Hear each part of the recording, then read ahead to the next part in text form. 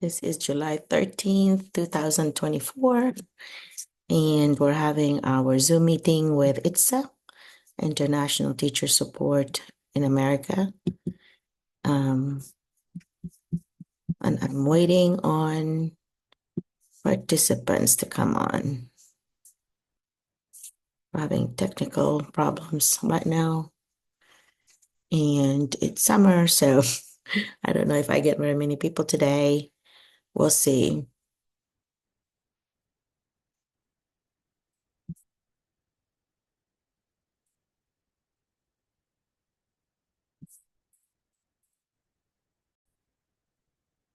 Rosemary, you're the first one today.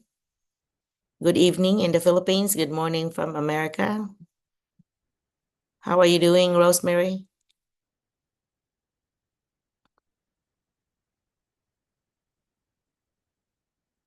Can you hear me?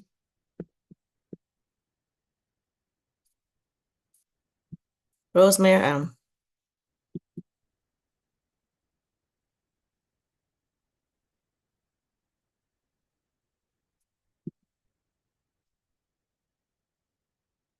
Rosemary, you have any video and also to unmute for me?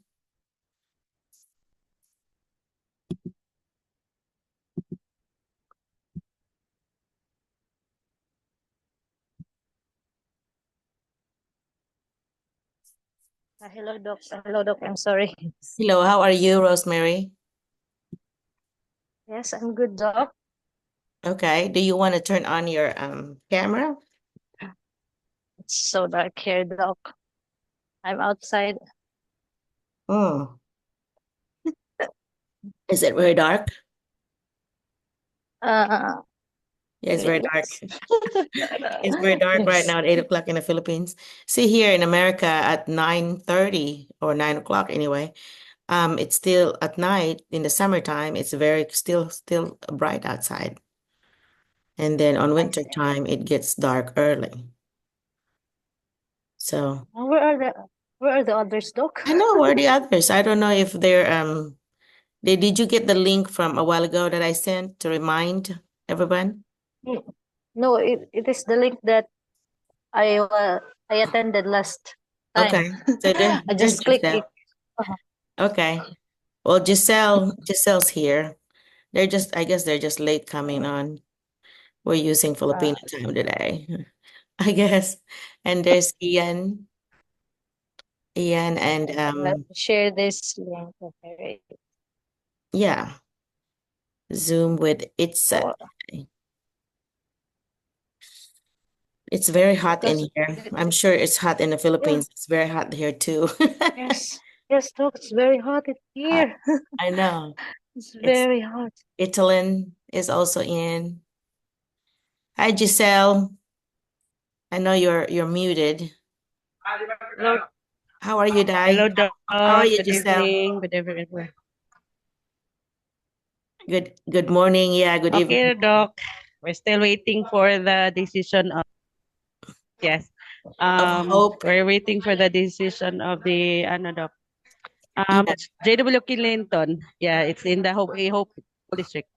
Yeah, I'm hoping that they will hire all three of you, with Fran Wow, and Yes, Doc. congratulations. yeah, Kasi and attended Marlon. ko kuan orientation kanang willing to go minana Hmm. ya kani pud siya tanan dito tabang ni siya kanang i-correct Hey, imo ang somebody, pag-introduce somebody, Italyn, you might Somebody. want to, if you're talking to somebody else, you may want to mute if you don't mind. sorry It's okay. We heard you. Anyway, I don't know where everybody is. Just Giselle. Maybe they're having summer vacation and they don't want to do Zoom. I'm going to Remind them on chat. Yeah, remind them on chat that we are yes, on. Doc. I'm going to chat everyone. Yeah. Yes, Doc. Doc, when was the last time you had this this Zoom meeting? Is it It's every other week, so it's last 2 weeks ago. last year? Yeah, we 2 weeks skip ago. every other Saturday. So I next Saturday we skip, and then we go do it again. If we don't get too many, we see. may need to not have one more until school is in, because people are not attending. Usually we have close to 100 people, and now we have, like, not very many. So Mm, so I don't know what's going on, but I think people are sleeping in, which I don't blame them. It's summer. Should yeah, be sleeping in yeah, instead of being up early. It's 7 o'clock here in the morning on a summer day. So it's 8 o'clock there. So it's not yeah. too early. It's not too late to go to bed yet. But anyway, I have a party that I need to attend today. That somebody's having an 80th birthday, Filipino friend, and we are having a surprise party for her about noon, so in about 5 hours. So we should not stay too long at this meeting today because we don't have very many people. Um, I'm gonna make Giselle the host so you can let people in, okay, Giselle? Okay. So okay, let me start with Rosemary Toribio. Do you mind talking to us and turning your camera on, please? It's dark here, Doc. Oh yeah, you I'll can. be. Okay. You can't, there's Mhm. nothing, you cannot go inside. You have to be outside. It's noisy inside. That's why I went outside. Oh, there you are. I see a little bit of you. Wait, wait. There you are. That's fine. Yeah, we Okay. can see you. Yeah. So what's up? I mean, you have not introduced yourself before, have you? Not yet. Okay. Not Well, yet, if Doc. you don't mind, you tell us about of course, your name and your degree, and what subjects, or content area you're teaching, how many years of experience, and maybe your teaching philosophy and why you want to come to the US. Those basic professional info. Okay, so I'm Rosemary Estoribio, 29 years old. I have a degree in Bachelor in Elementary Education, specializing content courses, or they called it General Education. So have been teaching here in the Philippines for almost 5 years, and then I was an ESL teacher in Vietnam for almost 3 years. So I here in Philippines I taught grades 1 and 2 in a multi-grade setting, and then in my first to uh, second years in service, and then I was transferred to another station. I taught there is grade 2.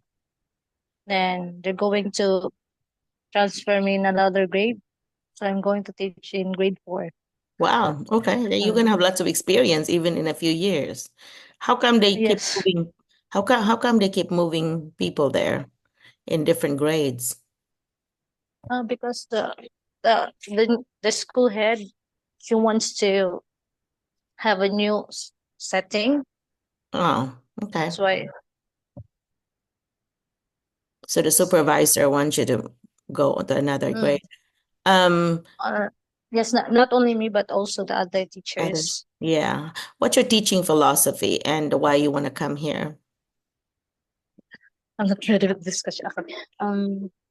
So I believe that during teaching and learning process, the student will be the centered in that process. So, oh my God, Doc. So it should be student I centered, is what I'm saying. Yeah. yes. Okay. And then I forgot. I already reviewed this question. Mental No, block. what kind of, like, talk about, should they be given, how do you So make student. them engaged and so on? Uh, so students should always be the center in everything. So encourage students to actively engage in class. So I do hands-on activities, and we should know the background and interest of the students to create a supportive and inclusive learning environment. And I also connect the lesson or activities to the real situations to the interest of to enhance motivation and engagement. Okay. And why do you want to come to the US? What do you want to teach here? I want to forgot to answer this one. I To mean, teach in a sorry, diverse in a setting. diverse setting, and I want to know the culture, to know the other cultures. Then I know US is an advance in terms of educational system. Okay. I'm not sure. Okay. So you wanna learn. So yeah, that's a good answer because you want to teach and learn. So while you are teaching American children, you're also going to be sharing our Filipino culture, right? Is that what you're trying to say? Okay. So Yes. how did you get my name? How did you get the Zoom link? The last time someone sent it to our GC, and then I click it, and then I was able to join the meeting, but I was shy to introduce Well, myself to I'm so join. glad you did Yes, today. Yeah. and then I did follow your group. Oh, you Then did. Okay, good. I In don't Facebook, I don't know if you remember. I comment one of your posts that when is the the your next, next Zoom? Yes. Then yes, you I told me remember. Yeah. to. Yeah, you told me to send my resume and cover letter to your Gmail. Then I was waiting for the link, and then I remember there was a link here, so I just click it. Click Mm. it. Yeah, did I not? I always, when I get it, so if I get it, I always send you the bunch of links to videos and to like the Facebook and then the YouTube channel. So when I get your resume and cover letter, that's what I do. So if you didn't get it, that means I didn't get your stuff. And I always check my email, in every few days. I mean, every day, but you should get it in a day or two. Yeah. So I just try my luck to click this link. So I'm Thank glad. you. Yeah, yeah, thank you. It's nice to meet you. It's Um, nice to meet you. yeah, for those that are new here, my name is Dr. Merlina McCullough. I am actually a retired teacher. I'm Filipino. I have been in America for 37 years. This is where I got my college education. I have my bachelor's, master's, specialist, and doctorate degree at Arkansas State University, which is the state where I live. And I'm also an adjunct professor there. When I retired from regular K-12 education in 2016, I decided to help Filipino teachers to come to the US. And so far, we have maybe 100 something, less than 200 so far that I helped bring here. And how it works is that you send me your resume and cover letter, and then I share those information to the administrators in Arkansas as well as in other states. And I actually have a link to the 50 states and their top 10 or 15 size the larger schools. And in that way you can just link there. I mean, um, click on the link and you hopefully find a job. So if you don't have that, I mean, then Giselle can put that on chat maybe. The job postings, Giselle, if you don't mind. Giselle, thank you for being my co-host today. I don't know what happened to Mike. Mike usually does it, but I think Mike may be on vacation or sleeping, sleeping in. But anyway, all right. Well, who's Giselle's gonna make a list for me on who wants to talk. And if this is your second time of coming, um, you may want to just say hi, or if this is your first time, you may want to introduce yourselves. I just said about me, and I started to say, after I graduated, I actually became a teacher and was a teacher for about 15 years, and then another about close to that much as an administrator here in the US. So I kind of have been, I guess, been in both the teacher's shoes and the administrator's shoes, which is, the perspectives are good because I'm able to see both. I have been in the interview panel, so I actually know to interview or how kind of interview questions are possibly asked. So I have a video of an interview video with Josephine that I always shared, and it's also on YouTube. So if you have not subscribed on my YouTube channel, you could Google my name, and it's ITSA. So the ITSA is International Teacher Support America. So yeah. Good. Uh-oh, who's talking the whole time? Who is that? You might name. Everybody, do you mind putting yourselves on mute unless you're talking to me, please? And anyway, so when you do an interview, the first question that they're gonna ask you is tell us about yourself. They're gonna introduce themselves, and then they're gonna ask you to introduce as well. So try to finish that with from your after you give your professional information, of course, your name, your degree, and your experience, and the subject or the content you're teaching, your teaching philosophy, and always close it with why do you want to come to the US? Some people would even say why they went into education. A lot of times I would, for myself, I would always say, yeah, actually, I was a pre-law student in the Philippines when I came to the US, but I realized that, I need to go back to my first love, which is teaching.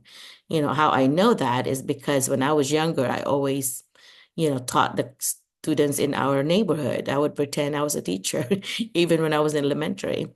And the only job I ever had in the Philippines was tutoring kids in our neighboring kid, our neighbor who had hired me to tutor their two boys. So those are my experiences in teaching in the Philippines, and I enjoyed it so much. But so when I married my husband in '87, I decided to switch into education, which I'm glad that I did. Um, because it's a really fulfilling and good call. If it's your calling, you feel like you're not really working, you're just having fun. I remember telling my husband, I said, I can't believe they pay me to do this because I enjoy teaching so much. And so I hope that you still have that feeling because it's good. I mean, I still felt that way even in 2016 when I retired. I still really wanted to go back to being in a classroom, but of course not as a teacher, but I decided to do consulting work. So I do educational consulting. So if you get hired at a school, I would ask the schools if you need support, I would come in and support you. So Giselle, thank you for posting this job posting. So guys, if you are in here, you might want to click on the Google sheet that Giselle had posted because it will have the link to the 50 states. And so, Giselle, who do you want who do you have a number now on who wants to talk? Yes, Doc. Okay. Ma'am Sasidon is on the list. Okay, That's the first one. Sacidonis, go ahead. Suzette.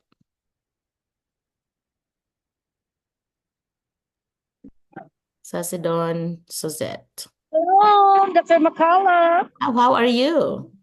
I was on the road, but I'm here. I just came here to thank you that of all your inputs. I've already hired in California and I'm processing my H-1B visa. Congratulations. Once. Thank you so much. I only attended only once, but I'm so grateful of the inputs that I've learned from you. And I do hope that everyone will keep in touch with us so that they will also learn from you, ma'am. By the way, I'm from Cebu City. Oh, you're from Cebu. How did you get to the California job? Did you use some of our links? I signed up in Nimble, and then I saw the hiring, so I applied, and then fortunately I was given a chance to to be interviewed twice by first HR and all the panelists, and been able to have the demonstration, and Mm, thank God I passed. And then I was given an H-1B visa, full sponsorship, and nice. also given the opportunity to uh, being supported by the school. It's a public school somewhere in San Diego. Yay, good job, girl. I love you have to Thank stay you in so touch. much, So if Mom. I I watched YouTube once only, and then I attended your Zoom once only. But I've learned so much, and always forever grateful for your inputs. well, thank you. Which ones do you use? Like what ideas did you that helped you? Um, the crafting of my resume and also the cover letter. I followed your advice. If you remember, I emailed you to and asked advice about my resume and also my cover letter, and then you responded immediately. So I followed your advice. So that's it. I got it. Well, good job. You must have done well on the interview as well, because they, Well, yeah. it is really for me. It's the right time. I think God has given me the time that it is now for me to go to US. Yay, good job, girl. I'm so Thank proud you, of you, Suzette. Mom. Forever grateful. Well, thank you. You have to continue to attend so we can find out about But your life one thing here. also, Mom, though I don't have the HCE yet, but I have the spirit that I will be able to do it. So I expedited my HCE so that I can have the petition process. Mm-hmm. Yeah, God because is so that's good. yeah, so good. I'm so proud of you. That's so encouraging and inspiring for others, that it's doable. I mean, I'm encouraging all the teachers to be in your Zoom because it would really help us. oh, thank Thank you. you. Yeah, I will that's still be in Europe. Don't you worry. well, thank you so much. We want to know what life is in So I just California. want to go to say it's so noisy here. I'm on the streets. I'm going home to the mountain.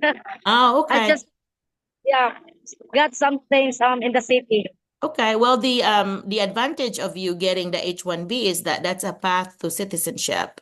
So you will be Yeah. able to, yeah, you will be able to get your green card. And after 5 years of having your green card, you can get your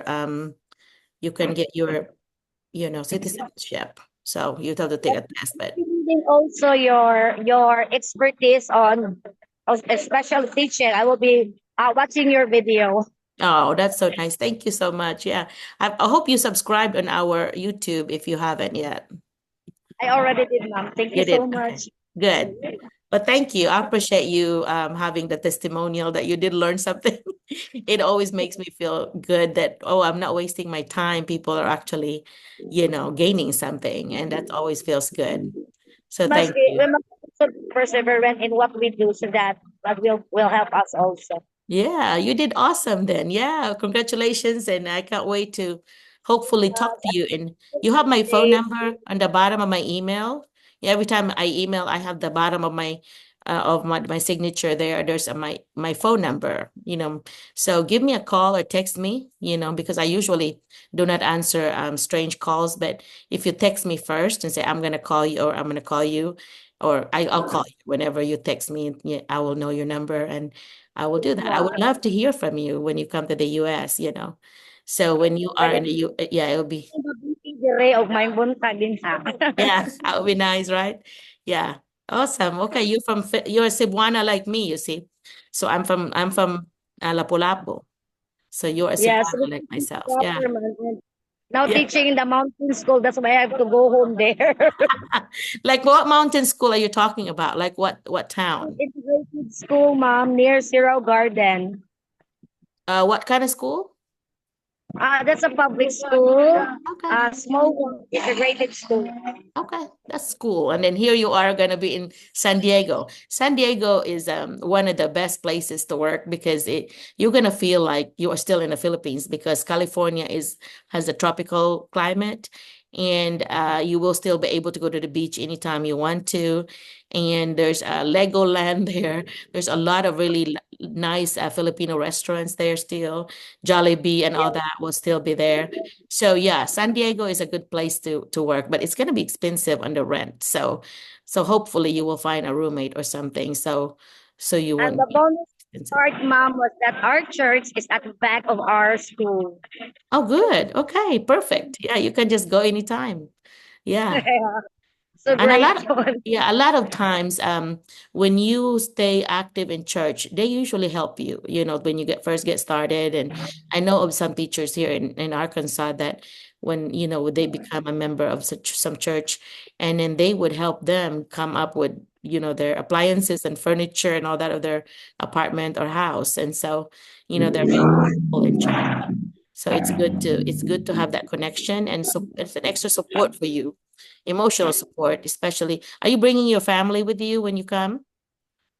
Are you No, bringing? I'll be living alone since all of my children is above 21. I Ah, already have a uh, 12-year-old that I will be bringing maybe next year. okay. That's smart move actually, so that you can save some money before bringing him or her. And yeah. Impractical if I will bring along my child since I don't have yet the pundo. Okay, So yeah, I yeah. still Yeah, because the school usually do not, will not pay for your, family, but will pay for you. good thing, Mom, is that they have the teacher village, which is a low cost. I mean the housing for the teachers Oh, that nice. they Oh, and nice. I was Filipina, the first that they are going to have the school sponsorship. Good job. Yeah, you're lucky that you found that So school. amazing! That is so Yeah. amazing. Yeah. So you must really have believed in yourself and believe that God will help you. I always say God, you do your best, but God. Green, stay green. Mag-talk ka na. Yeah.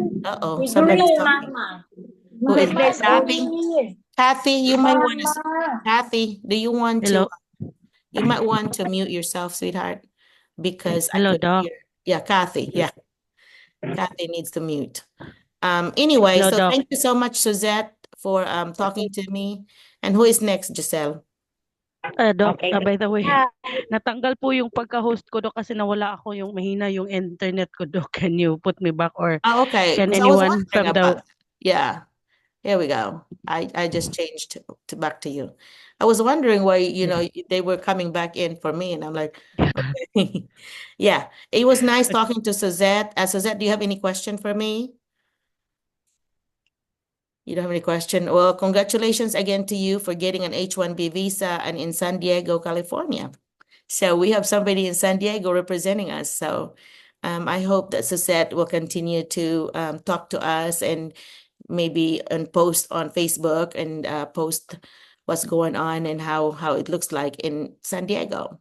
That's one of the places that I have not been. I have been in other parts in California, of course, LA, but San Diego is on my list to go visit. So that's not too far. I mean, it's far from me, but it's just a plane, couple of plane trips away. So San Diego would also be good because when you want to go to the Philippines, it's going to be fast because you're in California. You don't have to go like, with me, once you go from the Philippines, you arrive in either California or, Chicago or whatever. And then I still have like two more rides before coming to my place. So at least with you could do a direct flight to California, which is good. It's not too hard on your body. It might be 15 or less than 20 hours. And for us, it's usually about close to 30 hours by the time we get from start to finish. So that's another advantage. It's a big state and sounds like you're in a big city. So you will have higher expenses, but of course, you're going to hopefully get paid more too. Okay, Giselle, who's next? It's Sir David Balwarte, if I'm not... David. Okay. David, go ahead and come. Do you go ahead and talk to us, please, and just give us your professional info. Baluarte. Sir, you are muted, sir. Oh, Myrna, it's nice to see you, Myrna. Hi, good afternoon. Good Yeah, morning. morning. Um, so David, is David coming on? He's here. He's muted, Doc. I'm sorry. Oh, Okay. You got it? Okay. There you are, Yeah. David. Have I talked to you before? You look familiar to me. Okay. Good evening, Dr. Merlina, and to all the participants for attending this Zoom. And I'm grateful to have this opportunity. Actually, this is my third attempt Okay. to introduce, but for the past attempts, I don't have the time to introduce. That's why I'm very thankful enough. Good By the job. way, Dr. Merlina, Uh-huh. I'm David Jr. A. Baluarte. I'm a public school teacher in the Philippines, and now I'm in here in Vietnam. So, but I'm Vietnam. not closing my door to enter the America. So, um, my goal is to achieve or to reach my dream country, which is America. Okay. Okay. I hold a master's degree with the course of Master of Arts in Education, major in Administration and Supervision. In my bachelor's degree, I graduated with a course of Bachelor of Secondary Education, major in English. And I taught 2 years in the private school for the senior high school at San Sebastian College, Recoletos de Cavite. And um, tw- in 2019, I became a public servant, and that is, I'm a public teacher at Rosario National High School. And this June 13, I decided to go here in Vietnam. And luckily, I'm in here and I'm just doing my effort. I'm exerting my efforts and take time to find part-time jobs. And actually, I'm looking for the competitive salary for the school who is um, the school can provide my needs, especially this is my stepping stone to go in America. Why I choose to apply in America? Because I believe this and I felt the sense of camaraderie. Both the American and the Philippines have the sense of they are very friendly. They shared cultures. They we all know that Filipinos, we are invaded, and we are what we called the America has many influence. Like for example, in our literature, in our education, in our economy, and the whole of the history of the Philippines. And I'm willing to do my effort. I'm willing to strive hard to enter in the America. Okay. All right. Well, you might not want to use the word invaded. I'm sorry. Invaded, I'm sorry. invaded just sounds like, like they're oppressing us. Yes, I'm So, sorry. yeah, that's okay. We just I like the rest though. I like that you said something about the influence that US has on the Philippines. And yeah, I think that's a good one. And thank you for sharing about yourself. I hope that you can find a job. Giselle has posted on chat. If you go to chat, she had posted a link to the 50 states, where there's a link to get you to find a job. So you may want to save that and, copy it and then put it on a new document. And that way, whenever maybe after our Zoom, you could link on it and see if you could apply. Yes, They're ma'am. Thank you always, so much. yeah, they're always opening all year long. So it doesn't have to be just now. Some schools are actually needing some teachers, like, that might sometimes people quit on them. Some people would have maternity leave and so on, and they decide not to come back. Things like that. There's some situations where schools will need someone. So if I were you, I will go, do that one. Plus www.schoolspring.com is another one. If you do schoolspring.com without no S, just schoolspring.com, then Bring that. yeah, there's a lot, all the states there also will be posted, whatever they need. So good idea. If you have not sent your resume and cover letter to me, you may want to do that. And it's under my last name, first name, Yeah. so McCullough Merlina at Gmail. You I might want already sent my to. resume in all the things like cover letter and Okay. on. Okay, good. Thank you. I have more, I have 387, I think is the number right now. So I don't remember everybody's name. Sometimes I Yes. would remember the face on on the Zoom. So some people have actually also made like a 2 to 3 minute video introducing themselves, and they send me the link. And what I do is I also include that when I send it to administrators. They will see your video. So for those that have not done that, you may want to do it because I think it helps you sell yourself, try to, convince them to hire you. And Yes. normally in our resume here in the US, we do not put our picture, but for international teachers, I've been encouraging you to put your picture on the top of your resume so they kind of know what you look like, because because they're going to decide who they want to interview. And so put a picture there that look like you're, a friendly person and you're a happy person. Kids are Yes, gonna want Dr. to be, Merlina, you're so yeah, generous. have you. Tinawal na yung You're mga a- mga mataba. Uh-oh. Who's talking? Anyway. All right. So anyway, I'm glad though that you were able to go to Vietnam. You yes, enjoy I'm Vietnam? here. Yeah. And how does that help you? It will help you because when you go do your interview, you may want to say something about you have experiences already in dealing with how to say that, diverse or diverse students in order to know their needs and to address their needs because you are now experiencing, how to teach in another country. So, Yes, yeah. So that's gonna be a plus for you. So that should yeah. be something you should mention. Yeah. So you have Yes, any question for noted. me? Yeah. You have any question for me after you introduce yourself? After the interview, they're gonna ask you, do you have a question for them? So do you have a question for me? I don't have any questions because you're always, giving your time in answering my questions. So if I have, I will just Email um me. Yeah. email you. Yeah, email or put it in chat here. But in the actual interview, David, make sure you do ask a question, okay? You ask them about like what kinds of professional development or PDs that may be available for you, being a new international teacher, all those good stuff, okay?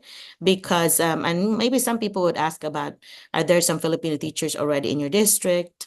Because you want to know if there's already people that, look like us, that would that Wala might be palit-palit. starting a community with you. So Pinky, you might want to mute yourself. Okay, now she did. Yes, thank you so much, Dr. Yeah, thank you so Merlina. much, David. Okay, next. Okay. Thank you.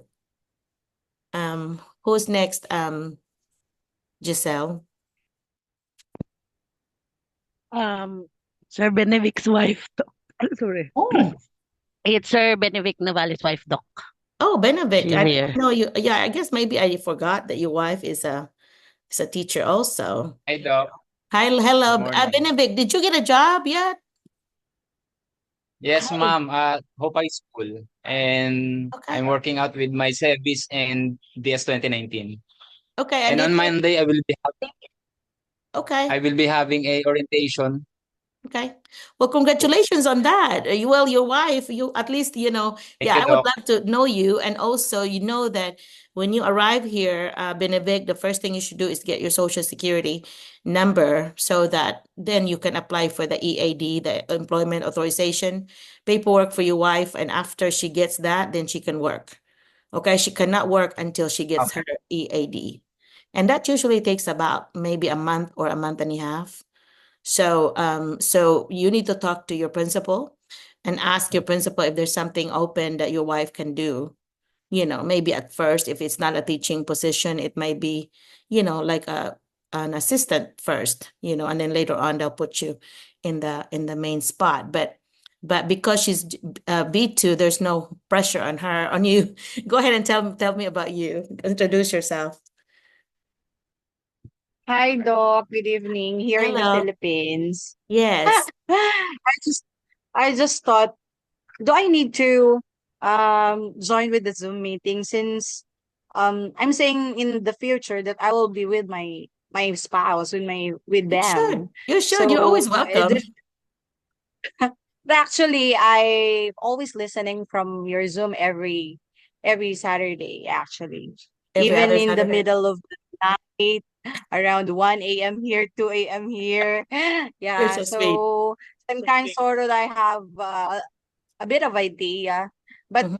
for now I am too surprised because I need to introduce myself. But Okay, go anyway, ahead. here's okay. I am Rona R. Navales, a spouse of Mr. Navales that you have heard a while ago. So I am I had graduated in University of Rizal System, um taken the course Bachelor of Secondary Education, major in biological science, and for more than 10 years I'm teaching science in grade 7. So but previously I had my two teaching years for Araling Panlipunan here or social studies, but specifically it's economics, which is not aligned with my with my major subject. Yeah, and what is my principle of teaching? Definitely, since Philippines is usually adopted in USA curriculum and such as Australian curriculum, we are looking forward that the students could be a 21st century students or product, right? So we are enabling them to be skillful, to be independent. So I am practicing also that my teaching strategies are more on it's learner centered. So I give a lot instructions, especially in science because it's discovery approach. It's what do you call this one? Exploratory. They should know how to be independent. In doing so, they're learning. So I'm just a simple facilitator. But then since it's a very hard. That's why I'm always micromanaging. That is one of my used strategy because we're handling for the last previous school year, I'm handling for almost 70 students in one class. So it's too much. I can handle in if it's if the assessment is really real or what, right? So I really micromanaging by having or selecting leaders, selecting what do you call this one? Uh Students that are entrusted to check their work or even to look right after even I'm looking somewhere in the classroom, right? So I think that's the best thing that I could fit on that classroom if it's too much students. And also, what else? Besides of that, definitely we're engaging teaching through technology. Yeah. Even Philippines is not perfectly providing it. We are the ones who are providing it. We are resourceful. So I think that's all, ma'am. Thank you so Okay. much. Well, good. Thank you. Good job. Good job. Yeah, you should. You are always welcome to attend our Zoom, of course. So I think you will do well. You're very fluent in English, and you just need to have a little tweak. Like, for example, you say, I'm handling." You might want to say, "I have handled," or just do it in the past instead, because your remembering is going to be going on now. So I have handled, or I handled, and um taught, you're teaching, you say you have taught, things very simple tweak. But the only you might want to say too many, not too many students too, instead of too much students. And also, micromanaging might be a word that you can either replace with I make sure that I use effective classroom management would be a better way to say that, because micromanaging sounds very controlling teacher, like you don't want to have a teacher like that, because if you micromanage, I mean, students will not have freedom because you manage, you micromanage everything. You want to say you are a teacher that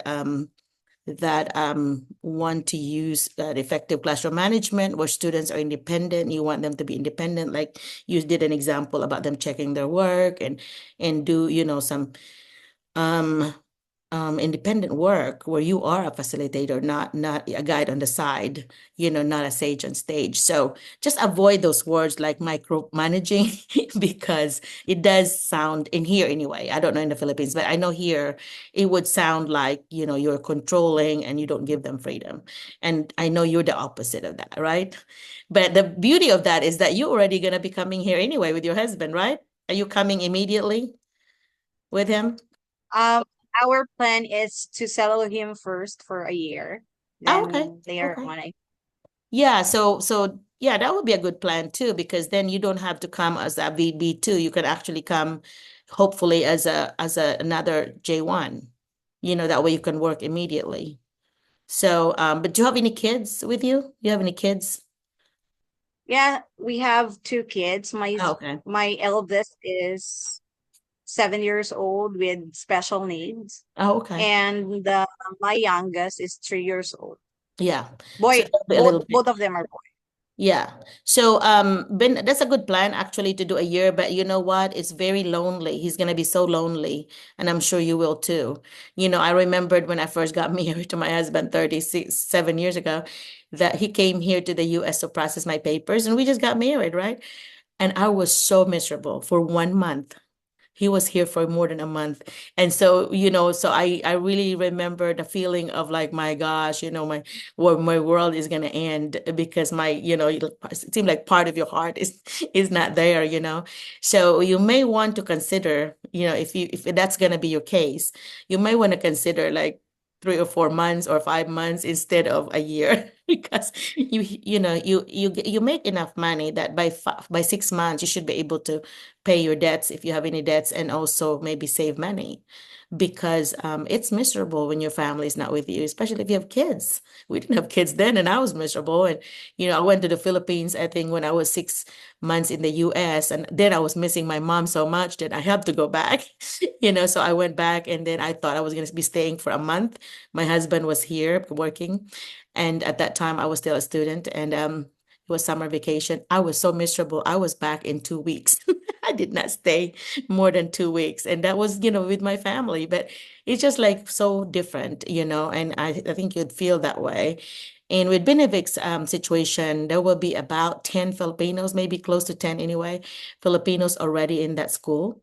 So he's going to have that community of support already. And that school is very Filipino teacher friendly. They're so supportive of Filipino teachers. I just talked to their superintendent. He had called me 2 or 3 times already because of the applicants. And so Jonathan Crossley, the superintendent, is really, really nice. And the principals are so nice. I've talked to a few of them too, especially the elementary one is a good friend of mine, Ashley.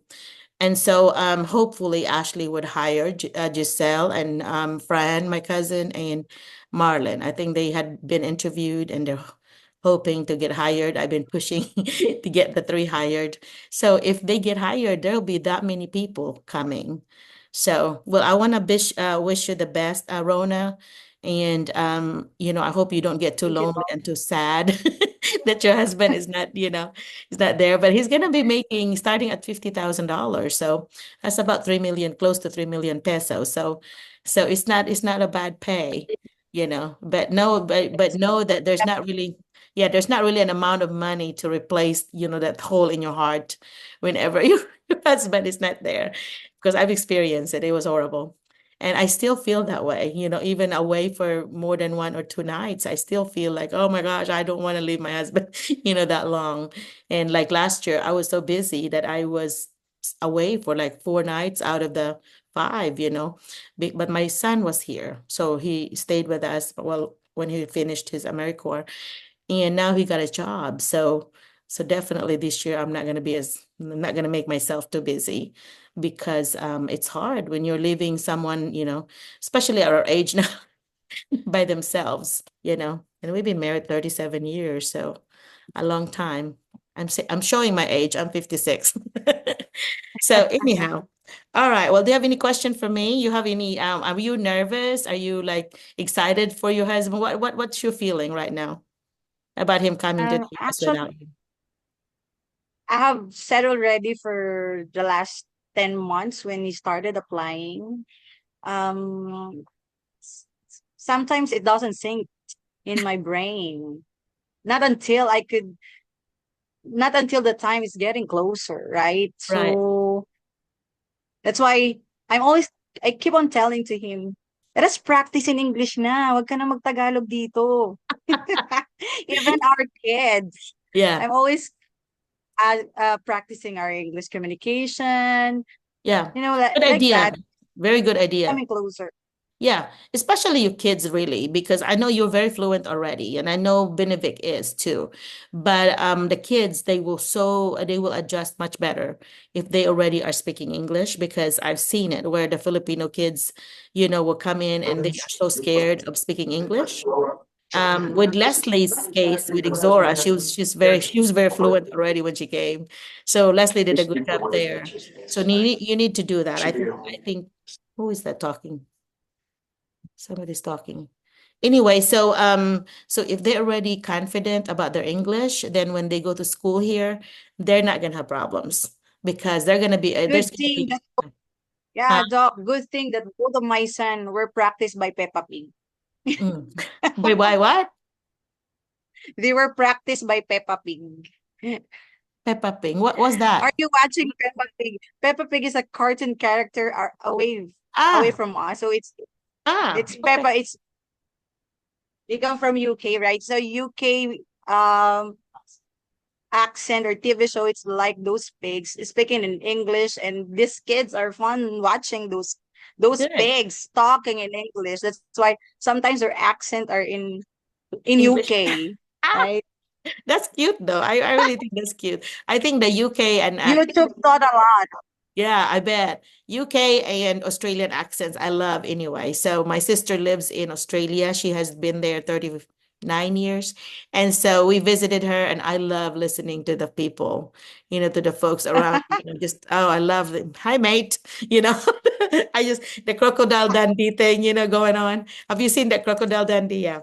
Yeah, it always makes me think that way. But yeah, keep practicing with your kids about English, and so that their transition would be so much easier, because that's the language is always the issue. I was an ASL director in one of the schools I worked in before when I was teaching, and I would see students that's their first day in America. These are mostly Mexican students, and they are speaking Spanish. And my little bitty Spanish that that I learned, I had six classes, but I still was not fluent. But I know a lot of the words because they're very 80% of our words in the Philippines going to be Spanish, cuchara, tenedor, Yeah. lamesa, all that are going to be that. So I was able to do my little I put something together, but they understood me. The parents understood me, and the kids understood me. But I'm sure they thought, "Oh my gosh, her Spanish is horrible," but they got what I was trying to say. So, and now I have gone and been doing Duolingo, DUO lingo, and that is a really good language. That was something that you can have your kids do because it's free. It's an app that's free, or it's a website, duolingo.com, Duolingo. And I am a very high level there now because they give you the vocabulary, and they put in a sentence, and then they would take the sentence apart and you have to put it together. So they're very it's very hands-on, really. It's really like, trying to apply what they're saying. And so using those vocabulary that they give you, then they'll use those in sentences. And now I'm in paragraphs now. I guess they're actually reading paragraphs now and stories and understood what they said because there's a comprehension questions at the end. So you have to be able to answer it. So yeah, that would be a good one to do. It doesn't just have Spanish, it has all kinds of languages. So your kids being though that young, that's the open, the what's that? The window of language learning is maybe what did I say, 5 to 10 or something like that. It's after that it's a little harder, but they still are. When they're kids, they still pick up pretty easily, but when they're young, like elementary young, they will pick up more. A little easier than us adults. What I did wrong with my two kids who were born here, Stephanie and Jet, who are now 34 and 25, I did not teach them Filipino language. So do not do that. You need to make sure that they stay bilingual. So continue to always speak the Filipino too, because my kids are like blaming me, Mom, why did you not make us bilingual? Because especially with Stephanie living in Hawaii, and she is now a psychologist, and she said most of her patients are Filipinos. And they would think that at first, when they first see her, they would assume that she would speak the language because she looks like me. Yes. She's just an American version of me. And so she said, Mom, then I opened my mouth and I am English. I do not know the Filipino language. And I think they try to look for ways to learn, Filipino language. And I even thought about, like, with Jet before he got his job. He just got his job now in July 1st, that I wish that he would spend 2 or 3 months in the Philippines with his cousins. And in that way, he would pick up the language, because I think that's, immersion in language is the best. Your kids are going to pick up English just like that when they go to school. They will. But at the first month or two, it will be harder. So that's why speaking English at home, if you're planning to come to the US, would really help them. Sounds like you're doing great. Hey, Rona. So I wish you the best, and have it being open that you So don't much, have to be, yeah, you don't have to being stuck with like doing it in a year. You could do it part of the year, but of course your kids will be in school, but they will continue their schooling here. Don't worry. It transfers here. Yeah, because you don't want to be so miserable. I'm telling you, 1 month I could not handle. So I don't know about a year for you guys. You're tougher than me. So I hope so, because it's still sync on me that, oh no, USA, we will start a new life there, right?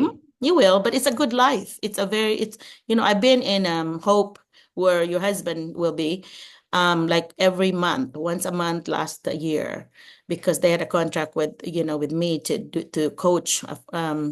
I coached the elementary, so I was doing elementary teachers, and there was only one Filipina in that building. And Cecilia, in fact, Cecilia was just here last Saturday. I had a party here for my 37th wedding anniversary, and she drove all the way here with her husband, 5 hours, 5 hours, close to 6 hours, to come here. And I was so proud of that. That was so nice to see her. I invited them to spend the night, but her husband wanted to drive home. But it was so cool to see the teachers in the summertime here. They're off, and then they decided to drive here. So I was really pleased and honored that they did that. But anyway, all right. Well, thanks for talking to me. I enjoyed it. Yes, thank you so much. Thank you Yeah, so much, Doc. thank you. Send me your resume and cover letter if you don't mind. Okay? Your husband would have my email. Yes, Then that way, yes, I will. yeah, yeah. Sometimes, if you really want to get a teaching job, you could get like a job close by, where you could drive a little bit, maybe 15, 20 minutes. It's worth doing that until you can find a job where your husband is, a neighboring school, because it's, to have two income in the US, you'll be making about, close to 6 million pesos a year for the two of you.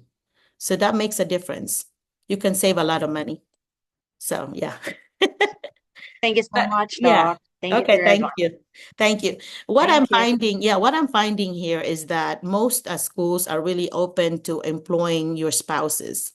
I know most of the husbands of our Filipino teachers are getting jobs in school. So, for example, even if you're a teacher, you may get like a more of a paraprofessional, or an assistant teacher at first, and then later on they'll put you in. But they get to know you that way, because they still get paid quite a bit, I think they still maybe make $20 an hour, about, so that's about 1,000 pesos an hour. So that's every hour. So that's pretty good, because I think teachers will make double or sometimes triple. But anyway, yeah. So they still get paid pretty well, because the minimum wage in America now on average is about $10 an hour. So it's about 550 an hour. Every hour you get 550, and that's like all day, nearly all day in the Philippines. So it's a huge difference it's about times 10. So then in the Philippines. So it's a big jump on your income. You can save up and make a really nice house in the Philippines. Yeah. But a lot of that I'm finding too that a lot of the Filipinos, they really do not want to retire in America. They want to retire in the Philippines, because your income, for example, I am a retired person now, so I have my income coming in every month, whether I work or not, right? But I also do consulting. So my consulting actually pays more now than my retirement pay. But anyway, it's if it's being spent in the Philippines, it goes a long way, farther than spending it here. You're earning dollars, spending dollars, but if you're earning dollars and spending in the Philippines, that is cheaper. But my husband does not want to go and move there, so that's that. So we just go visit. But I would actually live there, maybe on the summer, on the winter months, like when it's we're really cold here. It would be nice to go in a tropical, place like the Philippines. And my brother's house, my mom and I have actually remodeled it and added, they had 2 bedrooms and we added 3 and made it a 2-story. And so the two bedrooms upstairs and a bathroom were for guests like us, any of my sisters and my mom coming home. We just don't stay in the hotel. We stay with them, which is nice, because the hotels there are getting more expensive. The last time I went in the Philippines was 2018, and we stayed at J Park in Lapu-Lapu. Oh my gosh, it was like $200 a day. So 10,000 pesos every day. But of course, we were at the penthouse. We were at the very best one. But anyway, Dwayne's our son, Dwayne, I mean, Jet and our sons, Jet and Galen came. So at least they got their own bedroom and we got a bedroom and it's like a whole house, thing on top of the J Park. But it had like a water park and the beach was there and so on. And it had free buffet in the morning with most of the guests were like South Korean. Most of the Korean guests, yeah. I think we may be the few Filipinos there that were actually staying and not working for the hotel. So yeah, it's nice. It's a very nice one. So you can do that here whenever you're off, Rona. You and Benedict could, when you're here, you could actually visit any of the states in the US, because once you drive and so on, you can just go anywhere. There's no border, from one state to another. You can just go. I know Mike had gone to a few already. I may have gone to 38 out of the 50 states. So I still have a dozen states that I need to go visit because we just like around the New York area, the Northeast part, we have not been there much. So yeah. Anyway, okay. So we're gonna go to the next one. Thank you, Rona. Giselle, do you have a Doc, fifth? there's Nobody? nothing on the list, Doc, Okay. but I Does, think everybody's familiar. okay, I don't yeah. know if there are new ones. Can somebody tell me if they have had like interview experience? Can you share that with everyone? I know Giselle, you have a very you have had a few interview experiences. Do you have any tips for them that helped you? Because I saw your first interview. I was there. And so you grow every time. So what were the things that you've learned from having experienced those different interviews? What were the things that you want to share with them? Hello everyone. For those who are not familiar, I am Giselle Antaris Macias. I've been in this Zoom for 2 years. I've been Yeah, with long Doc time. Yeah. Merlina for 2 years, yes. Okay. And I have learned so many things from Doc Merlina, and I always tell her every time I email her, I always thank her. I owe her big time for everything that I have learned in this group. And I could say that I can answer the questions, but I don't know though. I don't have um we are still waiting for the results of the ones that we had the interview. But the last interview that I had, that was last week.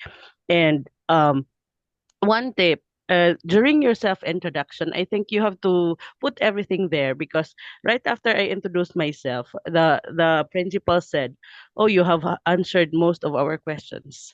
And she said, "But so during my self introduction, the answers are there already." But she said, "Oh, I'm going to ask you anyway, so you can expand your answers." So that's what she said. So yes, and the tips that Dr. Melina said, other questions was there. The I every time I had my interview, I would always look again for that.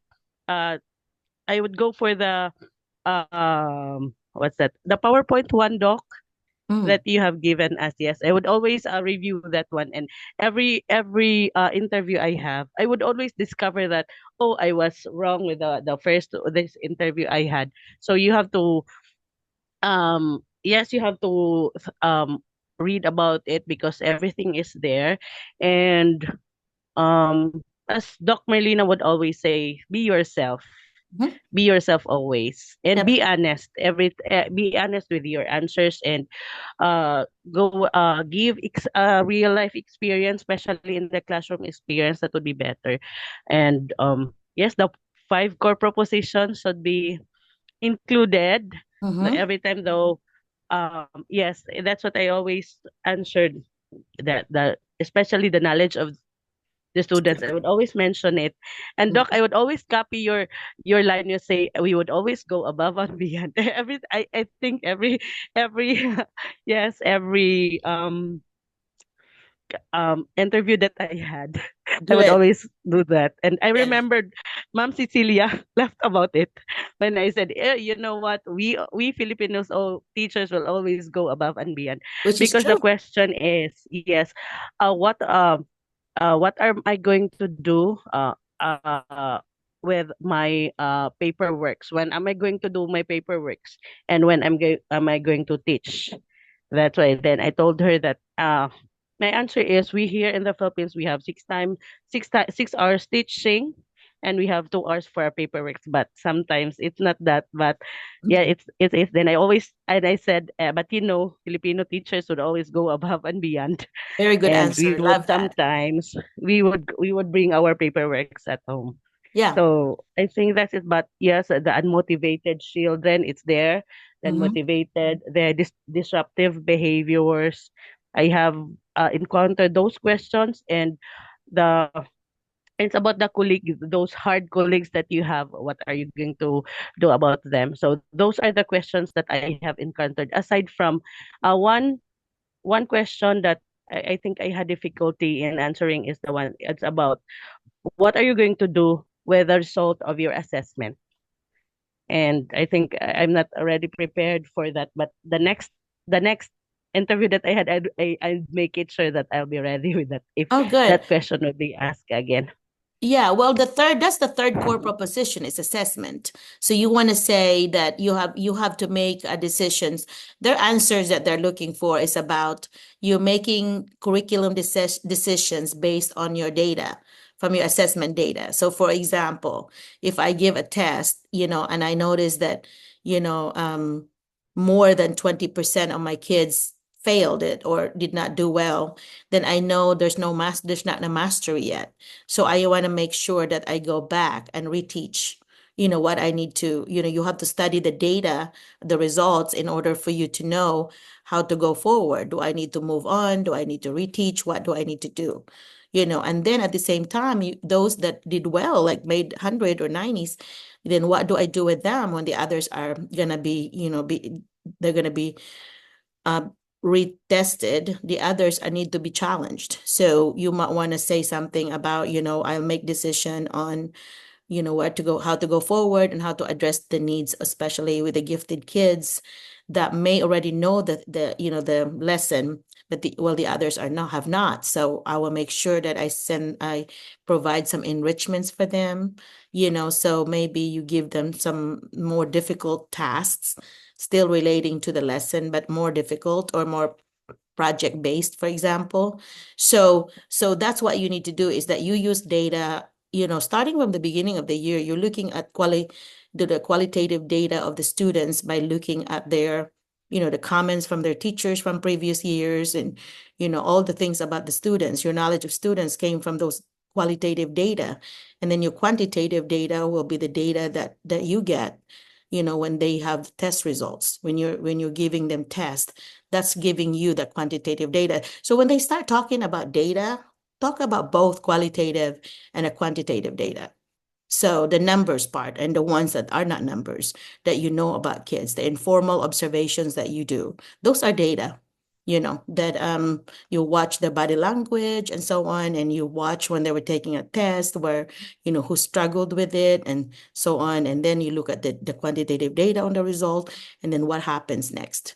Okay, I can move forward or I cannot move forward on this particular spot because all the kids missed this part, missed this question, for example. Since have always been a data geek. I've always studied my data. When I got my students, I would always look at their CUME. They call that CUME here, the cumulative records, and it's called profiling there, I think, in the Philippines, but here it's CUMES. So I would look at their CUME, the record that's in the office, and I would look at their test data from every year. Like, were they proficient? Were they failing it? Were they basic? Were they proficient? Were they advanced? I would make a note on that. Bring me a notebook, and I would have a page or two for every student, and I would take all kinds of notes about the kid.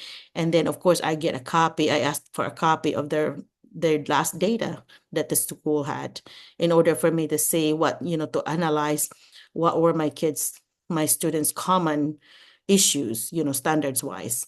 So anyway, so when they talk about data, they're going to be looking for the data that you do in just either during the year or even before, before you have the kids. When you first have them, you have data there. But it's talking about assessment data. They can be talking about the summative data that they took last year, the state data, or the formative information that you got, during the year when you're giving them tests. They have formative tests here too that's given like every 2 months or something like that. Some of them would do beginning, middle, and end. I think they're gonna be required to do beginning, middle, and end. Sometime in August, September, they will be given a test. And then somewhere in December, they will be given the middle of the year test. And then on the end, usually around April or May, they'll get their end of the year test. And in that way, the schools would actually be able to see how their students are progressing for the whole, every grade. And they have different programs that they use for that. NWEA is one of them. So those are things that you will learn when you first come here in the US, what are they using? And of course, all of these are computer based. They're going to be all digital. So students really need to practice their typing starting in kindergarten. So because everything is done in the computer. Okay, those are really good lessons and tips, Giselle, that you shared. Can you find the link of that PowerPoint you're talking about? I think I posted it in the chat box, Doc. did you put? Oh, Myrna is such a good co-host with Giselle. Thank you so much. You're awesome. Hey, Myrna, Because I used that. Oh, good, good. Hi, Myrna and Giselle, do you mind hosting for a little bit because I have a little task to do real quick, getting some water. So anyway, so can you talk to the Myrna? Continue to talk about, and Giselle, continue to talk about tips for interviews, okay? Okay. Mamirna, the floor is yours. Your voice is Okay. low. Hi, good afternoon. But before I speak, I want you to open your camera, Erwin, Jeff, Ma'am Merlina. Mamirna, mahina po yung boses mo. Okay. You Can you hear cannot me be now? heard. Yeah, can you hear Parang me? mahina pa rin. Ha? Mahina pa rin. Mahina Okay pa na. siya. Hindi siya masyadong marinig. Okay na.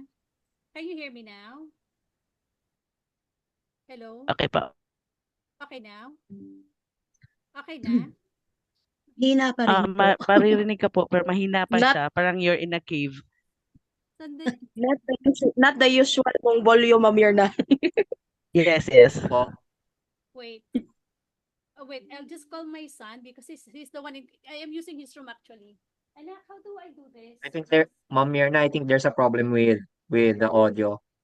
O, di. Sige, Sir John ka po muna. You just wanted to share. Actually, ma'am, I don't have anything to share right now because the same with the other guys here. So we are waiting for interview and as well as the results. But I think the other teachers here are who are joining us right now, aside Can from you hear me us, now? Can you hear me? um, maybe they can share some of uh the processes that they are going through. Are they already have interviews, or are they ready with their documents? Like for example, with the process of the FCE and as well as with Yes. the teaching licenses, maybe I think we can update them regarding with that. If you have questions po to other Filipino teachers here, if you have questions regarding with the process and as well as the documents that you have to prepare, then we can answer all your questions now. So I think this is the right time. So baka po you have questions. Like for example, um, one of the things that I really would like to know is regarding with the Maryland. Together with my family here with the with the West Memphis 13. Did you know that it starts, I think last April, that they are requiring for a praxis exam result before they give you the Maryland teaching certificate. So, if ever for the teachers who are here po, if ever you are planning to have it converted your PRC license, I think the best option that they can have right now would be the Illinois. I'm not sure. How about you guys? What do you think? Parang may Illinois dito. I think it's girly. I don't know if mami. Hello, can you hear me Oh, si now? ma. Oh, yes, ma'am. Yes, It's Ma'am yun, Mirna. malakas na. Okay Okay. na, ma'am. Malakas na. Mm. Okay. Okay, Ma'am Mirna, go. What are you asking about the Sa Illinois okay? certificate kasi nga The yung sa Illinois, Maryland, oh. yeah, the Illinois certificate, it just took us maybe for me mga almost 2 weeks lang. We processed, we just submitted the Philippine license, our Philippine license. And then after that, I think it requires the FCE. It requires the FCE. And then after that, we receive an email and they just asked us to answer a couple of questions. And then after that, we were asked to choose as to which state we would like to register. So, but of course, before we answer that, I would have to consult Dr. Marlene because I really had no experience about that. But yeah, yeah, Illinois really How will about assess. for Yeah. Yeah, I think, ma'am? Yes, yeah, Ma'am Mirna. I think you're How right about for the about that. fees? Illinois, Maryland, and New Mexico are the three easiest states to get from.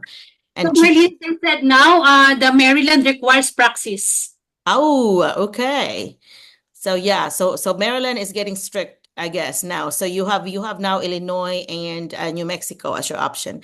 I would encourage everyone that are here and also would watch this video to try to get those licenses. They are worth it, aren't they? I mean, how much are they? Like $100? Was it $100? $100 plus 10 or $30 registration for Illinois. Yeah, but that's the best $130 you spend Yes. because it will help you get a job easily because they're going to be worried about, especially for those schools that have never hired international teachers. They're going to be worried about licensure. Let me see, who is that? They're going to be worried about licensure. And so with them seeing on your paperwork that you already have a license from one of the states, that's going to keep them like, okay, they're okay, that we can hire this person. Because that's always a fear for new administrators that have never hired somebody from abroad is they would say, so would their license be good here? You know, what do we have to do and all that? And so because if you already have a license from the US, then it's easier to convert it. It's It's gonna an be edge, actually. It's an edge for those an edge applicants. for sure, yeah. But it's actually in Arkansas, they're kind of harder about it because they really do not give you a license until you get here. So that's why it's good to get it from another state because you know, Arkansas is one of the hardest to get. They get you a provisional license after you pass TOEFL. So your teachers of English as a foreign language, and most of these Memphis 13, I think all of you, or at least 12 of you maybe, have done your TOEFL, which is a really big thing out of the way because you know, it tests your math, reading, listening, and speaking, and not math, No, writing and reading, speaking and right. listening. Yeah. So those by the way, those at the TOEFL is actually hard to pass. And this Memphis 13, they got it just like that. So I'm really proud of them. They're really smart. But some of the teachers actually here that are trying to take it cannot pass it. They'll end up moving to Texas or some other state that do not require it. And because they are given usually 2 years, 2 years to, you know, where you can they will still give you the emergency teaching permit, but then after that you have to pass it. And some people will get finished with their 2 years and still cannot pass it, so they go ahead and move to another state. So So those that have taken your TOEFL already, then that's already kind of one big thing out of the way, because especially in Arkansas, once you get your social security number, you can then be on the IDEAS, IDE, Arkansas Ideas, they call it IDEA, IDEAS. That's the ideas. There's a meaning to that. I forgot what it was. But anyway, that's our PD portal. That's professional development in Arkansas are now on ideas, but you cannot access it unless you have social security number and an email from the school. And I told Hope this, that I said, see if there's a way around the social security, because if you can access it online already, that would be, one big thing out of the way, because they have like so many hours of PDs that you have to do, so science of reading is one of them, and there's like Arkansas history for some folks, and so there's a lot of PDs that you have to take, and you cannot just like listen to it, because you have to answer some questions after, so you really have to pay attention to it. You cannot just like, some people will just like let it go and be doing some things and have their, the videos going. You cannot possibly do that, because they will ask you a question at the end of several sections, so you have to pay attention to it in order to pass it. So anyway, but other states are not as hard, guys. Okay. So Arkansas is one of the hardest, for some reason, the hardest license to get from. So that's why it's a good point to get those license from other states. So what else what other tips do you give them? So get their praxis. Yes, praxis. Yes, the FCE and Yeah. maybe the TOEFL. FCE. Yeah, FCE. I think after you get your passport, I think the next big important thing that you have to do to be ready to come will be your FCE, right? The Foreign Credential Evaluation, and that is under Spantran, and somebody can put that link there too, spantran.com, and it's about what, 10,000 pesos, something like that. So you put a little investment, but that investment you put in, you get it the first month you're here. It gets paid immediately. So it is worth the investment if you have to save up some money in order to do that. You're going to have some kind of credit card, right? I think in order to pay for it online. Yeah. So if you don't have a credit card, you need to find somebody with credit card, give them the cash, and then pay it, online. But I can't imagine having someone with no credit card at this in 2024. But in the Philippines, it's a cash system. Here, it's in America, it's like a debit system. It's always card, card, card, card. And so a lot of people don't have cash. If they know it has to be cash, they have to go to the bank and get it, because they usually do not carry it, much of it. In the Philippines, we carry a lot, with us.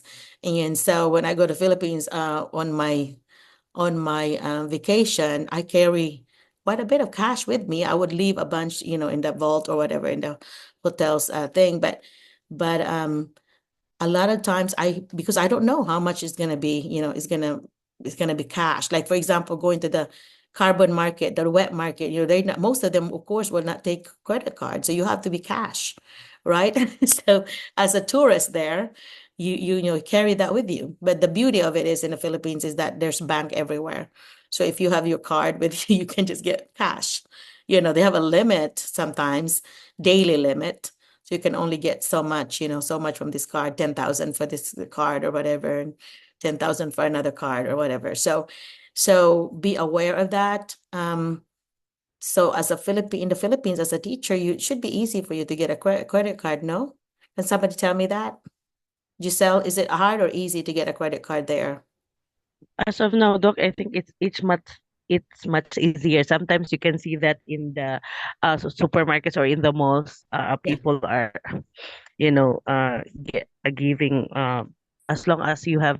But definitely, some will be giving you credit cards when you already have one.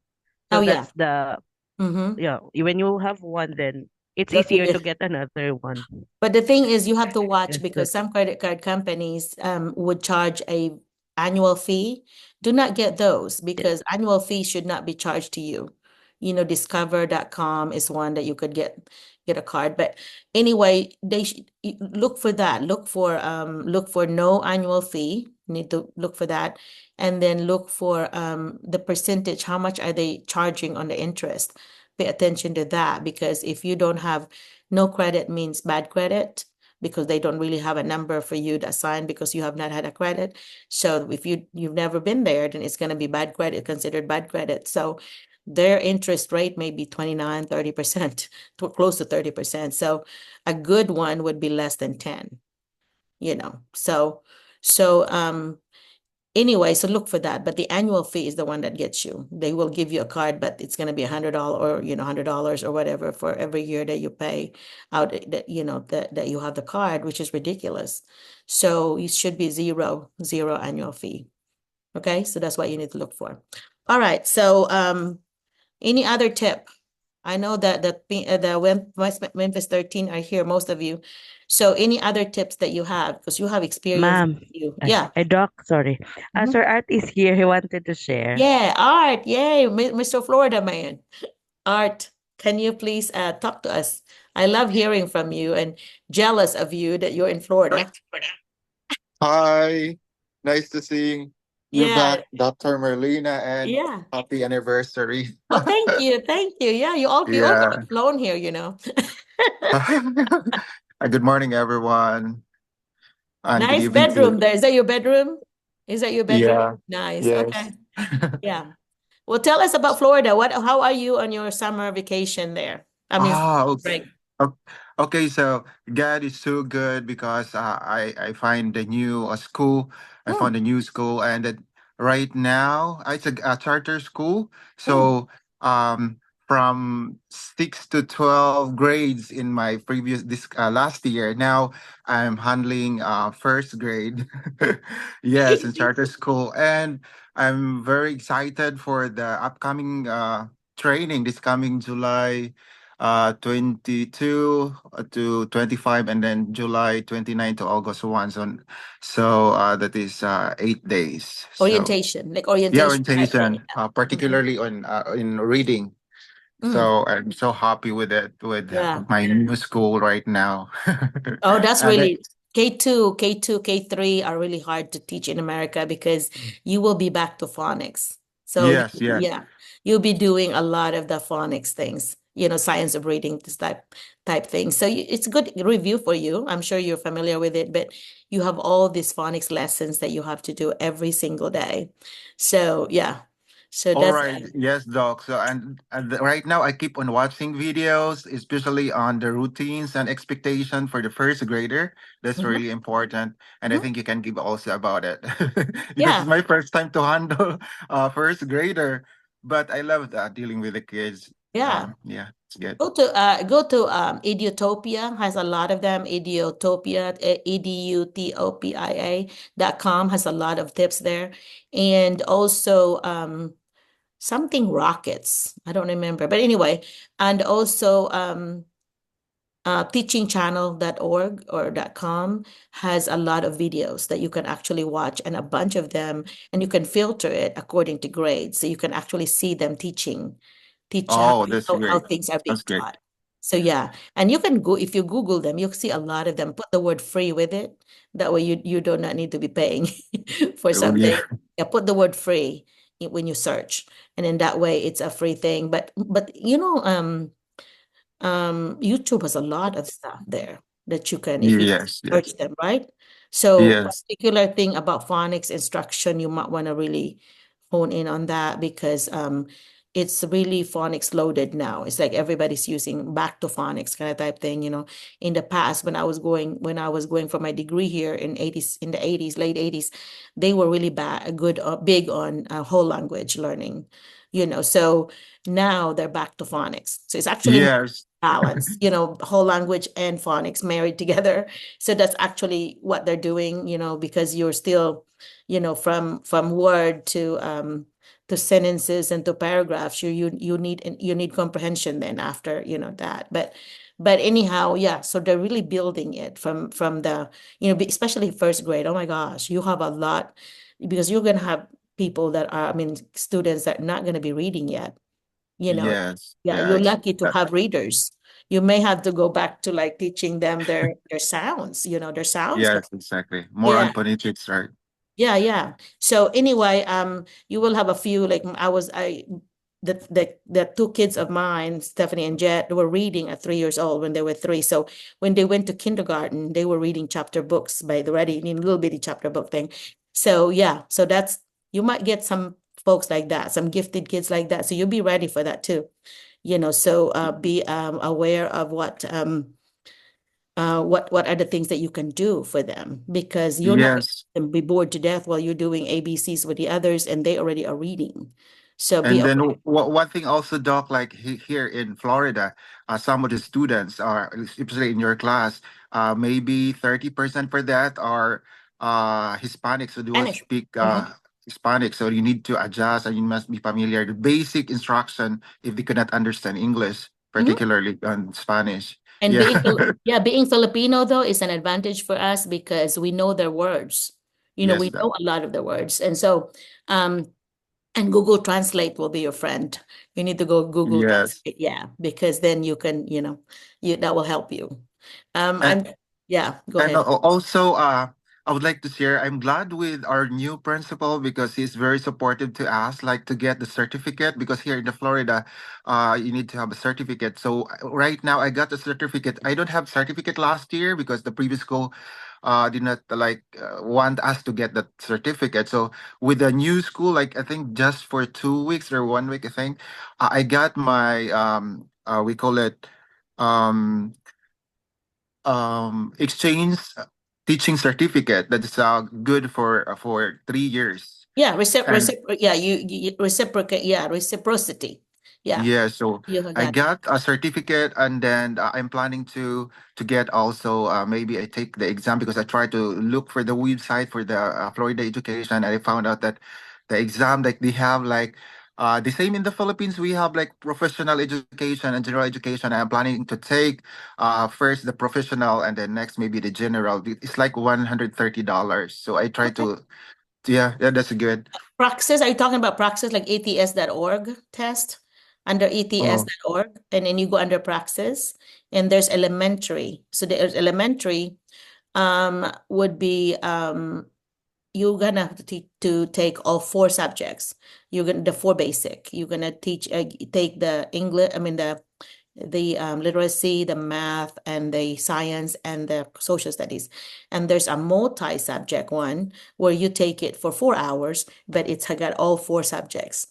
But it's not easy, even though it's elementary. So you really have to have to look at for practice things because I look at the practice things. I'm like, oh my gosh, I don't know if I can. This is yes. something that you can just like, oh, I know, especially literacy because they might include some things, some literature things that you do not know because we were not exposed to in the Philippines, that gave you disadvantage for us because we don't know, we don't know. I remembered having my husband to teach me the stories about the children in America had been, getting when they were kids. And I was learning this when I was taking my teaching degree, because I Oh, had to take children's literature class. And so he had to teach me about, the different stories, Jack and the Beanstalk, all those other things that, that we are so familiar through maybe Disney. But yeah, he had to actually tell me because we don't have that background knowledge. So that's something that you may experience too, is that, oh no, what is this? So yeah, but it's okay because yes. first grade's Yeah, gonna so be I received there's a question here, Doc, why I transferred to other grades. Okay, so by the way, with my previous school last year, I think it's a private school, but in regards to us, I think I shared this one before with Dr. Merlina, like we didn't have like a kind of like professional development, and not only that, I have like seven loads or seven subjects in different level. Hmm. So I decided to transfer. It's a lot, right? So and that's why I decided to transfer to the other school. Supposedly, I asked my visa sponsor to transfer within a year, but I could not break the contract in a year. So Right, right. that's why I sustained for 1 year, and Yeah. then Well, yeah, that. you're gonna have an easier year. You're gonna think, oh my Yes. gosh, I died and went to heaven because this is gonna be way easier after having 7 preps to back to Yes, Doc. just one. Yeah. And one thing is that I'm teaching Ella, like it's a lot, right? So you need to practice the language and the literature. So The right now, pronunciation part, yeah, the pronunciation part of some of the words may be hard for us because sometimes we cannot, like, that sounds the same to me, but there's yes, a little distinction because some of the sounds are not in ours, they have so many sounds more than us. So ours is I, A, E, I, A, E, O, U, O, O, right? O, U, and then they have a lot more. So, yes. And then one thing also, right now, I just opened the video, like it pop ups. That's algorithm. Like if you trying to research like it sounds like it pop us in your Facebook or Instagram. So right now, I'm learning about the 5 different sounds and consonants, like the nasal, the glaze. mhm. What is that? The other one. At least 5. So Yeah, I'm learning to that. Yeah. they open, the close, and all this syllable, Yeah, the because in rules. the Philippines we focus only 5 vowels, right? Yeah, yeah. Not But you the, you have at least the 21 blending. maybe. I don't remember, I don't know how many, but there's a lot of sounds that you have to deal with. But you will get there. But it's gonna be they're so sweet. Oh my gosh, first graders are so sweet. But there are still some that would misbehave. So you still need to be strict, your rules and all that because you will still get stinkers, stinkers. They Yes. still get some of those that will come in and thinking that they could just do whatever they want. You have to put that boundaries. You still have to put that rule, that these are my expectations. And I think that if you just give yourself permission the first week, I have to do my rules and routines and expectations, I think you'll have a more successful year because I always practice with my kids how to line up, how to Wow, yeah. out of your seat, you put it back, and this is how to line up whenever you're in the hallway, you have zero talk, you don't, that's completely quiet and all that. And when somebody comes in my room to talk to me, you need to be all busy and doing something. You don't need to stop just because I'm talking to somebody, all those little things like that. I always practice them, every routine, coming in. Wow. If you Yes. do that, you will have a way better year, because if you have a bunch of kids, you have them to line up according to you arrange, assign numbers to them. Put them in ABC order and put the number, assign numbers. That way you can call them by numbers. Okay, 1 to 5, line up, 6 to 10, line up, 11 to 15, Oh, all wow. that. Or you can do by the seat, that row one, row two. Go to. I don't like rows. I like groups in four. So group one, group two, group three, you do that. And I would always make it a reward to like, oh, Group three, you were so quiet. I'm going to let you line up first. Group Wow. five, you were so loud today. You're going to be last. I would use that because they That's love good. first, especially lunch. So do that and really, if you're strict like that the first week, you can relax after that because once they get the routine, this is how I want my papers to be passed. One in the back, count to 2, 3, 4. By the time it's 5, it's to me. So you really have to like discipline like that and have that routine because when you have a transition, this is what I want you to how to transition from this.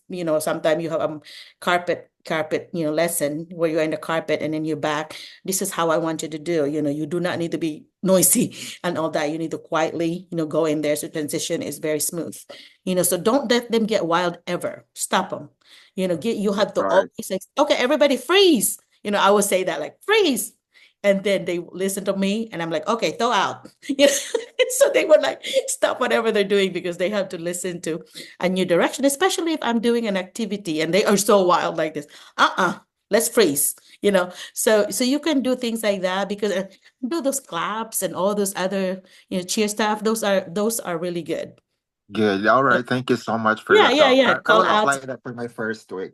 Yeah, you have to do that Yeah. because once you do that, that's like an investment for the rest of the year for you.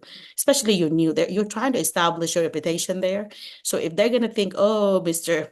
Arthur's class gonna be easy, you can just do anything there, that's not gonna be good for you because the other kids are gonna be asking, what can I?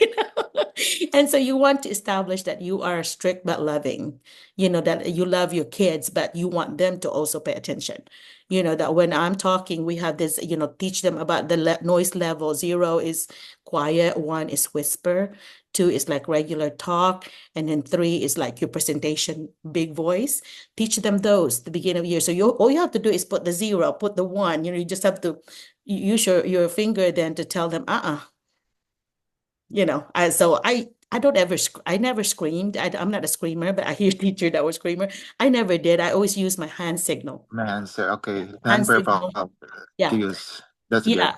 You don't want, because I don't ever, I've heard some of my neighboring teachers scream at the kids, and that really hurt me. I'm like, oh my gosh, what if my child is there? I would not want my child there. Yeah, exactly. To be screamed at, because they have an anger issues. Teachers have anger issues, and they get so mad, and they would just like get it out on the kids.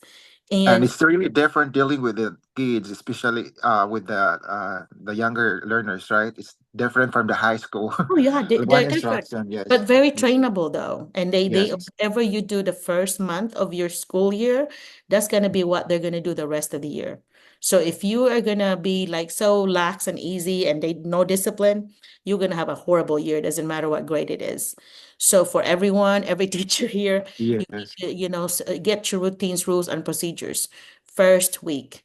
And of course you have to do your rules. Most of the schools have these little rules that you have to give to the kids, but anyway, have them, there's some 4 or 5 basic rules that you could do. Respect is one of them that, covers a lot, or because respecting others, respect the teacher, respect each other. And that's an expectation you should have, is that you do not just respect the teacher, we earn that right, but you also respect each other. Right? And how does it look like? It looks like, and first, in order for the rules not to be too boring, I always have role play. I have my kids to like show me, okay, group 1, I want to show an example of this rule. And in group 2, I wanted to show a non-example. How would this not, should not be like this? And they would act out, whatever, and they love that because it's not boring. You're just talking about the rules, but you're having them role play what it should look like, and you're having them role play what it should not be like. That way yeah. But you also are getting your strategy in about role play. But it's about learning.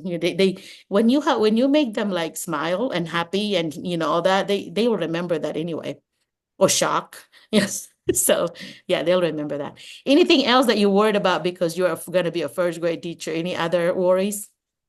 I think that's all, Doc. Like, I know the preparation. I just like it's good because it's really something I could compare. It's a little different with my previous school Mhm. because right now we have like at least we have less than $375 for our classroom instruction, Hmm. and then um I mean, first time for me to experience that we are paid for the training, which is like $100 per day.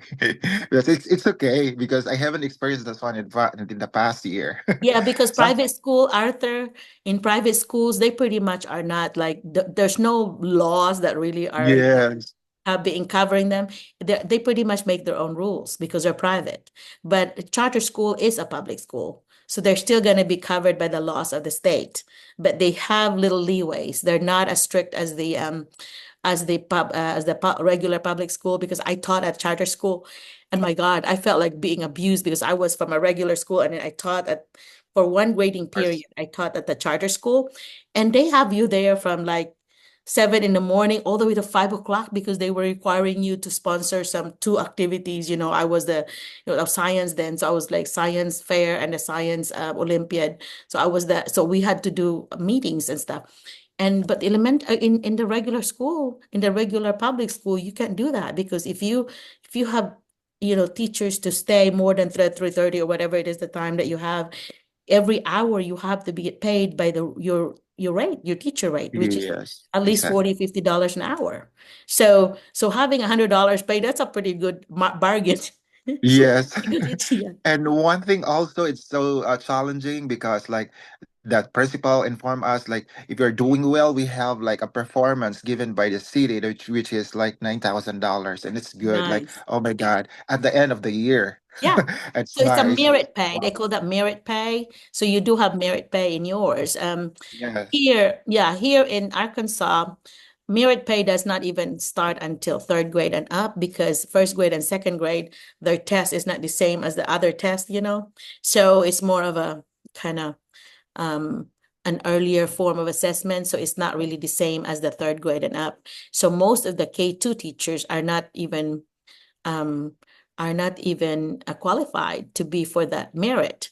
But some schools, how they're doing that is that whatever that, when you are top in the state and they give you money, so many thousands of dollars, they will split it up according to the number of teachers.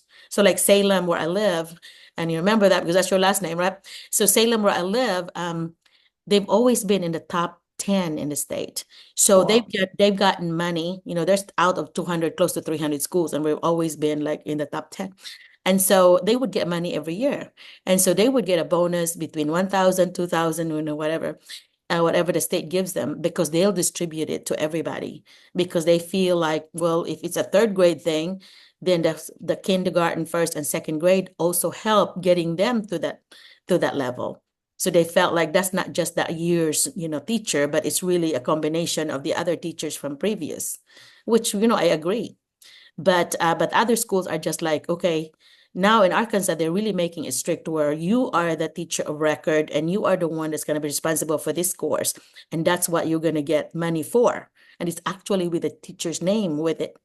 So they're really making it very specific for teachers. So different states are going to be handling it differently. So it sounds like Florida is doing an individual one like Arkansas, where you are going to be getting lots of money if your students do well.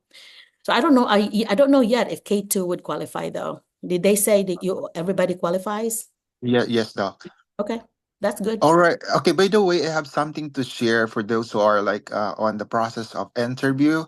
I think one thing that I would like to share with you for a tip is that always reflect with your work, like based on my experience, something you could look back that you are Mm-hmm. doing that kind of Mm-hmm. practice, Mm-hmm. not like in the future. No, it's you always look back with your experience, Very and good. then the principal also will always ask you how you are going to help the students, especially if these students has like very like in terms of behavior, what will you do, how you contact with the parents, they always have that, how you are going to connect with the parents.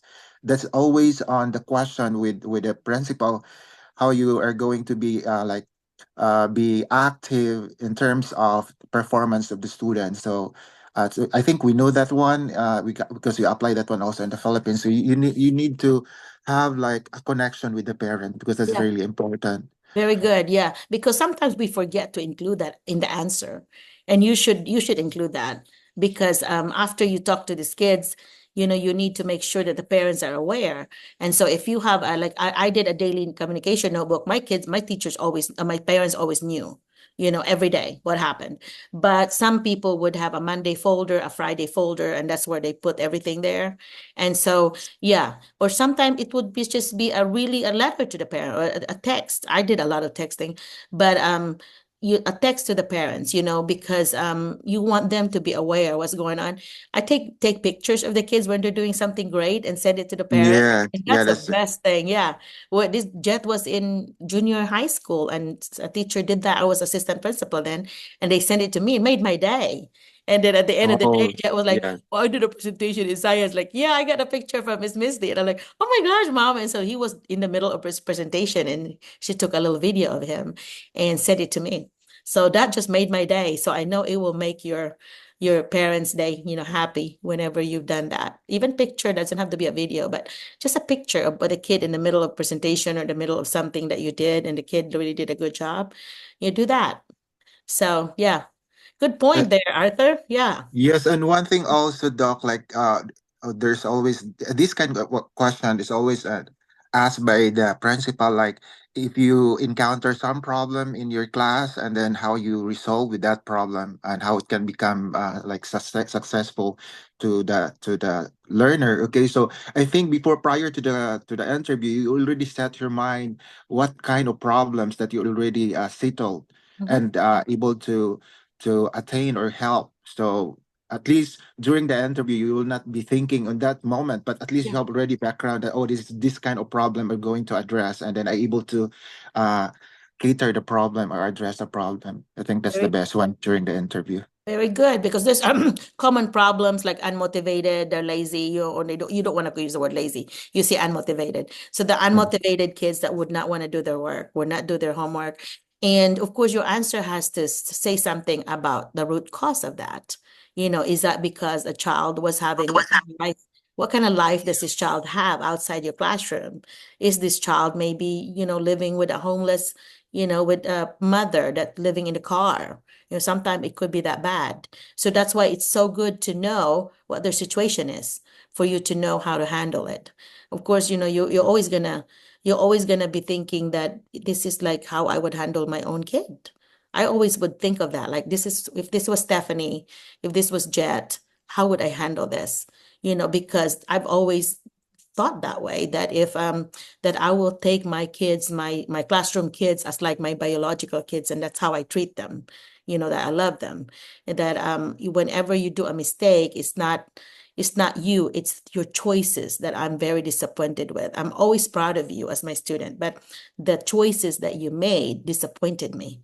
And so you need to make that distinction, that it's not about the kid that you're disappointed, because you always need to be proud and loving them, but it's the choices that you need to change, because that's not a good choice. And the word disappointed always like, Yeah. they don't like that. They don't like you to be disappointed with them. I use that big word, I'm so sad today. Oh my goodness, I'm so sad because what happened to my good old whatever, good old John? What happened to you? I miss that, because you used to work so hard, and then what happened? Oh my gosh, we're having a bad week this week. You kind of just like talk to them, not meanly, but that just kind of talk to them like you would your own child. Of course, you're single, so you don't have a job, but you may have nephews or nieces, that you have experienced that. That's how you talk to them.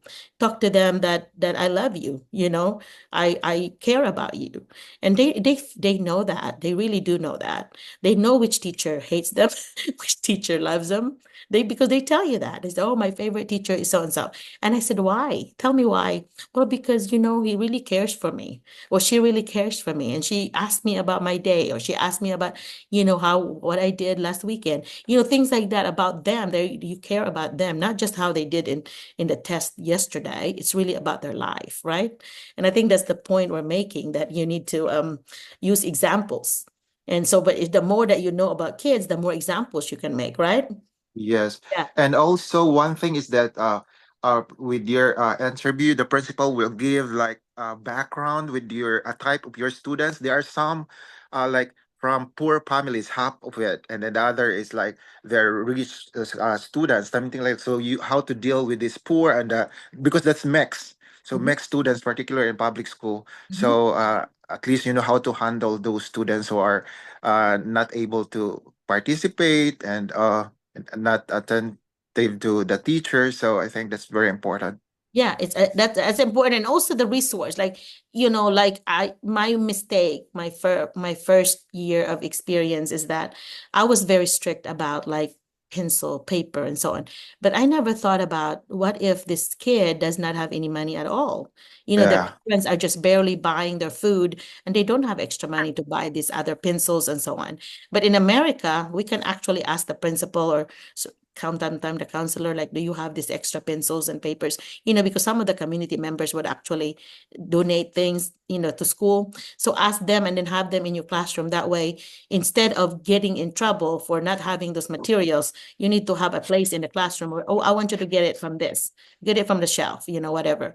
But also at the same time, teaching them that it's not an unlimited thing. You need to make sure you take care of it. Because some kids here, you would have a big box of pencils beginning of the year, and it doesn't last very long because they just throw it away. They'll just break it, Yeah. so on. You need to make sure that you also teach them that this is a resource that we have to pay money for, and we have to take care of this because everybody shares this. When somebody needs it, we share this. So that money that most schools here in America would give the teacher at least $300 to $500 in order to buy materials.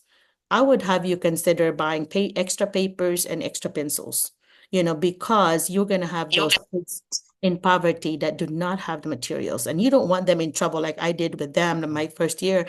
I got them in trouble because they don't have that. And but then I never look at it like am I punishing them because they're poor? We were poor in the Yeah, Philippines, we were not Philippines. punished. Yeah, we can't do that. We couldn't, but see, I did not relate it to that. I look at it as like, I used to say, would joke like, so you went to war with your bathing suit on. You don't have your tools with you. But then I never thought of it like this costs money and the parents don't have the money. So you have to like look at it that way. Don't be too strict because they don't have the materials. It might be because they just don't have it. They cannot afford it. Okay. So All right. Thank you yeah. so much, Thank Doc, you for so allowing much. me to share. You And always have really great things to thank you share. for So the insights too. yeah, Right. thank you. Did you go to any nice places in Florida lately? Um, Wynwood, and I think what other place that we went to? No, we're just busy this time this summer with Busy, my yeah. partner. Yeah. Yeah. So we will not go. Okay. Did you go to like Disney World yet or anything like that? Because you're close No, to not that, yet, right? Doc. In Yeah. Orlando. Yes, in Orlando. So maybe before the beginning of the school year, I will go there with Yeah, my Orlando partner. and also the Miami Beach and also the Yeah, Miami Beach. We always go okay. in Miami Okay. Beach. Yeah. Everglades, you have to go to the Everglades because of all these animals and all that, and you get to this boat with those, the Yeah, palm. there's so many beautiful spots here or resorts in Miami. It's Yeah, really I good know. And you're to close to explore. Miami, so yeah. Yes, very Okay. close to the beach. It's like a 15 minutes from Oh my my house gosh. here. If I go there, I'll have to call you. It's like, hey, show us Yes, around. yes, Doc. Because You're some, welcome here. some of the teachers just went to Miami. They may still be there. I don't Leslie and them. Giselle, are they back? They were there. That's why they missed my party because they were going to Miami area. And so Yeah. what they did was they traveled together as two families. So they split everything on the hotel, which is smart, I think, when you travel with people and like, okay, let's just split the hotel, that way two families could be in there. So anyway, have you used an Airbnb here at all? Airbnb, stay at an Airbnb, not I hotel, think but Airbnb. You have not? yeah, no, I think we have here Airbnb in Miami. It's Yeah, cheaper. there's It's a cheaper. lot. Yeah. Yeah, it's Yeah. cheaper to do that, especially if there's a lot of you. Airbnb is the way to go, right? Because sometimes you get the whole house, big house, 4 or 5 bedrooms, and you get that, for your stay. So if you have four families sharing that, it might be expensive, but four families sharing that, that's good.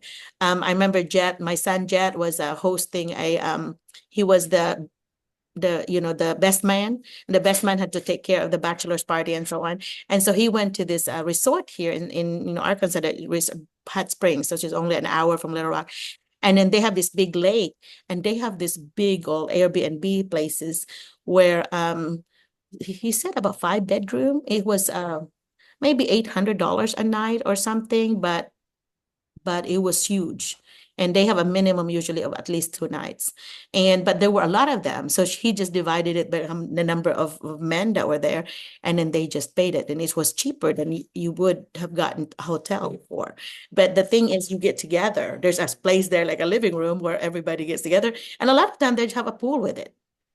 So they have a lot of, hot tub and pool and usually a game room, that type situation, with they play a billiard or something. So yeah, that's another thing that you could, so these are inspiring for teachers Yes. still in the Philippines, because these are things that are possible for you. Look at Arthur. Arthur was with you before, was on the other side, right? I remembered Arthur Exactly, was Doc. one of the lucky ones that the same year that you applied, you got the job, right? Just a few months. Yes, Yeah. So just a he few months. started. I remember saying to you that, oh my God, you're so fluid. You're like, and sound like an American. Remember? I told you that? Yes, Yeah. yeah, the first time that I Yeah. here in this Zoom meeting. Yeah. So then you must have done well on your interview because you're very fluent to start with. I think Yes. so. Yeah. So that's good that you have experienced what private school is versus a charter school. And then Yes. later, if you have an opportunity to do a regular public school, Mm. that's even better. So you actually gotten, better every time. So Yes, the yeah. and But then you one thing also is that our principal, after I got the certificate, and he's very open-minded, like principal, like, Arthur, if you got this one, if you have already employee number, Arthur, you can apply any school, any public school. So he's very open-minded. Unlike with my previous school, that you don't need to get that because they don't like that you will be transferring to the other school. Okay, like it's it sound like he looked at it as a team. Yes, a I, team. yeah, Exactly. this is our team. This is a part of our school district. So you can be in another one if that's a better fit for you. And that's a Yeah, good sign. He's going to be a good administrator for you. That's exactly. usually a sign of a good administrator. When they do that and they don't micromanage, they don't try to control you, and you just have this freedom. And a lot of times in America, you'll find out too that they'll have like a grade level team. So you'll be with your team, your first grade team. So you'll have a team leader. So your grade one leader, and make sure that you form a really good relationship with that person, because they will be your guide, on how to do a lesson. You could even, I want you to feel free to like ask if you could observe them doing a lesson during your prep time. Whenever you're free, you ask, and can I observe somebody, especially your team leader, because a lot of time they're the best ones, and observe them and how Yes. they do that, because you will learn so much from just observing them. You might not want to videotape anything, because a lot of time that's really a big, some kids do not need to be videotaped because their parents are Video, yeah. around. So if you videotape, you ask to videotape, you need to be from the back of the student. There should not be any kids' faces if you just really want to do the teacher part. But I think that's one thing that you might want to do a lot this year, being your first year. Yeah, and do Yes. different teachers, because different teachers are going to handle things differently. And then you have all this learning from these different styles of teaching from every class. Yes, no. Yeah. So yeah, those are how they start the Very class, how they challenging. transition. Huh? Yes, that very challenging, and I Yeah. like it. Yeah. Oh my God. I'm so excited for you. That's so awesome. Yeah. Because you were really struggling. I mean, you really had a lot of preps. Can't believe that you had that many preps, because that's what they do in private schools here. They really do that. So Yes. so And you you are not paid for your extra hours in uh-huh, a uh-huh. private school. Yeah. Because they don't have to. And private school and public school, they have to pay, or else they, say there's a rules about that. So in that doesn't apply to public school, to the private. So yeah. But you also do not have the religious part. You don't have to go to the, like Yeah. in the Catholic school, you have to like do a class of religion or whatever, or church. And they don't have that, of course, in yours. And there's a separation of state and church. The You can even State and Church. yeah, you can even talk about, religion there, unless it's part of history. You can talk about it if it's part of your literature or history, but you don't bring it up like, oh, class, let's pray. Nope. Big deal. No, no. Yes. Although Florida and Texas and something else were Utah. Anyway, there's three states right now that are pushing to have the 10 Commandments at every classroom. In fact, I got a text, or yeah, email or text the other day saying it's from ABS, a Filipino channel in California, was asking to interview me. I don't know why, how they, I was curious, like, where'd you get my name? Where'd you get my information? Because they were wanting to know about this topic. What do you think about the states having the 10, Ten the 10 Commandments. commandments about the separation of state and church? What's your idea? What's your opinion about that? And I was over there. I'm like, okay, let me research this, because if I'm going to be asked this question, I need to be more familiar with the background of how the states are doing it. And they're looking at it like, in the past, they always said, looking in the past, in history, they've always done it through church. All our education was really church-based. So they want to go back to that in order, of course, for the kids to be more positive and all this, different, Yes. yeah, morality type stuff. But of course, on the other side of it, people are looking at it like, well, our First Amendment right, you're taking a right away from us. So there's like two different factions there. So if you are going to be interviewed, like, I guess if they go ahead and interview me, I have to be careful about that.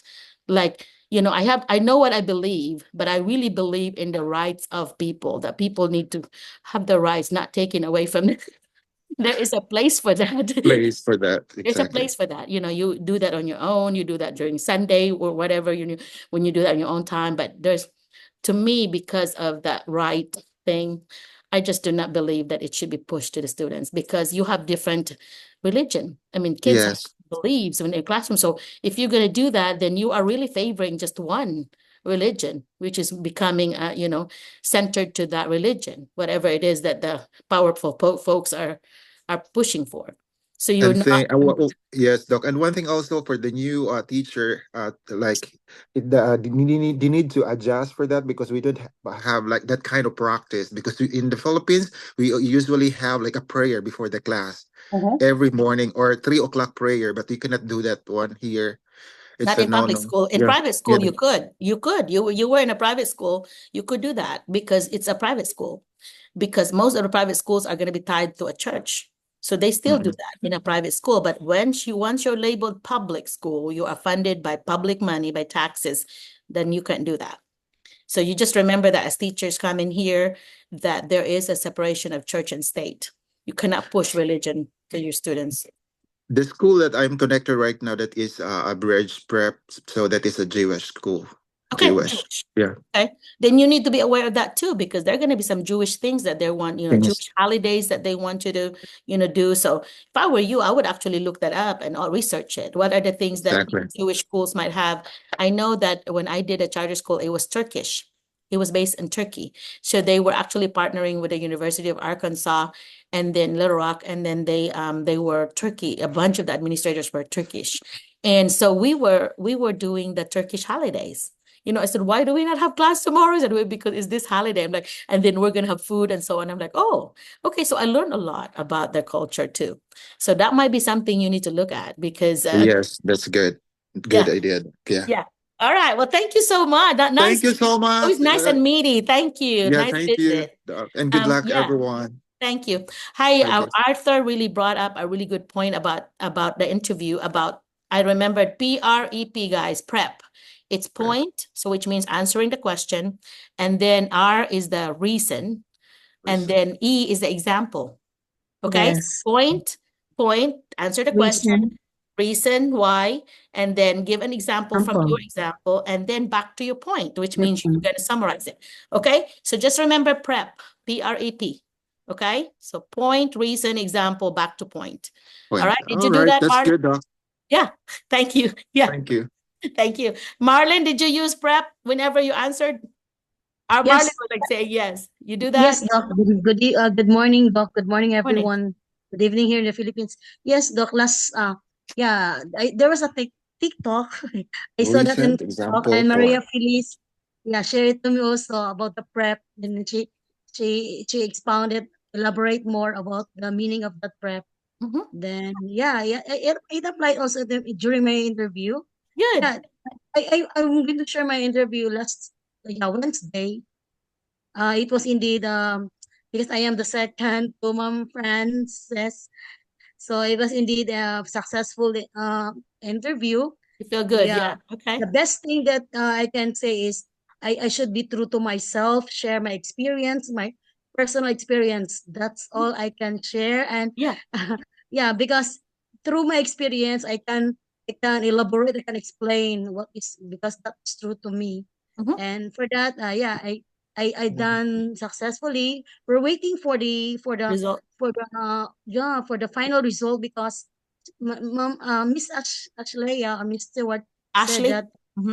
Ashley, yeah, after the final interview, the committee, the hiring committee will have a meeting about that. Then Okay. she will email us what for the Yeah. update. She will Yeah. email our job offer and then a contract after it's approved.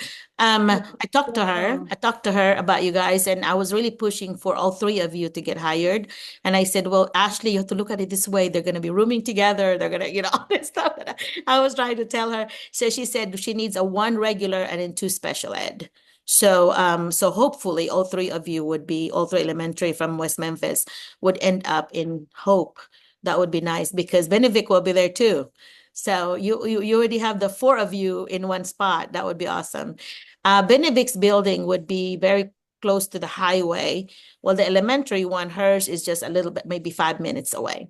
But it's a really nice community. It's where Bill Clinton was born. So you will see his house there, right close to the high school. So anyway, yeah. So hopefully you will get it. This is her first time of this principal's first time of doing J1. And so she really needs a lot of help. So I was trying to tell her, and she was asking me for what, Merlina, what's the next step or whatever. So now I'm looking for making sure to get her connected to a J1 visa sponsor. And I already have somebody identified, but I think their whole district has already been with HRC. HRC is a sponsor, and I think it's gonna be them because the whole district is already part of it. So, but if HRC does not have any more spot, then I have a backup. Okay, I have a backup. So, oh, Harb is here. Harb. Anyway, congratulations, all three of you. Hopefully, you will get some great news. I am pushing for all three of you. So hopefully, Congrats, yeah. congrats. Ashley and I so are, much, yeah, Doc. Ashley and I are good friends. So yeah. So hopefully, Is that from um, Hope, Doc Melina? Is that from Hope? huh?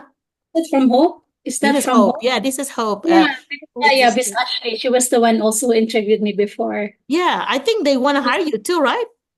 Did they? Yeah, I remember I received a job offer from. I already told you the situation. I had to turn down that offer because I would have to be with the school closer to Joel's work. Right. Yeah.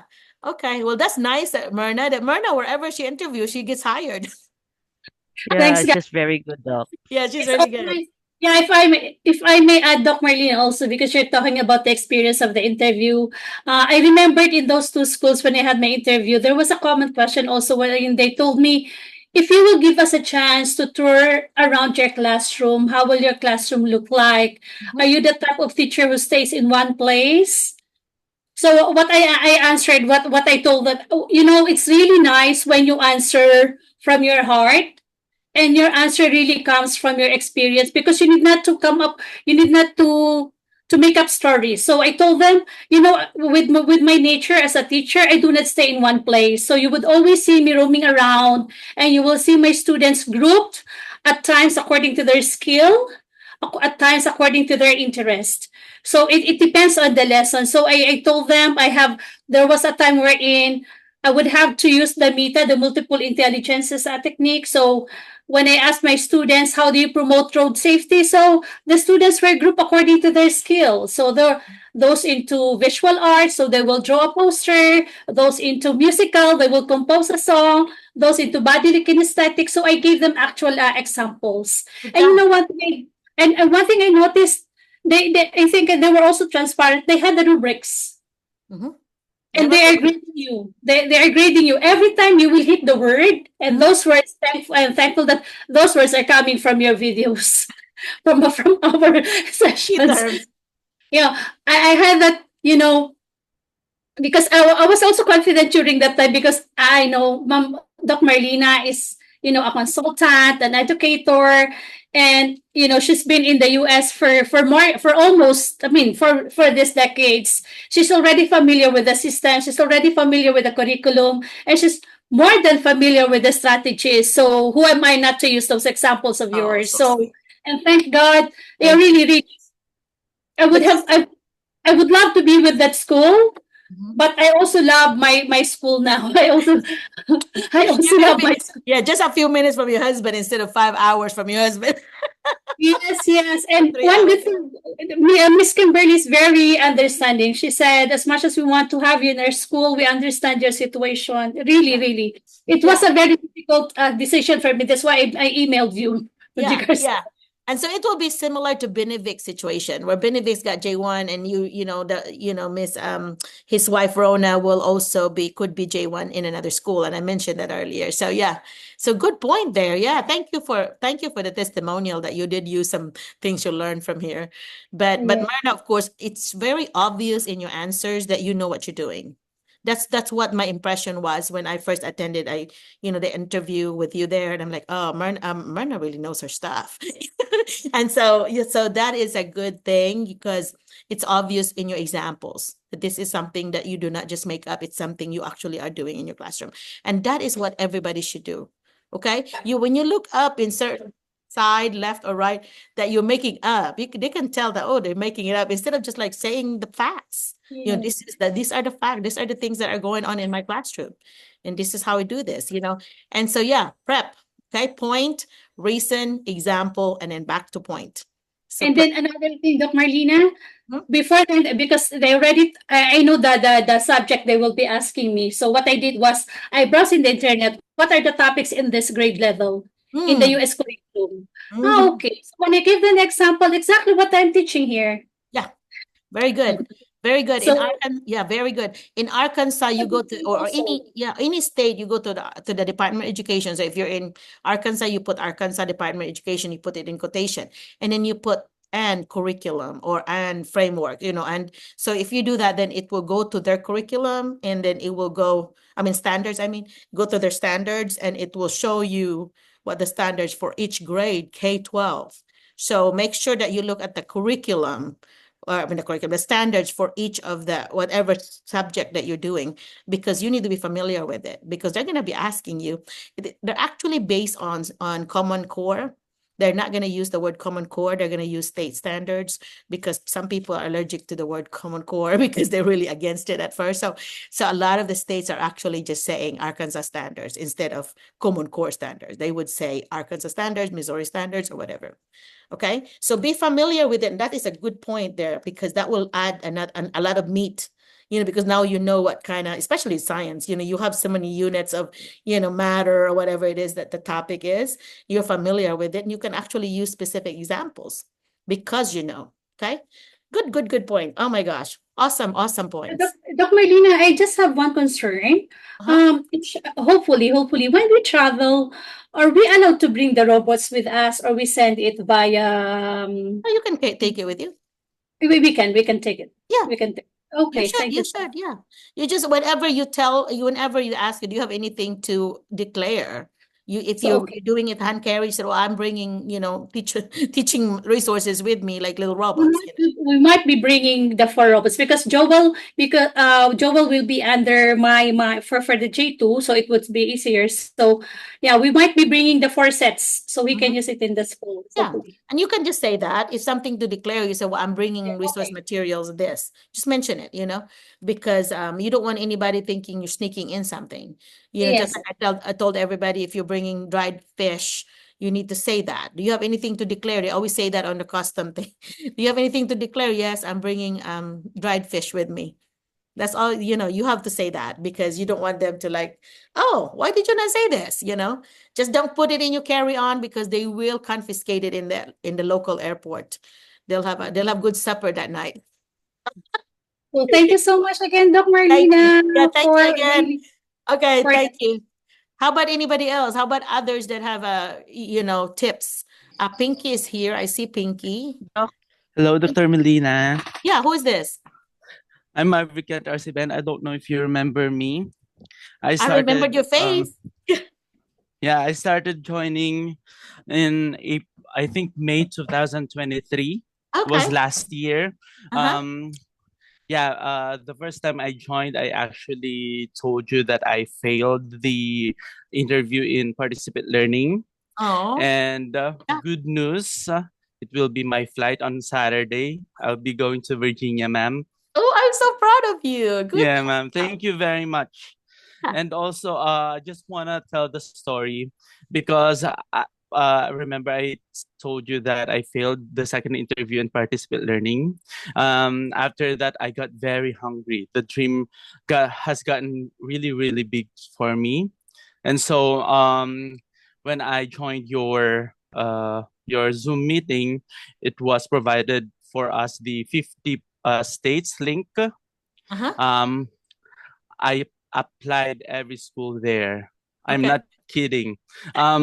I actually I always tell my colleagues that I have went to every state in America because of your link.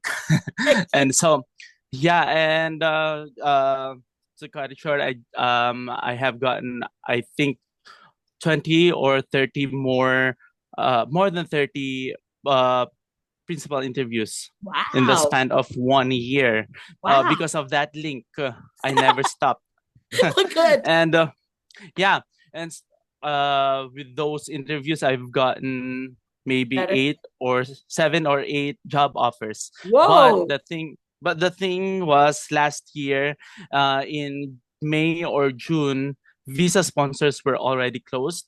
Ah. J1 visa um, I think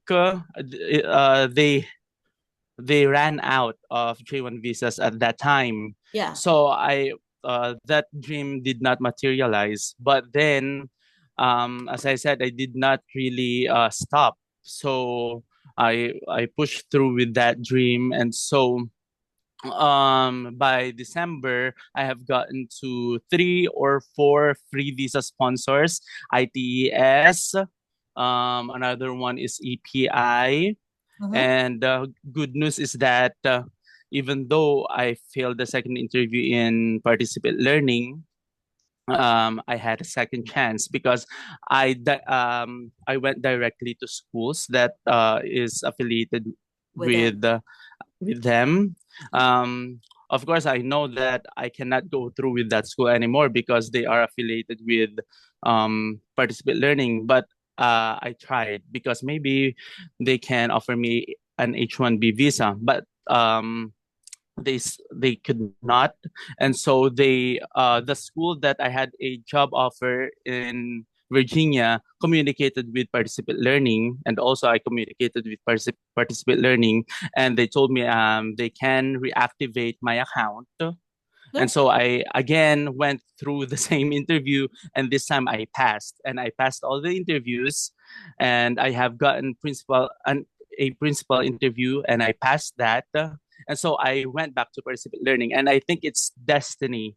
I think because It- that was my first that participate learning introduced me to J1, yeah. Okay. and so I think it's destiny because even though I failed, I still went back to them. And so I just want to thank you because in every interview that I go through, I always remember what you say in the Zoom meeting. Like what? And Like if which one did you use?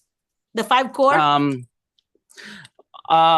the it's always the classroom management, the behavioral management, um what else, why do you want to teach in America, Mhm. and also the introduction is very the introduction that you always say, keep it in 3 minutes, be brief, and it's like you should sell yourself, you Yeah, say that. pretty much. And so that's what I did. Mhm.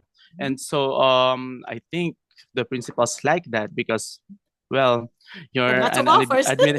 you're an administrator. So, and also if I did not meet the question prior to my interview, I would always ask myself, what would Dr. Merlina say? And so So sweet. I I Thank you. always remember what you said here, and also the experiences of previous teachers that have been sharing their experiences in this Zoom meeting. It's always very helpful for me in answering the questions. Uh, I think if you have gotten in multiple interviews, you get relax a bit more because of the experience, of course. Experience is the best teacher, as they say. And also, the what you say is specific is terrific. So it's Good. always the Oh my God, you just make experience. me happy today. Awesome. Yeah. Yeah, the experiences that you have had in your classroom, always Always. tell that to the principals because they would know, oh, this teacher is very experienced, they Mhm. would like that. Yeah. And yeah, I think I owe it to you to say that I will not have had job offers if I have not joined this Zoom Oh, meeting. that's sweet. Thank you That's a very much, oh, ma'am. thank you. You're welcome. But that's a really great testimonial, and I'm so impressed with your persistence about all the schools. You're talking a Yeah, lot because there's 10 times 50. There's a more than 500 there that you have. I have. I don't know. I I mean, actually did not stop. I got hungrier by every day when I did not have when I did not go through the I last year mhm, when I didn't go to the US. I you got got hungrier frustrated. and more and more. Yeah. Yeah. And it shows in your answer when they really, you can tell when a teacher is really, they really are hungry, hungry, they really want to come.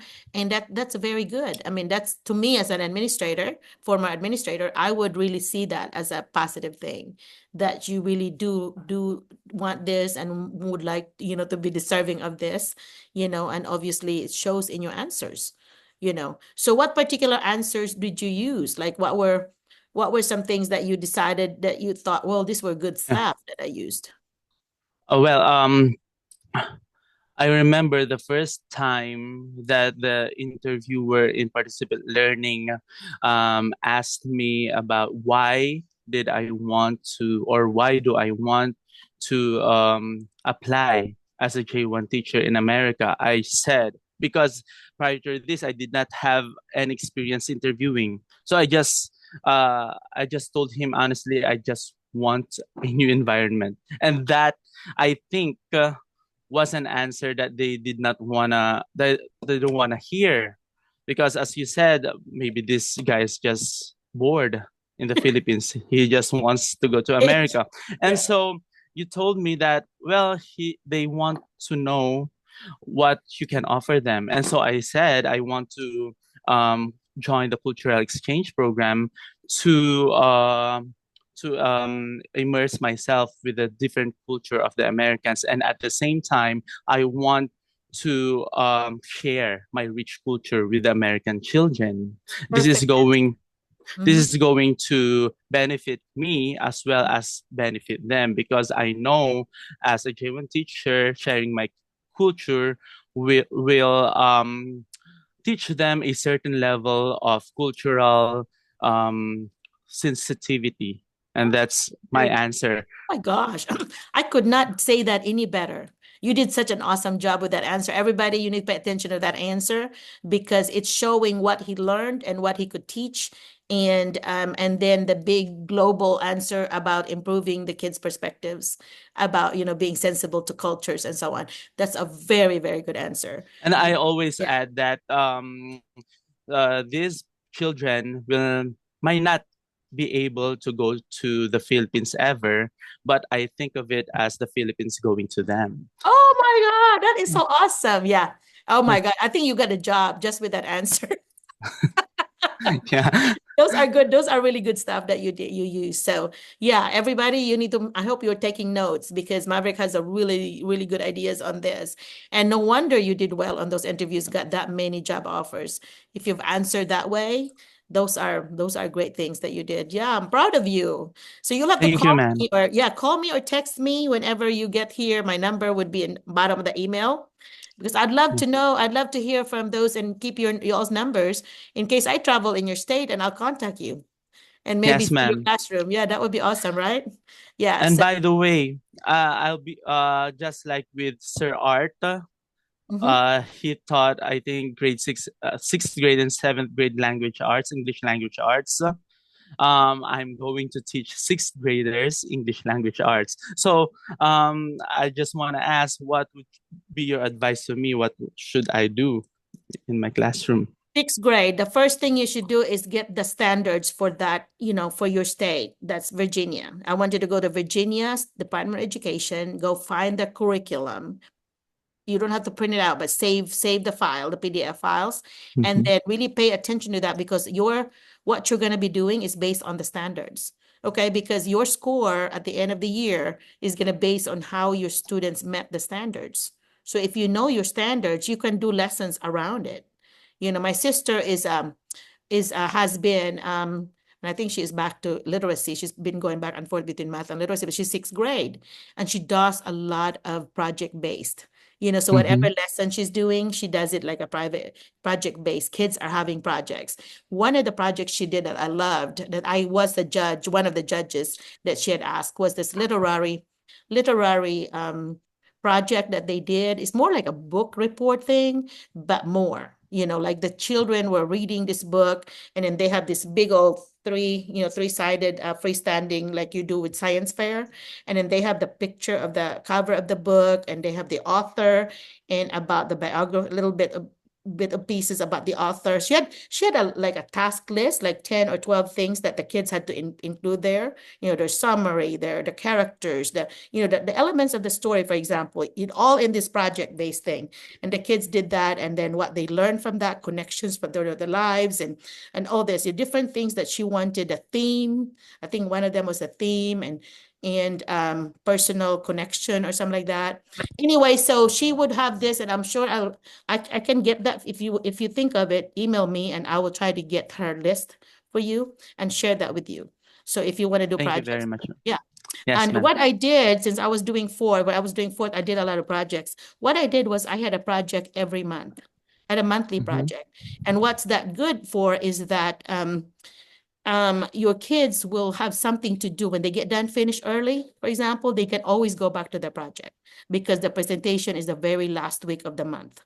So they know they have a presentation to do. So if they're still on the research phase of it, they have their notebook and they're going to write notes in order for them to do their presentation board, then that's what they can always go to. So you would never have a problem with kids getting done and get in trouble because they know they can go to the center. I have a table there in the back that they can always go to that station and they can go back and work on their project. So if you do something like that, then you would not have any issues about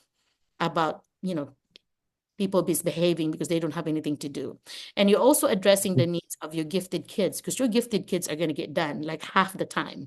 Okay. So they can always go to the project. And when they get done with their project, then they will become the mentor and you can ask the kids to choose their mentor. So you have this group of mentors and you have to have the mentee, the people that are wanting to learn from or partner with, they have to choose the mentor, not the other way around. They give them the power to choose which one of these kids that are finished will be your mentor that will guide. And then you also reward the mentor.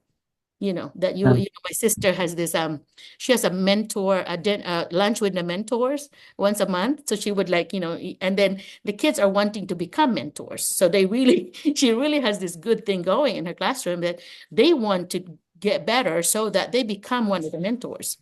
So they would be completers and they would become mentors. So if you do something like that, like do more of a hands-on thing and a presentation thing finish, when they finish, you need to have them present. Always have them present their project to sometimes they might need somebody to help hold it, but they always need to present to the group, to your class, before you have it present to the school. Because what she does is she would ask somebody like me, an outsider, to come in and she put it like in her, like by her library or wherever the area is. And she had displayed that all over. Like, I think there were because she was teaching two classes, there were about 40 different projects there and lining up. I took pictures of it. And anyway, and then we graded them. She had a rubric that we need to look for and so on. And so once they have already, shared it, allow the audience to ask questions, or to say a comment. And you've modeled this. I'm like, okay, I love your project. You know what? Because it's so neat. I love that you decorated it and decoration that you used are related to the book, because the book was about the sea and you have like these seashells all the way around it or whatever, so it's related to your theme. And then I also like that you address all of the things that I ask of you. And the other kids then would say, oh, look at the title. I love the title. It's very big and I could see it from the back. Things like that, a very specific comment. But you need to also, I always have them to do I glow, I grow, and I glow. So it's a sandwich method. So you praise it and you give them something to improve. You may want to improve this. So if you want to do this project again, you may want to improve this part right here.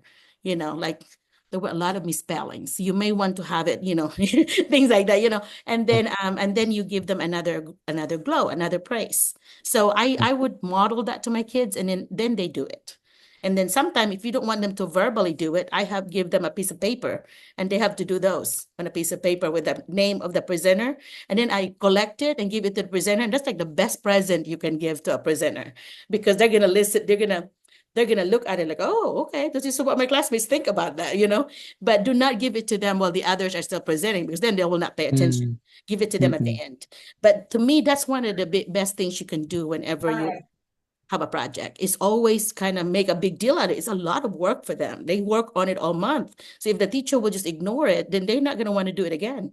But if you Yeah. really have them, present it, and then even outsiders can use it. I have my sister and I used to teach for 4 or 5 years. We taught like two or three doors from each other. I was fourth and she was sixth, and we were each other's audiences all the time. Her kids would do a project, my kids would come in and and look, and Mm. sometimes we would give them like little pennies. Everybody's got 2 pennies, for example, and they have to vote on the best. That's big Mm. city there, the project, and whoever gets the most pennies, get prizes or whatever, the first, second, third.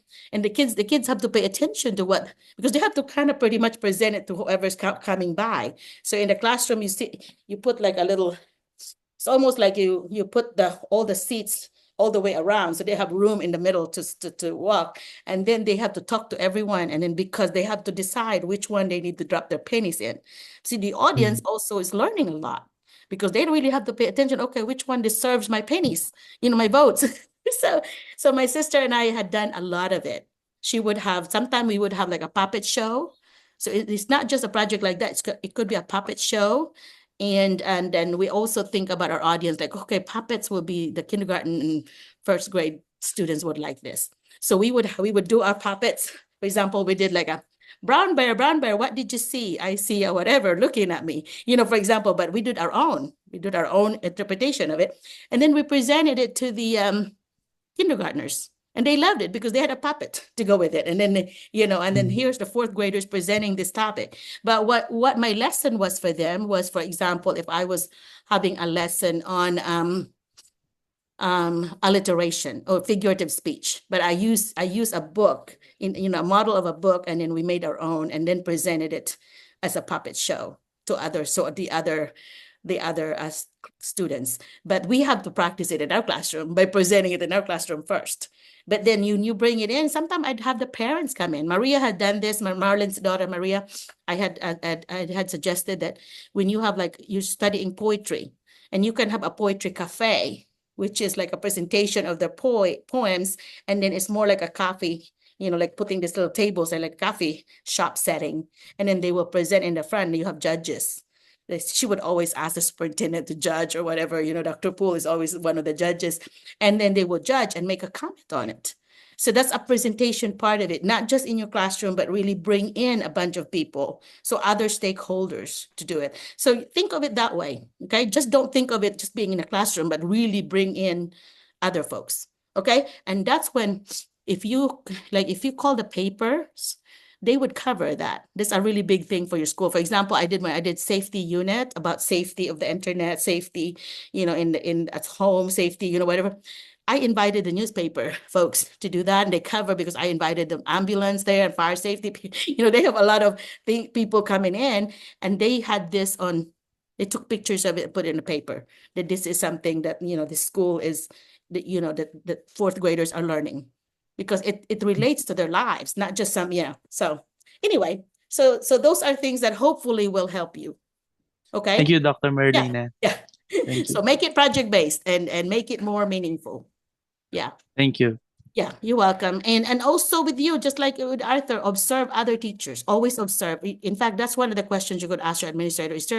Is there a way that during my prep time, when I don't have students, that I could ask the teachers, one of my colleagues, that I could observe which colleagues would be open to it. And of course, principal can tell you which one, and then you could ask that colleague, so is there a way, because I'm so new here, is there a way that I could observe you, and what time would it be good, and when would it be good? Of course, they have to make that decision, so they'll be ready for you.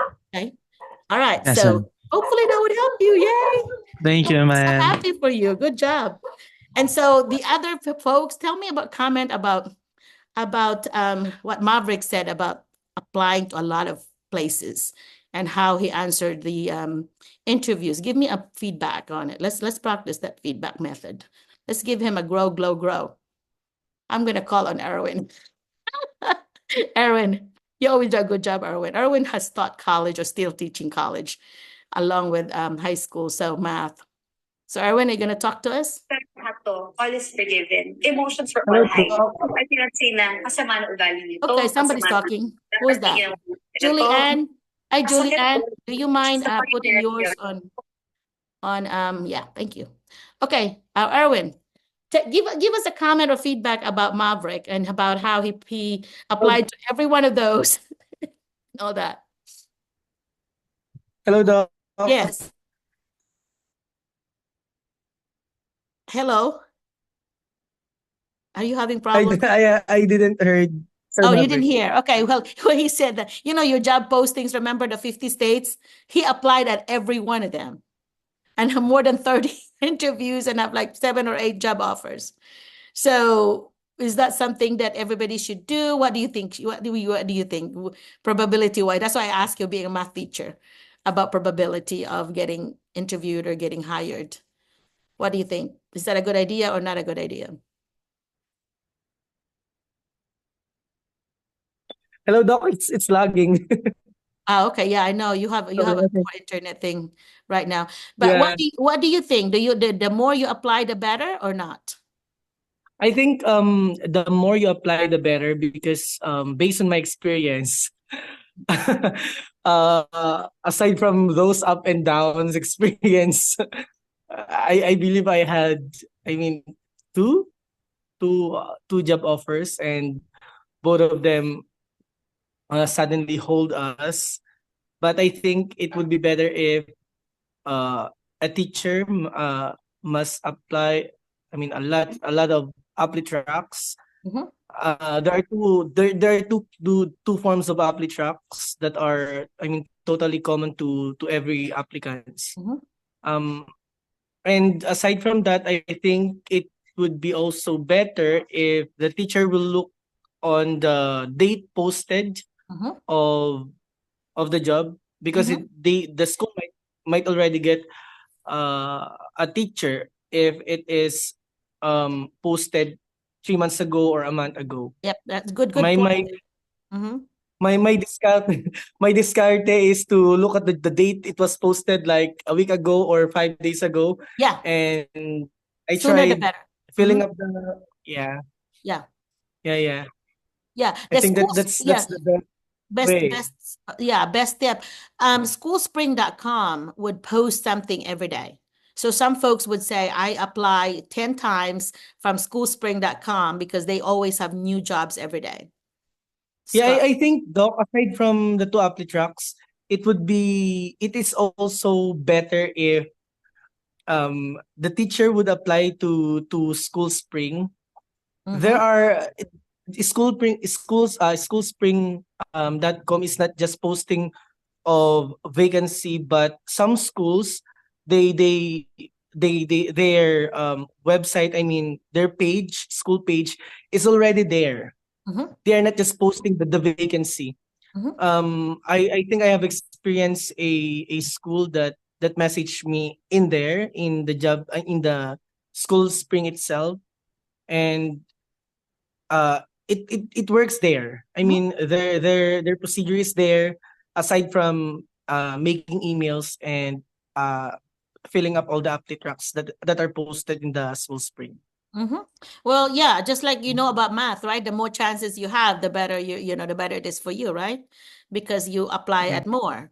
I used to have somebody that told me that they do 10 to 15 a day. 10 day 10 a day would be healthy. Don't do 500 in one day, you'll be so tired. And also, do you know that there's an email restriction actually? Like, I've sent so many one time, and then they said, oh, you can no longer do that, for a while. And so, like, the rest of the day I could not email or receive email, so they actually put a limit on it on Gmail. So be watchful for that too. And I ma'am, I just actually yeah. I actually experienced that, Doc. There are some emails that are restricted from receiving emails from, other teachers. Yeah. Yeah, so you have to watch for that. Don't overdo it, I guess is what I'm trying to say. Yeah. When I send more than 50, that's when they start looking like that. So try to stay within 10 to 20 possibly in one day. That might be Mhm. healthier. for you. And, it's also nice to see it every day. Okay, did I get a response and so on, and then do some more, and so on. So that's Yeah. kind of exciting to wake up like, okay, how many responses do I get today? Something to look forward to. Yeah. So, But either way, whatever apply tracks or website page that they apply, um, the school will surely email you or us if they will hire you, or give notifications whether you are hired or not, or the job is already filled or closed. They will surely email you. mhm. And don't give up That's yet. Yeah. Go ahead. Because what? Sorry. yeah, that's because that's based on my experience Mhm. until until yeah, yesterday. Yeah. What I'm you still doing it until yesterday. were you applying at other states though? Are you applying at other states? Did you use the job posting? Yes. Yeah. Yes, Doc. Yeah. I there are 25 is it school county? No. School districts in Maryland. I believe we have the Maryland professional eligibility certificate, and I use that there. Mhm. And some schools do not hire foreign teachers, and some replied that they are already close with uh, vacancies. They're already full. That's it. And some emails I received from the past week is that the principals is out. They are out, and they will be returning, and they if they return, Mhm. they will give us Mhm. the feedback Yeah. about that application. Yeah, because just get here. And if you really want to move to Arkansas, you can always move when you get here, but just get Yeah. here, right? And so Doc, Bentonville. Yeah, Bentonville. Bentonville, that's one of the best schools here. Yeah. In Arkansas, just emailed me, I think this week, and I don't know if it's if it is the principal, but Steven, yeah.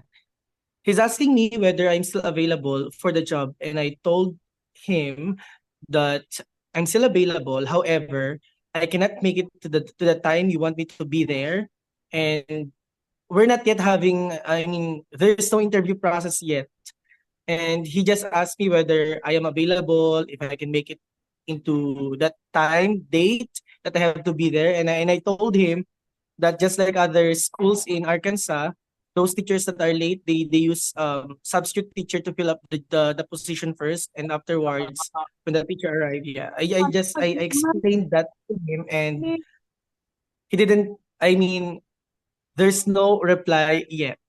Yeah, because they're also looking at who are the available substitutes. If that's going to be Yeah. something that they're going to do, they're going to make sure that they have a plan, because you have to be here. I told the other teacher, well, when do you think they'll be here? And I said, before October, they should be here. But some of them could be Mm-hmm. over, but maybe if they do their interview by September, they should be here by the end of September. But anyway, so that I would not say a date. I would just say by October, they should be here. Don't say October 1, but just, by October, they should be here. It could be a late October, Well, but um, based on some of the apply tracks, they are actually looking for the exact date you have to be there. I mean, the exact date you can arrive there Mhm. and to do the work. Yeah. Um, So you need to and look at the interview schedule in Manila, and you can determine from yes, there. and Yeah. I think if it would be better if the teacher will fill out that date based on hypothetical decision na after all the processes it will be that date.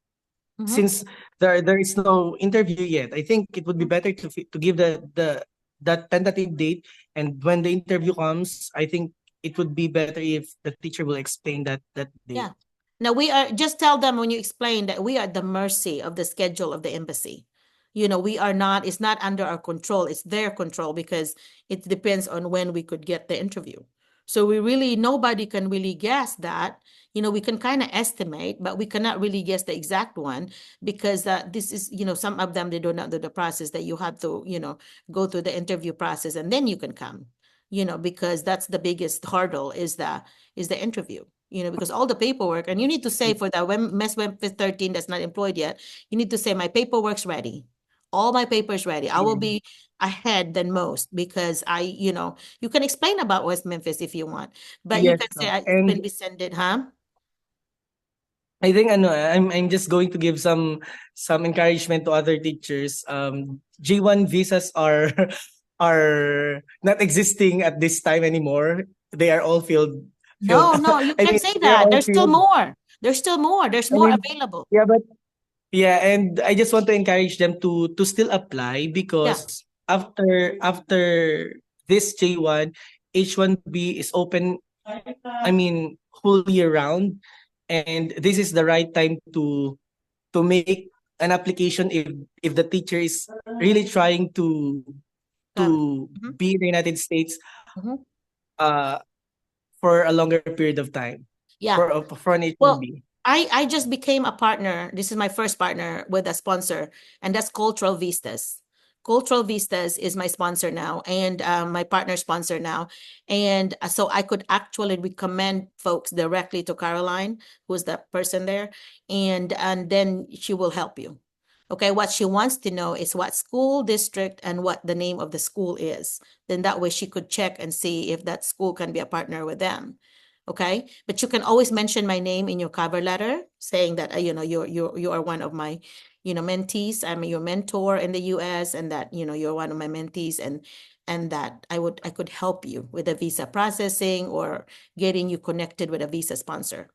You can say that because a lot of time if they've never done it, they're afraid of the process. That's Yeah, what yes, Doc. happened to I Remitter. I just want to ask one thing, Doc. Is it possible to have an SSN even if we are still in the Philippines? No, Because yeah, no. okay. And You then can put your TST. You can put a temporary holder one, which is a zeros, all zeros, 000/00/, then four yeah, zeros. Yeah, nine um numbers. You can the put your TIN number. Doc, the zeros and the nines are not Don't work. already available. Yeah, Okay. in some of the appli tracks, Okay. especially the left format appli track. Okay. Um, Can you do the FT uh, your number, the 9-digit number from the Philippines, that one that's yours, STIN thing? Because that will be unique to you. I'm actually using a number, Doc, that are, I mean, this number is really I mean, it is accepted.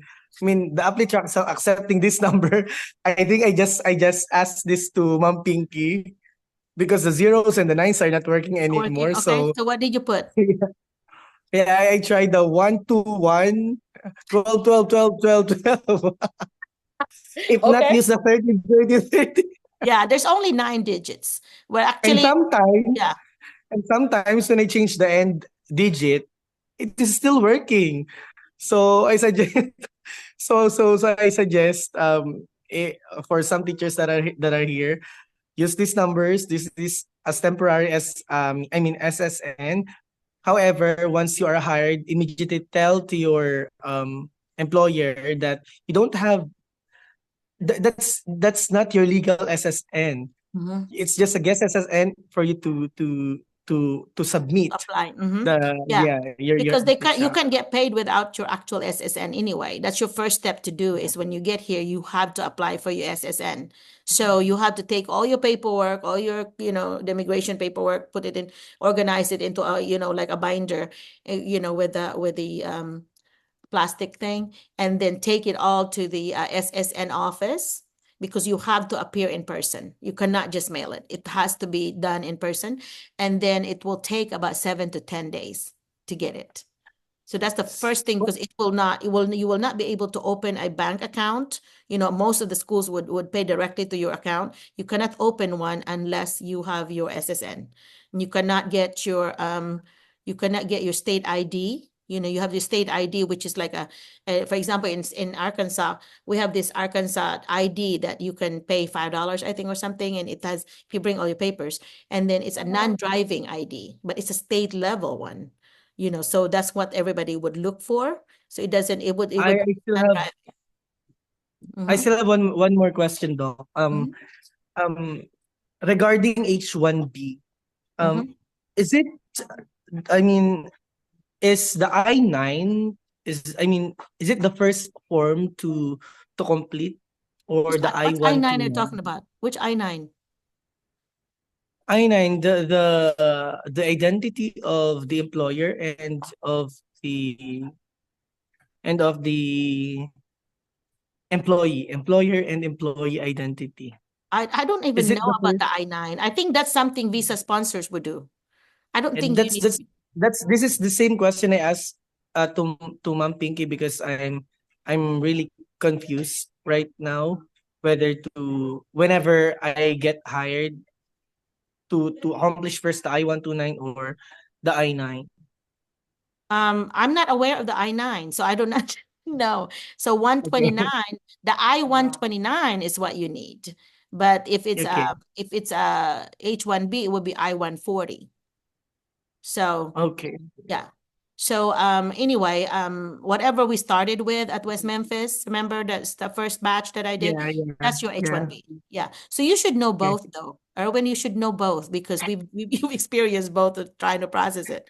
Yeah, so But I'm trying to I'm trying to read a lot of this, because I know the first form that I have to fill out whenever I get a job for H-1B is the I-129, and fill out all these forms with an H. yeah, yeah. Yeah, that's what I know. Yeah, but Bentonville, if you get that job, is one of the best schools here, Northwest Arkansas. That's close to Oklahoma, and that's where my son is actually now, working there in close by, and that's maybe 30 minutes from Oklahoma. So it's very close. Mhm. And but they pay the best, and that's that most people before they retire they want to work there because their average or the highest 3 years would be that's the basis of your retirement. So they want to go and move to Northwest Arkansas, their last 3 years. So I think Doc they will not. I think Doc the Sir Steve. I mean the Bentonville will not going to respond with my email anymore, because he's trying to fill the position immediately, okay. and he's looking for an immediate teacher there. Yeah. But you have to explain whenever you talk to someone again that this is going to be good for all the teachers from the Philippines. You know what you're saying, because we go to US Embassy and we are at the mercy of their schedule. So that they're not going to be able to find someone that would be able Yeah. to get any faster than you. You actually faster than others because you already have your papers. The others have Yes. not. So you need to specify that I already have all my papers that's required, and I just need the one that would really hinder me is the schedule of the embassy. But sometimes you could get a letter from the administrator, and they could make that go faster. They could expedite your interview. Maria, I think, was asked to come on like February, and she got it moved to October. So she came here in October, I think. Marlon, did I say that right, or am I lying? Because I don't Yes, remember the dates. Is that right, yes, Marlon? Doc. Yeah, I think that's what happened Yes, because the yeah. administrator wrote a letter. The superintendent wrote a letter, and then I have a copy of that letter. So any of them want a copy of it, they can just edit it. She did a good job of writing it. That's why she wanted the teacher to come sooner. So they just really, the administrator letters really weigh a lot. I mean, they really give it some weight. So that's something you could say too, that like if you really would say, because they want an answer of like, yes, I can be there, but that in reality, that's really not possible at all. Not at all with any of the J1 or H1 visas. You cannot. So the answer is that depending on the embassy. So if the embassy could expedite it, then I could be there on time. But if not, then I'll have to go on their schedule. And you can always check on what's available now because it's been moving. It's been September now. Is their latest? Yeah. So anyway, but you never know. There might be a cancellation. I have not even given up with, I did call Kendrick the other day and ask him, like, hey, are you mad at me? Are you not talking to First me thing, anymore? I sent you 4 texts or 5 texts and you never answered me. Are you mad at me? We're not friends anymore. And then he wrote to me and said, I'll call you. I'll call you back. And I don't know if he called me and I just missed it. But anyway, my phone had been on silent a lot because I've been having Zoom meetings and I forget to put it back.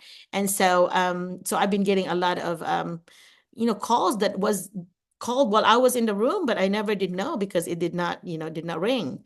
But I'm gonna give him a hard time because I feel like he has the power to do it, especially that you're wanting to pay. I feel like all he has to do is like beg somebody, like, okay, let us do this because it's not going to cost us anything. I felt like there is a hope there. Of course, I'm a hopeful person because every year they cannot fill their positions. If you Google the capital of every state, for example, Little Rock, if you Google any of them, they're not going to be able to fill up all their spots. Every year, they always have, like one time, Little Rock had like 80 spots not done. One year they have 125 spots not filled. They had substitute because they could not find enough people. So if you just go to the states and look for their capital, you will have more chances now to get in just because they could not fill it because you have so many. Little Rock alone has 123 elementary schools. That's how big they are. So if you that's what you can do is if you don't mind living in a big city, because you can always put up with it for a year and then move to a better spot, Yeah, when you already are here, right? So you can go anywhere. Just pick the capital, okay? The capital, like tell me a state that you might want to go. Uh, I don't know. I don't know. Just as long as that it is in Alaska. That in Alaska. Okay, if you look, Anywhere as long as not look at the Alaska. map. Look at the map of Arkansas. Look at the map and go look at the states around close to us. That was driving Yeah, distance. We yeah. could see each other. That the team. I mean, the Filipino teachers could have a meeting. But anyway, so Missouri is one, Texas is one. Texas, by the way, has a lot of opening. Houston has a lot of opening. Mhm. Dallas has a lot of opening. And so they pay more than Arkansas, at least 10,000 more than Arkansas. And we share a border with them. Like Hope. Doc, Mm-hmm. in Texas, they are the first requirement is the certificate, The the license. educated certificate. Yeah. Yeah. If you don't have, they will automatically close the applet track. Yeah. Yeah. Okay, I did not know I that. tried it twice. Oh, okay, I did not know that. So okay. Yeah, maybe, but that's not quite true though, because you know what? Two of our Arkansas teachers just moved to move to Texas, and they don't have the certificate here, and that's why they moved to Texas because they can't pass TOEFL, and they moved to I Texas. don't I don't know, Doc, because the applet tracks that, especially the big cities, the Yeah. applet tracks of the big cities, some of the big cities, whenever you don't have, because it's the first question, the certificate. Whenever you Okay. don't have that, even though you are a bachelor's degree or a master's graduate, they will still close the applet track. Okay. That's So the their primary requirement. the way around it is look for the look for the human resources email, and it's always found on their website, for the personal, and look on their Yes. for their HR and email directly to HR, explain that I want to go to applicant track, but it won't let me, but here's the deal. Yeah. Try That's what that. I'm doing, though. Mhm. That's what I'm doing because I can only find the email, not in the applet track, but in the school spring. Mhm. The contact information, I Yeah. mean, at the bottommost of the school spring. Perfect. Yeah, you just go look and go in there, go that route, right? Yeah. So anyway, I have I find that the human resources are very responsive because that's their job. Like Kendrick always answers immediately, and he would have his phone with him all the time because he really does not want to lose applicants. And so I figured the closer it is to the school, the more desperate they become. And I would say, hey, we still have this many left. So anyway, and math is always open. Math and science are always, Yes. something that's open. So yeah. So Especially anyway, special education. yeah, yeah. Yeah. I have collected the applet tracks of, I mean, 25 school districts in Maryland, and most of them are looking for special education Yeah, teachers. special ed, I'm telling you. And the thing is, because with the change of rules in special ed, and I don't know if that's just Arkansas specific or just the US specific, but they have to be certified already. They cannot just be going through it. It has to be certified already. Like they have to have the certificate that they have the degree Because if it's just like you going through it, anybody could just apply and then, saying, okay, I'm in this degree, going for the degree. They really want the degree finished, completed.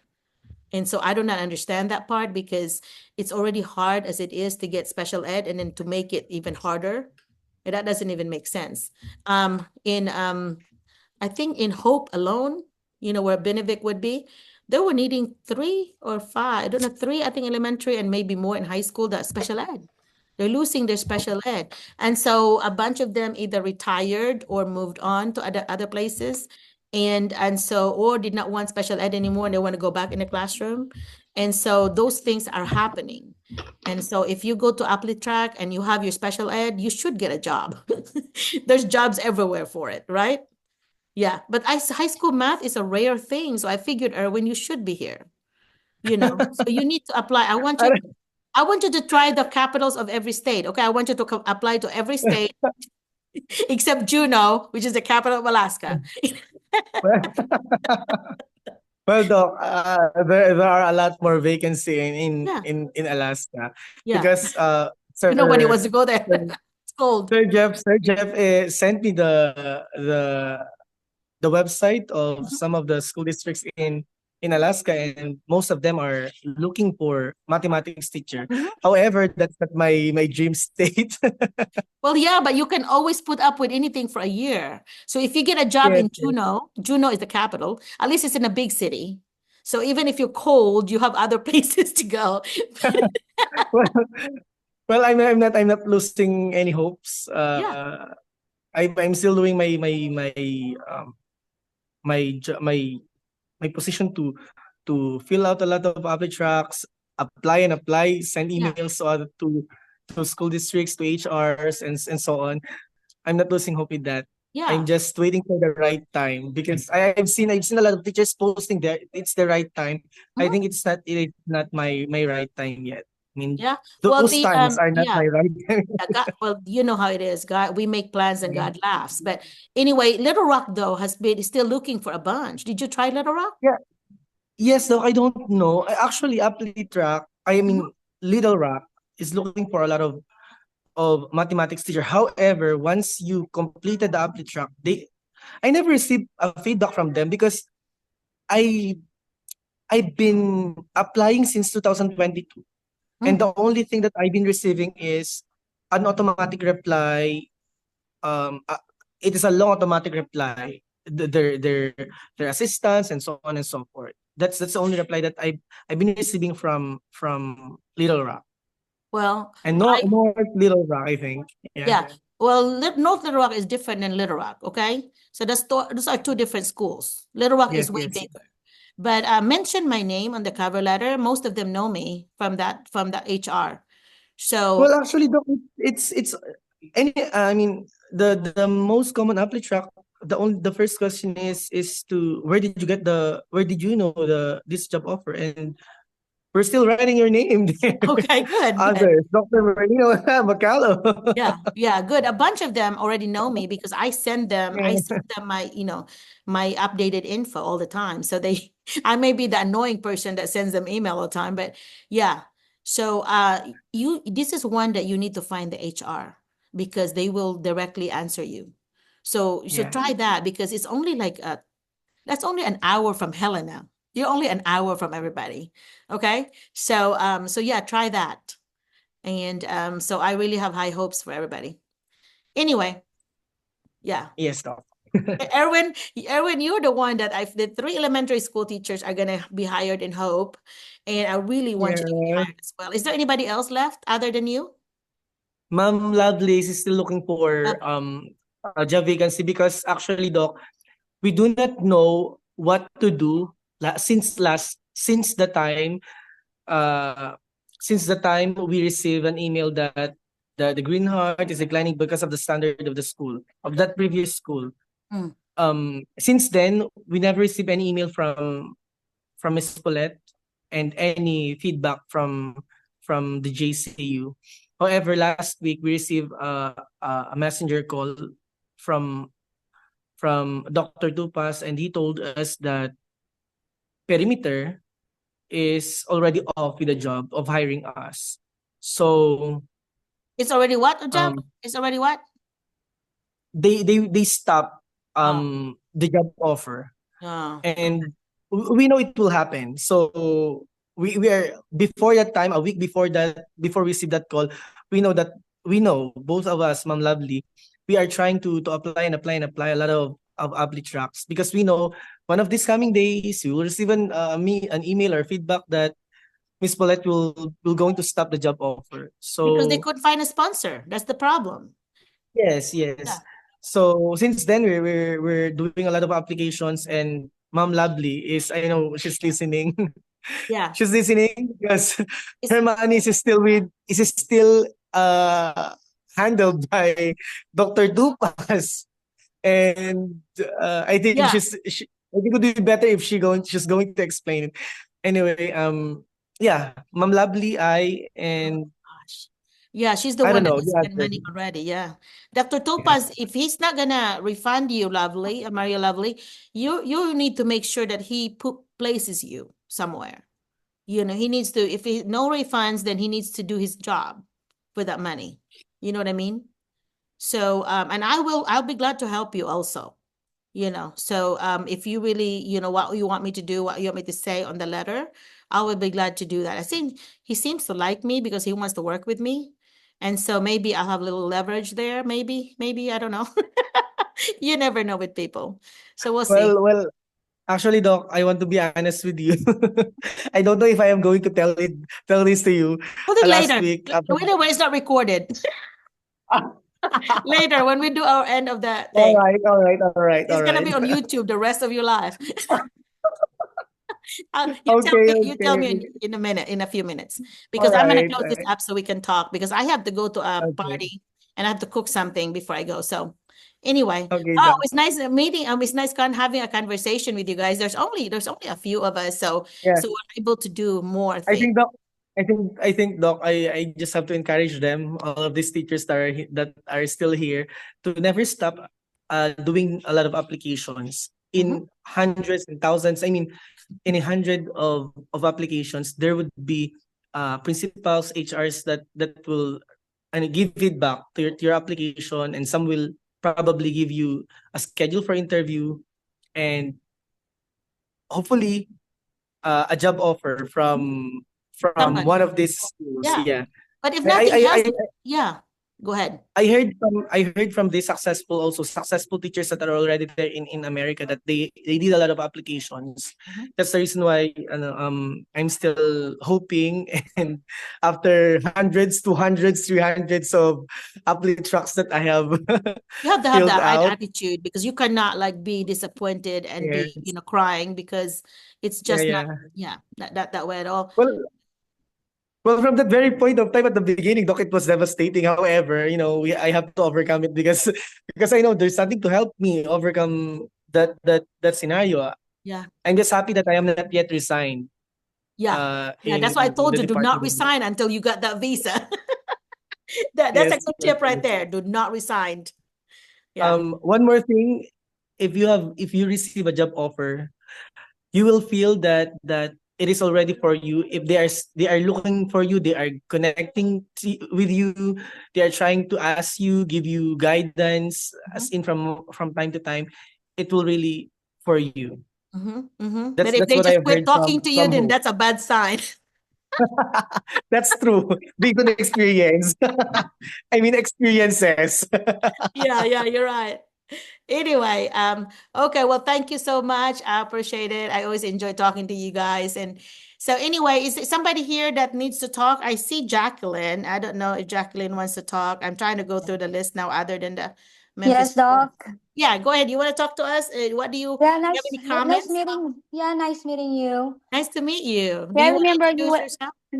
Huh? Yeah, I was a former member of this group before. What I was applying, like I'm in Florida right now. This is my second year. Oh, So cool. Share so with so us. thankful, so thankful with you. Like as our urban experience, I started my application last December 2021. I never stopped dreaming, and Mhm. so it says that when it's the right time, the Lord will make it. Yeah, When it's for you, it's really for you. yeah, I think you're right. And Jacqueline, what's yeah, your last name?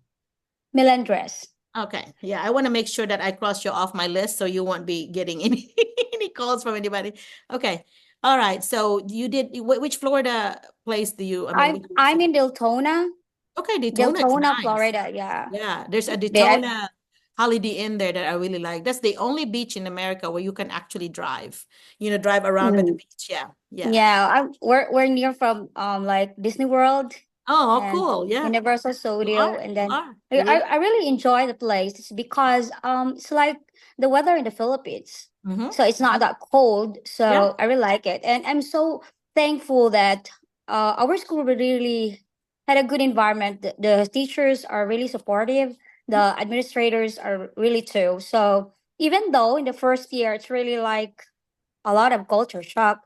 So, but I guess True. it's really a helpful process wherein the teachers, your colleagues, your friends were really very helpful. Yeah. Helpful. Yeah. So when you did your interview, did you use anything that you learned from Zoom? Yes, a lot. Yeah. A lot.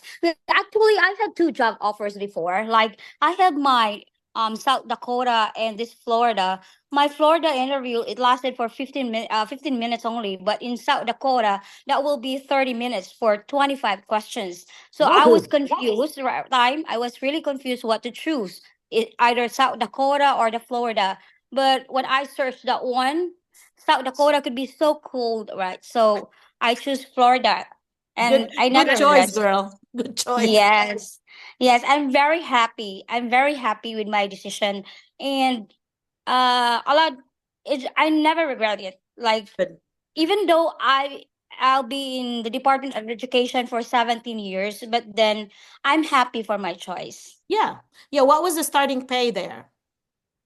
Like will be it's a little low, like the we have like 48,000 a year, Okay, that's not but bad. In mhm. Arkansas, we start at 50, so it's pretty close. And Yeah. the apartment, what does it cost on the rent? We are in a house. We have five Filipinos in a house, so we are going to divide the rent Okay. because the house is really closer to our school, so Uh, it doesn't cost us a lot. yeah, but there's five of you, but kind of crowded. You must not have Yeah, husband with you. but the Yeah. house is they're both Filipinos, Yeah. so it's good. Yeah. So your family's not with you, I guess. My husband is here. My husband Okay, is here cool. already. He was here last April 4th, so Nice. I'm planning for my kids to be here How many kids do you soon. have? I have two. Okay, well, perfect. You just say save some money. At least you got your husband there. That's cool. And then Yeah. see if your school would give your husband a job after he gets his. Luckily he has already a job. Yeah, good. And I'm already applying for a working permit. Mhm. So I'm waiting for 3 months for It's that his long? working permit. Oh, okay. Yes. Okay. Usually That it's is in supposed USIS. Is yeah. that? Yeah, it's Yeah. supposed to be 2 months, but whatever. Mm-hmm. Yeah. Maybe it's more load this time. But anyway, but congratulations to you, girl. I'm so glad that you Thank went you in. so much. Continue to That's do why this and share what you learn because I think that's good for everybody. It's very discouraging sometimes when they apply and not get anything, but then they hear from somebody like you, and then it's more like, oh, it's inspiring. Like, oh, it's doable, right? yes. The best thing is to not give up. Mhm. Like for my how many like months of applying and doing some like I knew you. I've been in the a lot of group just to learn. And then I never give up. It's because this is my dream. It's not easy. It's not easy. Like when I receive an email, it stated that I did not accepted, and then I never had a principal interview for my 1 year of applying. I never had that. Okay. So what And changed? then What do you think happened? Why did you change to getting one? I think they needed that of this in this school, like because I am a bachelor of elementary education. My major is math, Mhm. so I had the chance to grab the opportunity. Like last year, I've been to fifth grade, Mhm. and it was a terrible experience Really? in the fifth grade. Like it's really different in the Philippines. Like it's it's been easy for them to say no, I don't want to do that. Miss Melendez, I don't want to do that. But then it's really their culture. Yeah. What's the best thing I'm going to do is to adopt and then just be a teacher to them. So When they do since that, it's what really did you say? What did you say when they said, I don't want to do that? What did you say? I'll just try to say that you have to do that. It's because it is part of your learning. Now, if you don't like to do that, just have a timeout. So after 5 minutes, and then I will have to go back to that child and I'll ask, "Are you okay now? Can you do that? Can you do this activity right now?" Okay. So yeah, and then like since it is my first time that at the end before ending the school year, our principal will ask us, "What grade level do you want next school year?" Mm-hmm. So I grabbed the opportunity. I would say, "Can I have the second grade next school year?" And she said, "Luckily, there is a vacant position in second grade. Then you can have that." I'm so happy. I'll be in the second grade next school year. This Good. August. Good. It's like Yes. Arthur. You have a better situation. That's cool. Yeah. Yeah. A second Ma'am grader should be Jacqueline, better. I have a Yes. question. Uh-huh. I have Yes. a question because I also am afraid of the behavior of higher grades Ah. because I'm Uh-uh. going to teach sixth graders. Yeah, I'm done. It's in the middle So, school.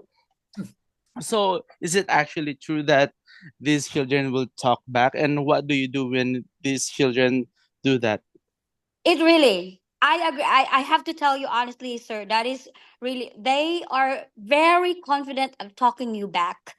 But the only thing that you're going to do is to have that what we'll say is the heart of stone. Wherein you are going to adopt the culture, you are going to let them understand, and sometimes just ignore.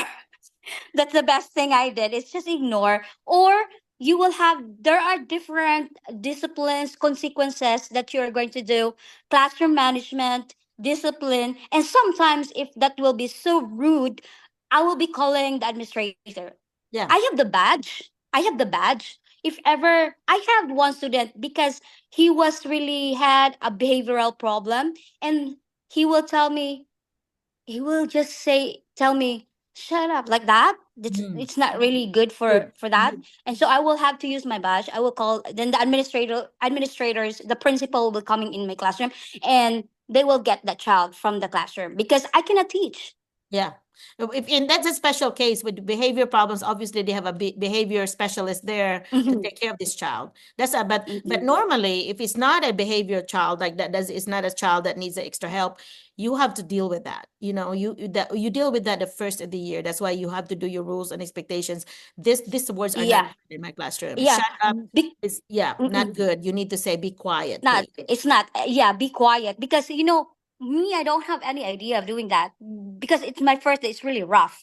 Mm-hmm. So I said, "Shut up." I said that one, but Oh no. my student will say, "Oh," but that was the first and the last word I say because I You should knew never it's say not that. good. Yeah, Yeah. I should never say that. So I didn't do that one. And then like this, I'm trying to talk to the principal, and he said, I understand because this is your first year. It is because, Doc, as the every year the principal will renew our contract. Mm. There is a possibility that I will not be rehired again. Mm-hmm. So I asked the principal, "Are you rehiring me?" And then because she knew we have really the difficulty of adjusting everything. This is my our first year. Mm-hmm. So she said, "I will rehire you because I knew that you are adjusting and you're doing your best." And Mm-hmm. I was so happy. Good. I'm so glad. Congratulations. Yeah, do not ever, for everyone, do not ever use the word shut up because Mm-mm. I don't ever say that to my own kids. Why would I say that in my classroom?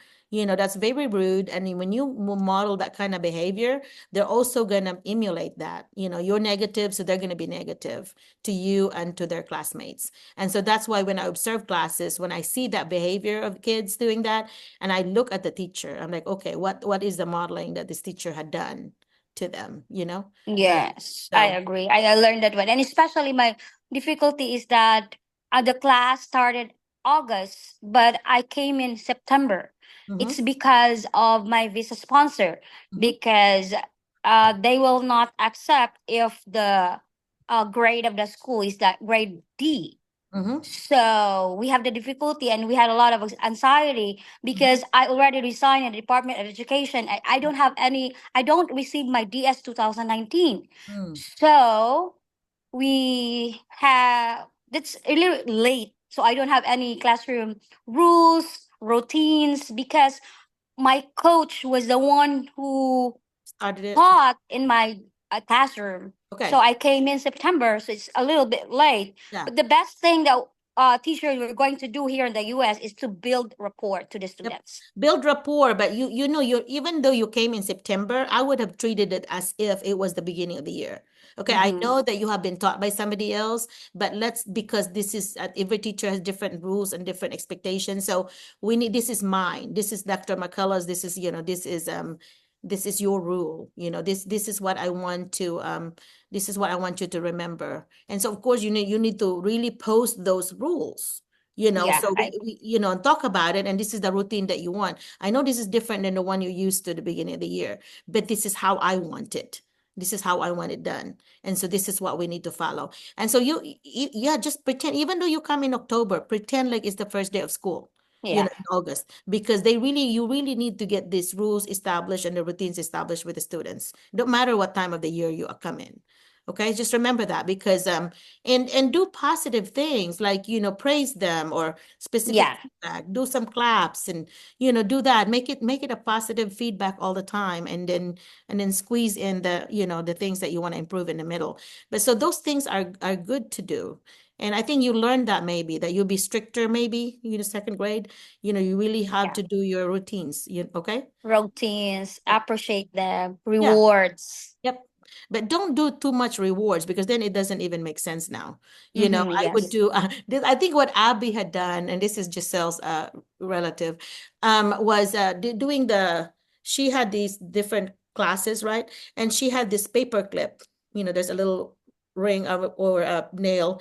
And then she had the paper clip every time you do something good, and you put the paper clip, and whoever reaches the floor or whatever goal it is, I think hers reaches this bulletin board with this treasure chest, and whoever reaches that, then they get something from the treasure chest, you know, something like that, because then it's cumulative. It has to be the whole group doing it in order for you to put the paper clip up, you know. And it's very competitive for them, because they're going to look at, oh, period one has this much, and then look at us, it's like, you know, we are little baby, we've not been doing well as a team, you know. On top of being an individual reward, you need to have a team reward.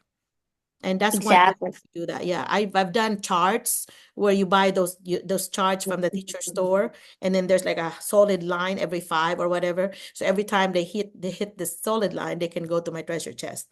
And I would put pencils. They like the pretty pencils. I would do Yeah, pretty pencils and stuff, put it in there because they need it.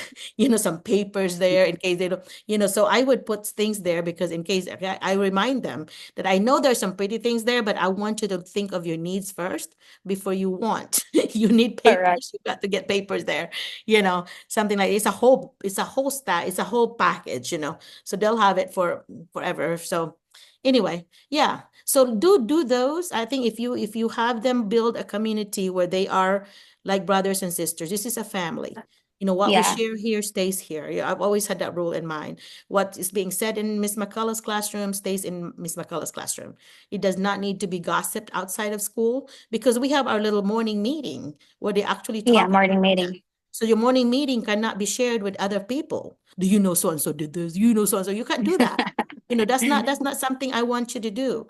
So this needs to stay in our family. And once you do that and you treat them like family, they will then do that too to each other. They would care for each Exactly. other. Yeah. And Mm-mm. if there's somebody that would share, you know, somebody had died or somebody's having a birthday, then our secretary of the room would actually do a giant card, and everybody signs it. And it's like something, you know, Mm-mm. they're so happy because they get to take it home and all their classmates signed it. That's part of our culture that we did. You know, if somebody died, we have a condolence card that our artist in the room would do, and then everybody signs it. So those little things that you do, like families would do, like real life things that you do. Mm-mm. Do things like Exactly. that. I Yeah. agree. Mm-mm. Do things like that. Okay. And Okay. yeah. All right. Thank you again for sharing. And that Yes, here you're now, welcome, Jackie. Doc. Yay. Yeah. I'm proud of you, Yes. girl. Okay. Thank you. You need Thank to you do for you, that. Doc. for You're always the welcome. You're welcome. support and guidance. Well, you're welcome, and thank you. I want to, remember what I said. Do not pay me back. I want you to pay me back by paying it forward to somebody else. Help somebody else. Yes, Right? yes. Yeah. Thank you so much. Yeah. You're welcome. Thank you. All right. Is there anybody else that would like to talk before I talk to the West Memphis 13 if they want to talk? Jovelyn, do you want to talk? Or who else is here? I see Maria Lovely. I see Amelia, Amy. Amy, do you want to talk, Amy? There's Nisa Gonzalez. Yeah. Hi, Doreen. You're here, Doreen.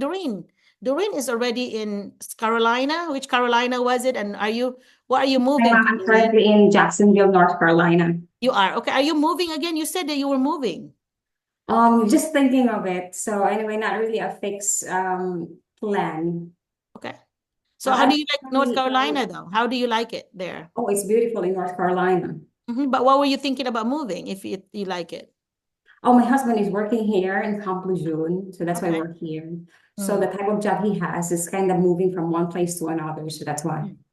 Okay, yeah. You have to follow where he goes, huh? Yeah, it's At kind least of if he difficult, goes the whole but year, because you don't want to have a resume that looks like you work a half a year and then move on again. That's his yeah, it's kind of whole year. difficult. Yeah, that's not going to look good on your resume, like you cut in the middle of the year, So, Oh, yeah, anyway, update about my job is I'm currently connected to a private school here in Jacksonville, North Carolina. okay. Yeah, Okay, that's handling cool. lower grades, Lower kind of grades. difficult to adjust, but I'm getting used to it. Yeah, but private school should be easier than public, no? I've never done public schools before.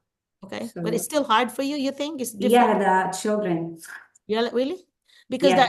the private schools I have visited in New York, this was New York, they were so good. They were like the Filipino kids. And so I guess it depends on the school too, But I think, are you strict or are you pretty easy? My classroom management, but I would say that I am very strict person, but I have to lay low it according to the principal because they are little children, first graders. Yeah, you cannot be that strict, guys. Okay, you have to. Yeah. You cannot be that way with your own kids. So why do that to your students? So you can have to just relax and have fun with them. This is a fun class, and I want you to enjoy it because you're here for so many hours with me. So let's have fun. But the fun is gonna stop if somebody misbehaves or not doing something, because you're gonna be doing timeout or doing something happens. There's a consequence. But just have fun, because if you don't do that and you're so strict and make it a classroom that's boring. Okay, I Students understand that. I yeah, will take students your are, advice, ma'am. yes, I appreciate yeah. you for that. Yeah, just be happy. I'm like, okay, I'm so happy that I got this job, and I'm just gonna have fun with me, this year. Yeah, do a lot of project stuff that they present, and they work with a partner, they work with 3 people, 4 people, and they present it in front, and that's fun for them. I read a book every single day to my students, my 4th grade students, when they come back after lunch and they're sleepy and all that. So I have this picture book that I would do that relates to our theme. So if our theme was whatever it was, then I would have the librarian pick me, how she will bring me a cart full for the whole week. And then I would do a book, and they know they better not be late, because the moment it rings, boom, I'm reading the book, they're gonna miss part of it. And then it always relates to our topic. And they like that. Later on, I found out who are the ones that really like to read too. They like to read in front. And so then I asked them, will you do that for us? Because I've modeled it. But they like those, and a lot of times I would do like a respond to the book, like, okay, I want you to write a letter to this character. I want you to, for example, put a different ending to this, change the setting, do different creative things with it, because your classroom should not be the same every day. I mean, your management and routines and all that the same, but the things that you do, strategies and all that should vary, because it's boring. They don't not, we cooked, we made advertisements, we made, you make things that are, what does this lesson look like in outside? Then do it. If there's a radio, we did like a story one time, and so I made it was about a flood. So I made like okay, this is a TV station and you're gonna be reporting about this. And then they were like having, relating to to the beaver dam. And so they said, okay, we have this flood in the beaver dam. Let's get a personal the witness here that saw this. Oh, my dog died. They were having this thing like that. My kids were like acting it, but then they got the understanding from the book. But we did something that's not boring. That's fun for them because it's part of their their creative juices. So get them to be creative. Find out who are the singers in your room. Have them to make up a song, instead of a thing. Yeah. If you have like poetry, have them to make a poem relating to your unit. It doesn't have to be the same. Okay. And then sing it. Yes, ma'am. Yeah. I'll take your advice. Okay. It's Yeah. really If you, helpful yeah. for me. Thank you very much. Yeah. Yeah. Okay. Doreen, good luck. And Thank you. apply to it. I guess it's gonna be depending on your husband, which state. You're asking me where, and I said, Yeah, we're heading well, to Pennsylvania next year. So yeah. Find out the town and then find out the nearest school, and that's where you start from. Because you're driving now, right? You driving? Not yet. I'm still working on it. Oh, do you need to work on that this summer? Because Yeah, I'm still but according to my husband, I already took actually my driving no, my what do you call that one? Um driving education. What do you call that one? Yeah, I graduated already with that. But according to my husband, I'm kind of ready. Okay.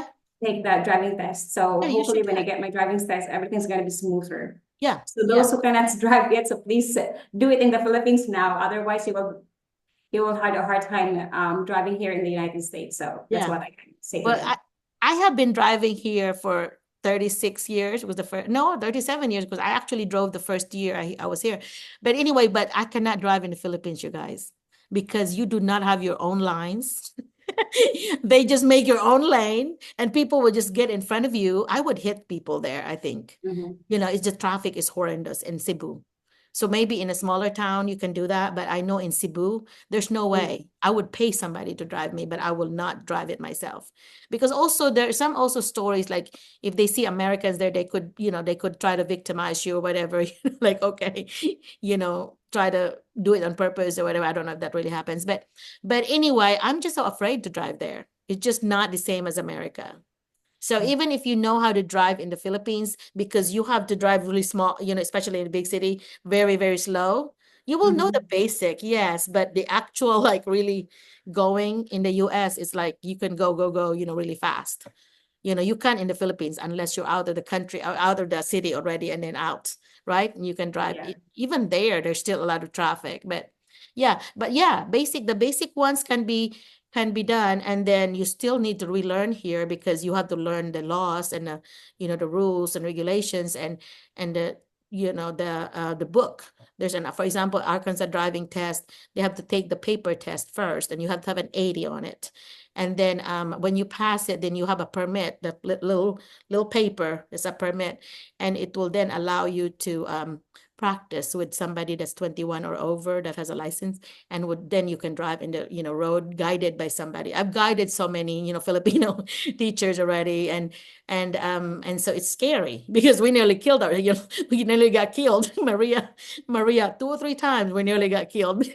One day, and I don't know if Marlene knows this, she pulled in front of a big truck, and I'm like, Maria, oh my gosh, Maria, you should not have gone. And it was my fault because I should have told her, don't go yet, And so I learned from that too, because I said, remember, they cannot stop just like that if you pulled in front of them. So of course, this guy was just like putting his horn, like so mad at us. And I'm like, Maria, oh my God, I can't believe you pulled in front of that truck. And so the guy luckily was able to go in the other lane because there was nobody there. But that could have been bad, that day. And so there are 2 or 3 other situations where I was scared because, oh my gosh, and it goes back to me as a teacher that I should have told them, like my husband did not tell me that when you drive and when you switch, like, he said turn, and I was doing 55 miles.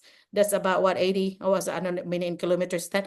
And then he told me to turn. So I turned. And when I turned, I was going so fast, I nearly hit somebody's front, steps. I went to this house, close to this house because I could not control it. And I said, a good driver, a good teacher would say, okay, I want you to slow down, and then put your signal on, the right signal, turn right. And then when you are already this speed, then you can turn.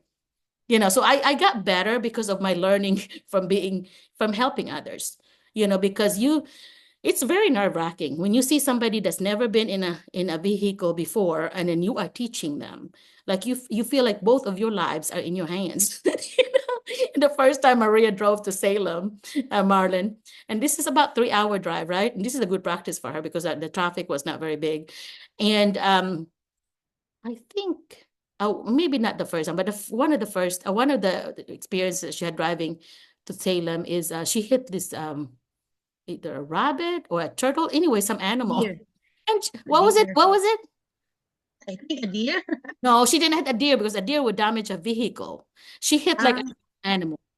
It was either a mm, squirrel, a turtle, or something. Anyway, it's a small one. Oh my gosh. It was like, oh my God, oh my gosh. I just killed that. And I'm like, oh, Maria, you couldn't really help it. You were coming and they were, so it must not have been a turtle. It has to be faster than that. It might be a squirrel.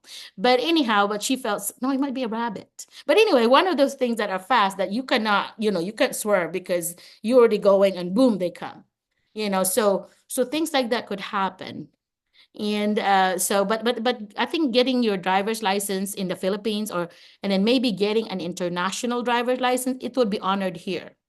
Maybe Joel and Myrna can help me with this. I don't know if it's honored for 3 months. I don't remember for how long, but it will be honored when you get here. And then you have so many, a month or two or whatever, many days to switch it to that state. Okay. So even moving from one state, like for example, my daughter moved from Arkansas to Hawaii. Well, she was given a month or two to switch her Arkansas license to Hawaii. So they still have to have their own license for that state when you move. I don't know, because you're gonna learn this, Doreen, whenever you drive, that whenever your husband moves, you're gonna have to change your license if you're staying there for so many days or months. Yes. Yeah. Okay. Good luck, Yeah. girl. Okay. Thank you for attending. You're always so good at attending. Thank you. Thank I you. appreciate it. So you learned something, right? Did you learn something that you use in your classroom? Oh, yes. Actually, mom, before I had my interview at the school, so I checked your YouTube channel about the interview tips and tricks and how to ace the interview. And most of the questions that I learned from your YouTube channel, it was asked by the school principal, especially the ELA block. So I don't know that one at first. So, but ELA block, do you know that? It's I like a don't. lesson planning. Or Oh, okay. maybe, Yeah, yeah. yeah, it's like a I don't think lesson it's. plan. It's like a I don't lesson think plan it's in the from me. It might be Philippines, the somebody else. But PLE anyway. block. Okay. So how are you going to integrate that one in the classroom setting? So Oh, yeah. yeah, yeah, yeah. We did talk about that. Yes. Yeah. A math So I, block. ha I learned a lot of lessons about your YouTube channels, even though I didn't attend your seminars or our bi-weekly meetings. So yeah, it helped me a lot. And also how to discipline the children in the classroom. So yeah, it's kind of a bit difficult because the culture here in the US is different than the Filipino children. So They're yeah. so good. For example, Merlina, please pick up the garbage on the floor. They will say, no. What do you say no? No. And Yeah. then one kid of mine told me, I kicked my mom yesterday. Jesus Christ. Oh my gosh. Yeah, it happened. So I was really, what? And then I told my husband about that. So Yeah, but yeah, go he ahead. told me, oh, you have to be very careful about those children, especially Yeah. when you speak to them because they remember and they will tell their parents about it and you will be in trouble. Yeah. Well, I used to joke with my parents because I have the rapport with the parents. I said, if you promise to believe about half of what your children to talk about the classroom, I promise to do the same, but what they talk about you.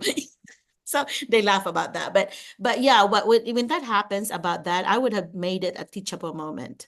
I would have said, do you think that was correct? That was right? Do we do that to our parents? Of course, not in front of others. I would have talked to that child and really made it a teachable moment that I would have taught that child that that is not correct. You love your mom, right? Why would you do that? Why do you think that it was right to do that? Sometimes they would say, well, on TV they did that, or so and so did that. You want to know where they learned it from, because we love our mom. We love our, without our mom, we won't be here. So do they deserve to be kicked? So I would always address that. I know that's not part of my curriculum, but to me, part of being a better person, I always thought that that was part of my job. is to talk to my kids about being a better person. So you'll be a better adult someday, you know. And so yeah, anytime you hear something like that, Doreen, always try to correct it.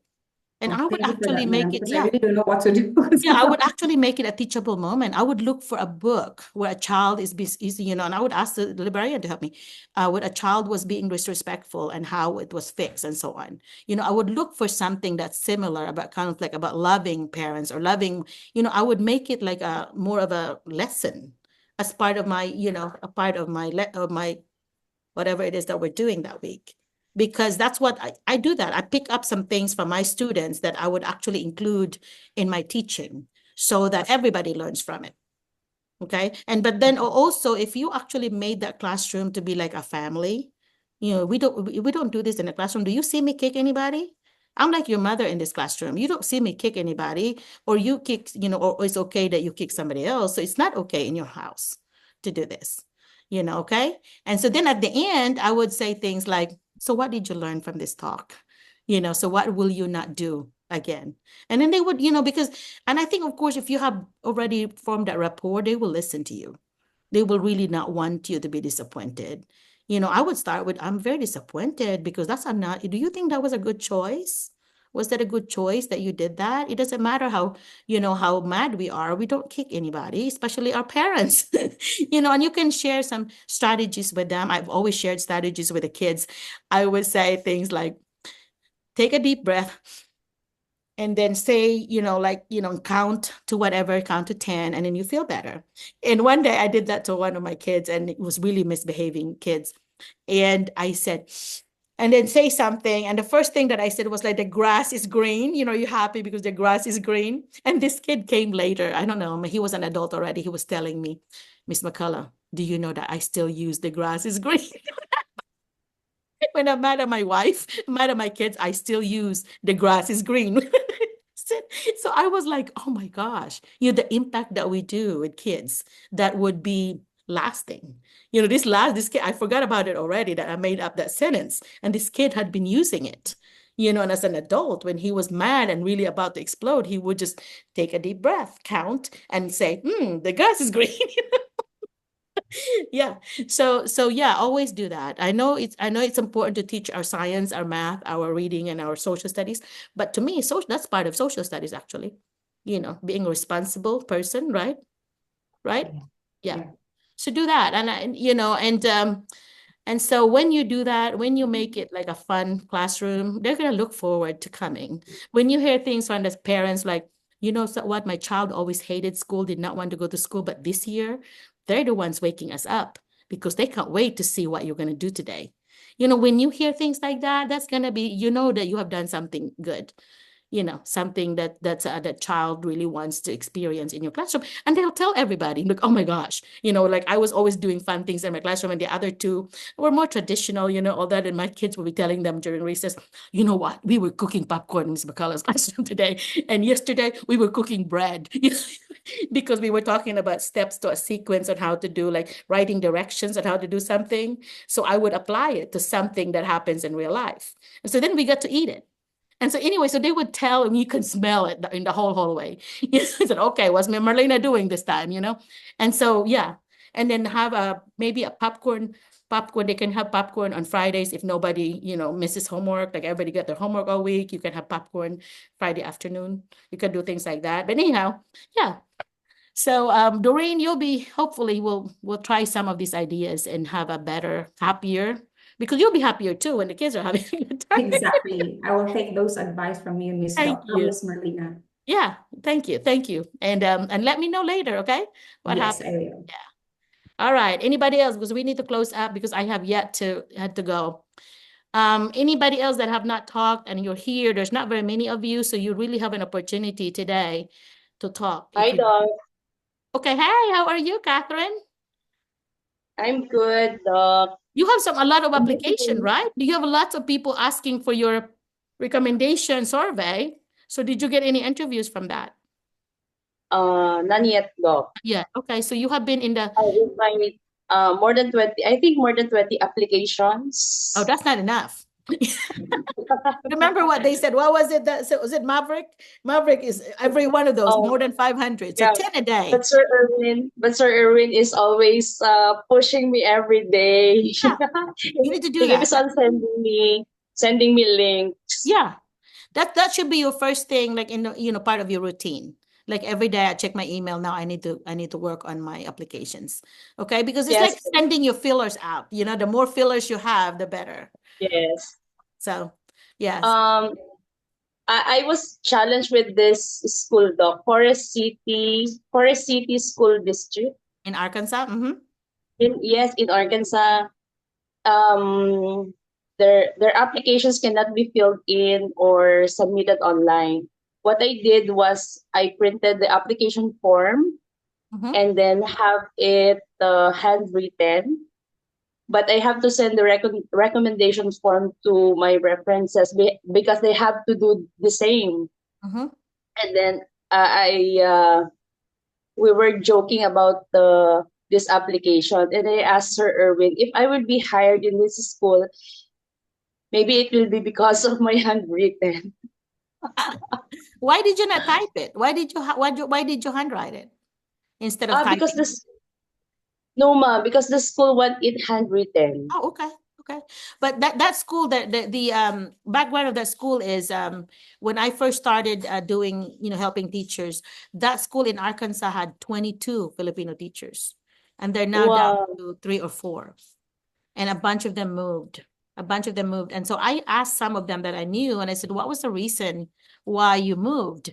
And they said, well, we didn't feel the support. We didn't feel like we were supported. We felt like, and of course, there are other reasons, I'm sure personal reasons for some.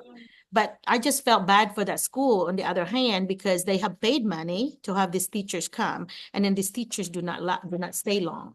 So I wish that whenever you got come and they spend money on you, you need to at least stay, with them, at least 2 or 3 years anyway, because you have 5 years for J1. And so you need to spend at least 2 or 3 years with them, because unless it's just really bad situation, of course you have to move.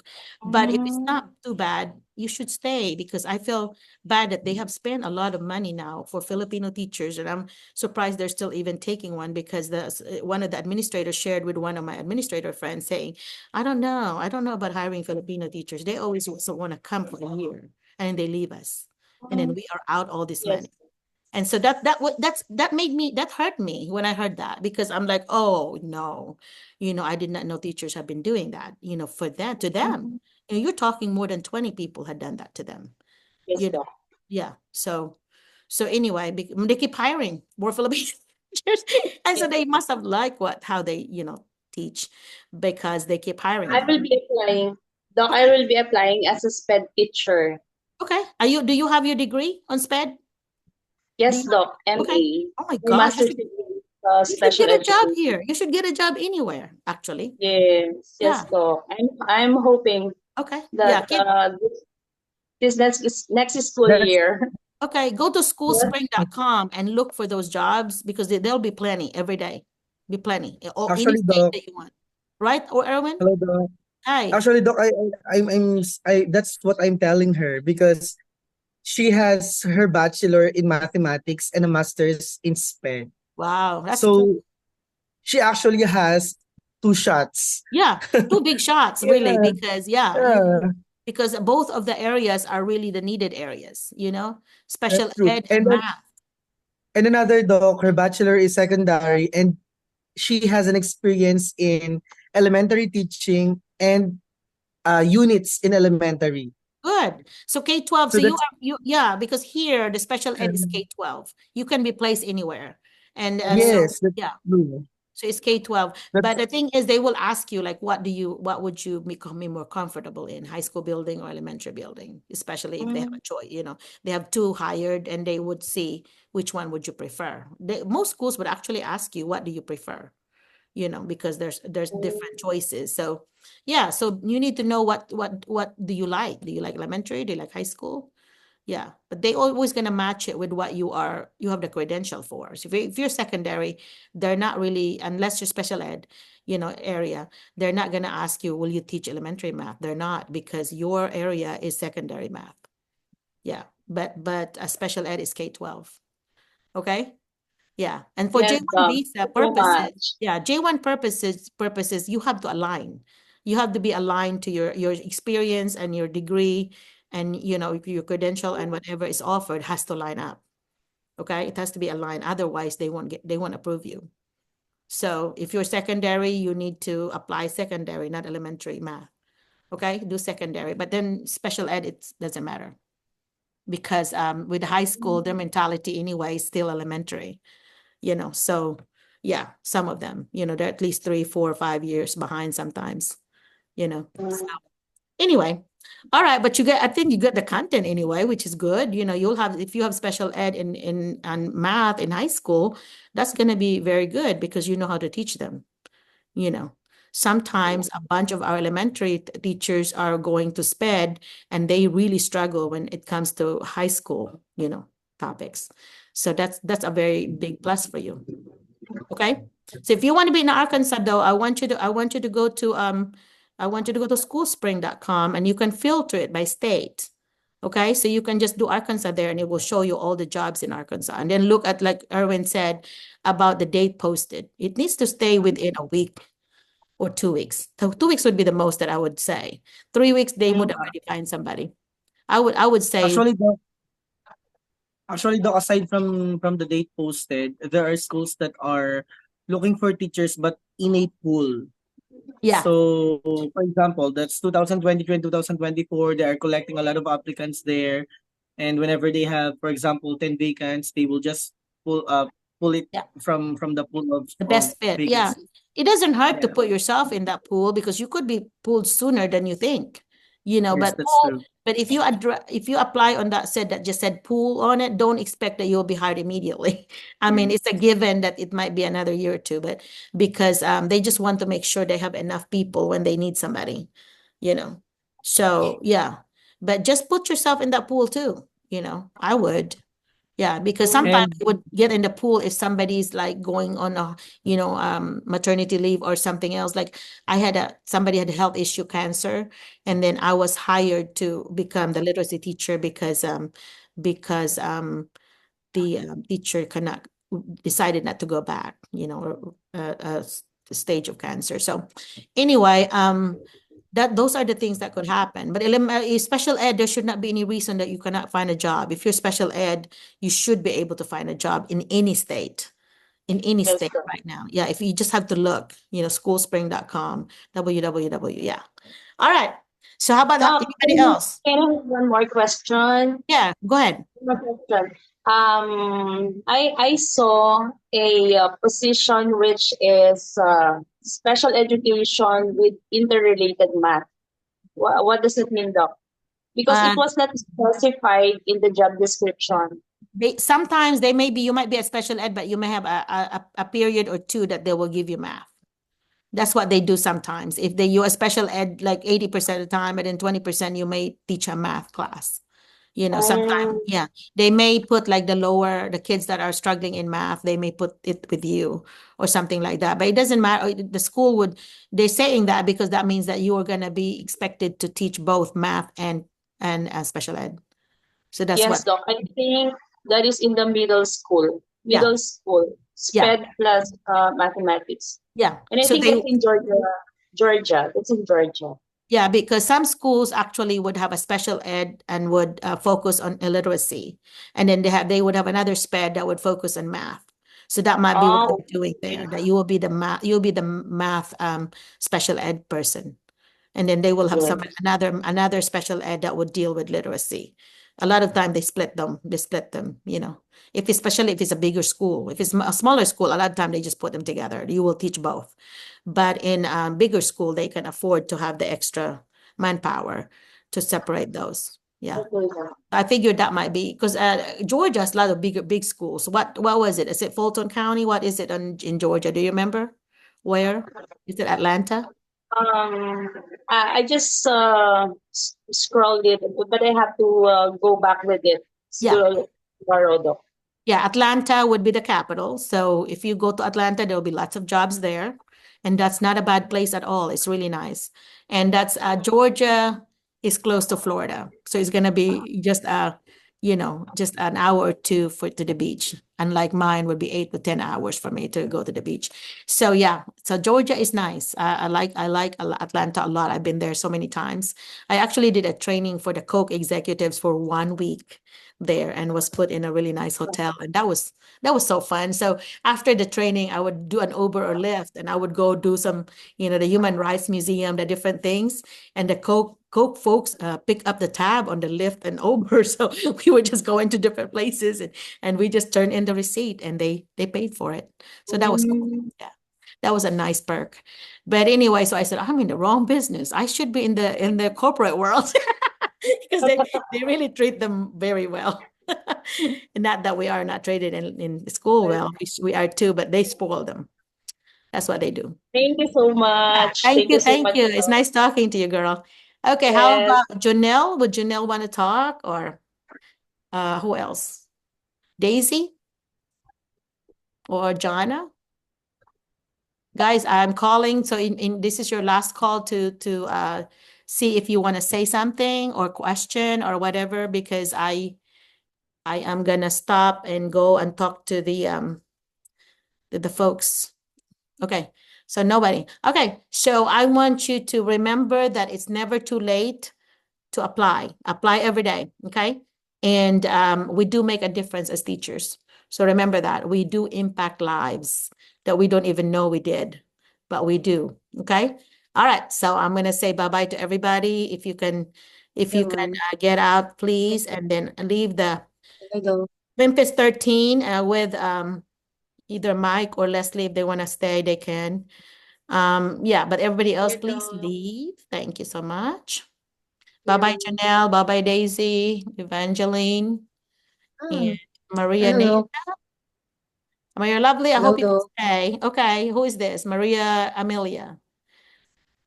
You Yes, have you, Doc. you have something to say? It's okay, Doc. It's Yes, Doc. okay. Okay, next time. In 2 weeks, we're gonna Next meet time. the 27th. Doc. Okay, the 27th is our next meeting. All right, so goodbye. And I have five. How many people do I have that need to okay, so John and Marie need to leave, and Catherine needs to leave, and Daisy, Evangeline. So the Memphis 13 did not have very many today. Did you all want to talk or no? There's really nothing to talk about right now, right? Hello, Doc. Good morning. Yeah. Hey, Marlon and everybody, do you have anything that you want us to meet with or no? There's nothing. I have something to ask. Yeah, who is this? Jana Marie? Yeah, go ahead. Yes. What's your question? Hello, good morning, Doc. I'm Hey. Mom Jana Marie. Yeah. Pahulas Bermudez from Roa City, Capiz. And I'm teaching MAPI subject for more than 10 years. Okay. Is there a possibility that I can get hired? Because I thought that MAPI subject is different from the US, from MAPI Philippine curriculum. Yeah, it's a different one because a lot of time the PE teachers are coaches. Yeah, PE teachers were usually are coaches of different sports, and then health. But you just have to go look for one of those and apply. They're not going to be combined like you do in the Philippines. They're going to be either a PE teacher, a health teacher, and what's the other one? Music teacher. So you're going to have to see which Music, one you like arts. art teacher. You're going to have to see which one you like, but then apply to those and in which one you really like to teach. Apply to go to schoolspring.com, www.schoolspring.com, and then look for those subjects. And then it's not going to be combined at all. It's going to be one at a time. Okay. But yeah, you have to Another read. one though. Mm-hmm. I have another one question. If you try to compare the way of teaching in US and the Philippines, so here in the Philippines, we need to teach first uh, discuss first the skills, and then you as a teachers, you need to demonstrate it. But in the US, as I have observed in the YouTube or my Facebook, any media account, that their classes always held at the gym or inside the gym. There's no classroom setting there. Oh no, PE, yes. PE is usually in a gym, and the really poor school And have it PE outside. class, though. Yeah, PE class is always in the gym. Yes. Ah, They would have okay. elementary gym, they would have high school gym, really nice usually. Some of them have mats, really nice mats. And so it depends on how rich the school is. The richer the school, the more equipment you have for PE. Okay. And the nice thing about PE is you don't have a test for it. So you just make sure that, the kids' physical health. But um, yeah, there should be jobs there. The only thing is that you need a PE teacher in elementary and you need a PE teacher in high school. So no, not necessarily because they're coaches. So you only have elementary. So in every school, you only need one. And so a lot of time, if they already have one, they're not going to need another. Okay. So that's why you have to apply in health also in, music, in your other areas too, because most of these jobs that you have will only need one person to teach it, instead of, yeah. So I need to have, like for example, Doc, I need to have a Maryland certificate, like for example, in PE, so that I can reciprocate it to another certificate from the other You can, we state can, there in US. yeah, you Can I can use the request. Maryland certificate? Yeah, you don't request for that. It's actually based on your FCE. You got your transcript to FCE to Spantran, www.spantran.com, and it will come back with your FCE, your foreign credential evaluation, and it tells there what are the subjects you can teach. So that's where your license will be based on the FCE. Okay? So yeah, so whatever your FCE says, it's what you can teach. Okay? So that first step for you, if you don't have your FCE, you need to do your FCE. Get your FCE. Get your passport and FCE because those are the ones that take longer. For now, Doc, I am working with my Maryland certificate. Okay. But it takes a month. Okay. Yes, it, So you already it have takes your a month. FCE. You already have your FCE then. Yes, I do have Okay. from Spantran. Okay. Then you did you see what you were supposed to teach? It should mention that subject, right? Did it not mention what you're able to teach? On top, it should say on top what you can teach. Yes. It said that. Because I have passed my bachelor degree and master degree in Spantran, both for what call this evaluation. Okay. Then those are the ones that you can teach. You can have a license in is whatever the FCE says. Okay. So whatever you are able to, that's what you can get a license under. All right.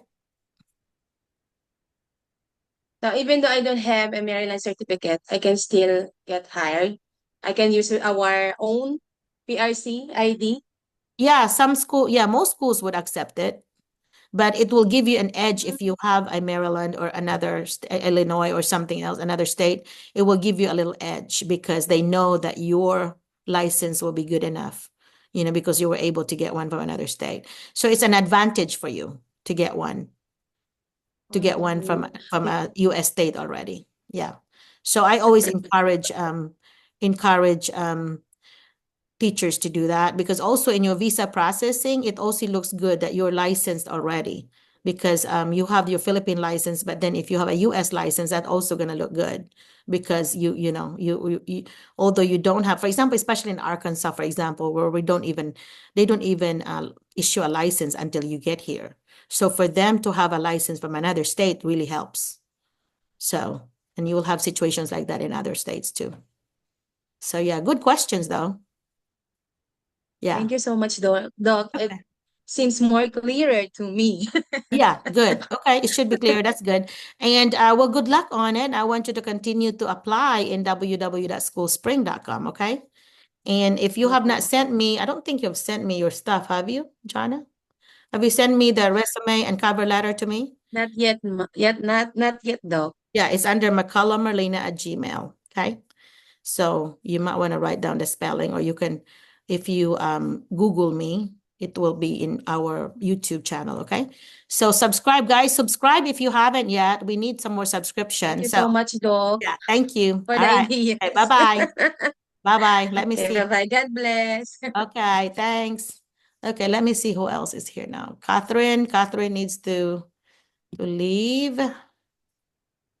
And Daisy needs to leave. Hello, Doc. Hello. Who is this? Daisy, you just want to Good say morning, bye or do Doc. you have a question? I want to I want to try the introduction video Okay, a go while ahead ago, and but I was a bit hesitant because there are a lot of participants and it's my first time. So can I do it now, Doc? If you it's can. okay, Doc. But you have to turn on your camera. I don't want to accept it without a video. Yep, there you go. Go ahead. Okay. Am I audible, Doc? Yep. Okay. Good morning, Doc Merlina. Good morning, fellow teachers. I am Daisy Jane D. Marquez, an elementary teacher from Cebu, Philippines, currently connected to Nangka Elementary School, and I graduated with a Bachelor of in Education, major in early childhood, major in general education, and I pursued a Master of Arts in Education, major in early childhood education, with 51 semester credit hours from a regionally accredited university in the Philippines. I have handled kindergarten, first grade, and fifth grade students, handling kindergarten learning domains and core subjects.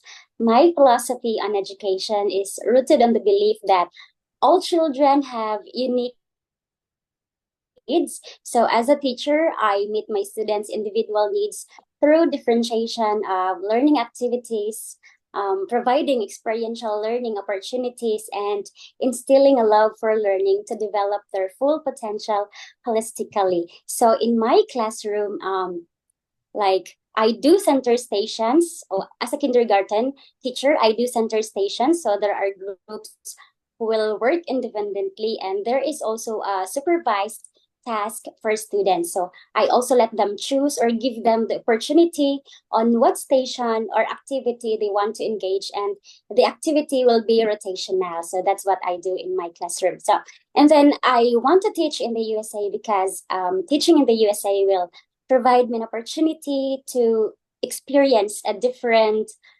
education system and culture, which helps me grow personally and professionally. Yes, and then moreover, I want to share the Filipino culture to my students and make a positive impact to the lives of the students. This may sound cliche, and I want to contribute to the local community in my in the state that where I am teaching in the future. Thank you, Doc. Very good. Yeah. You might want to say when I will be teaching. You don't say I am, I will be teaching. But that's Yes, okay. in the Other future. than Thank that, you. you were fluent. You had a really good stuff to say, especially in your philosophies. I really like what you said on your philosophy because it makes you feel like you're gonna be a hands-on teacher and you're gonna do stations. They call them learning stations here. Instead of center stations, they would say learning stations. Yeah, either learning center, no, I think the centers would be an outdated name. It has to be learning stations. That's what they use now. Okay. But other than that, you did well, and I love that you said about what grades you've taught. That's a very good example. When you did about masters, you have 51 hours. You might want to say 51 out of what? How many hours? So you might want to follow it with my anticipated graduation date is in 2025. You may want to say that. That way, as a listener to it, I'm asking, so I wonder when she just graduate. She's going to graduate from this. She has 51 hours already. Because in the US, a common number for masters is 30 or 36. And your guidance counselor has 48. And I think so does librarian had 48. But most of our administrators only have 36. So that's why when you hear the word 51, we're going to say, why did she not graduate, yet? So yeah, so you have to say either 51 out of 100 or 51 out of whatever, or you can say my anticipated graduation date is this, okay? All right, you smiling the whole time. Perfect. Because I can tell that you're like a happy person and you're a pleasant teacher for the kids. So that's a very good plus for you. So I think you'll do well on your interview because you're fluent. If you have a cheat sheet, it's not obvious. So you did well with that. If I don't know how you did you just memorize it or do you have a cheat sheet somewhere? I practiced it a while ago, Doc. Very good for Since you. this morning. Good job. Yeah, it's very smooth. So keep that up, okay? So yeah, if you can do what you just did, you should do well, okay? And I love that you also greeted everybody. You always greet the whoever's interviewing you. You need to greet them and say good morning or whatever. And get you a piece of paper, write down the names whenever they introduce themselves. You need to write the names down so that when you address them, you need to call them by their last name. Miss so and so, Miss McCullough, Miss Mr. whatever. And so yeah, you need to do that. But that's it. Other than that, you did well. Awesome. Okay. So I hope you continue to watch us and you follow us on Facebook and YouTube in order for you to learn more, because I always post things there that I think the teachers will learn from. Or you feel free to post something too if you want. Okay. Not very many have been posting. It seems like I've been the one posting. Some people you need to post. Like share your summer vacation. What are the things that you're learning this time or enjoying? Right? Okay. All right. So I think you might be the last speaker before I turn to the group that's gonna talk to me more. All right. So I'll say bye-bye to you. Thank you for making a difference in the lives of kids. Okay. Bye-bye. And who else do we have left? Do we have everybody here? I mean, not just the Memphis. Are these some Memphis folks, right? Oh, except Jonna. Jonna, do you mind exiting, please? Jonna? I'm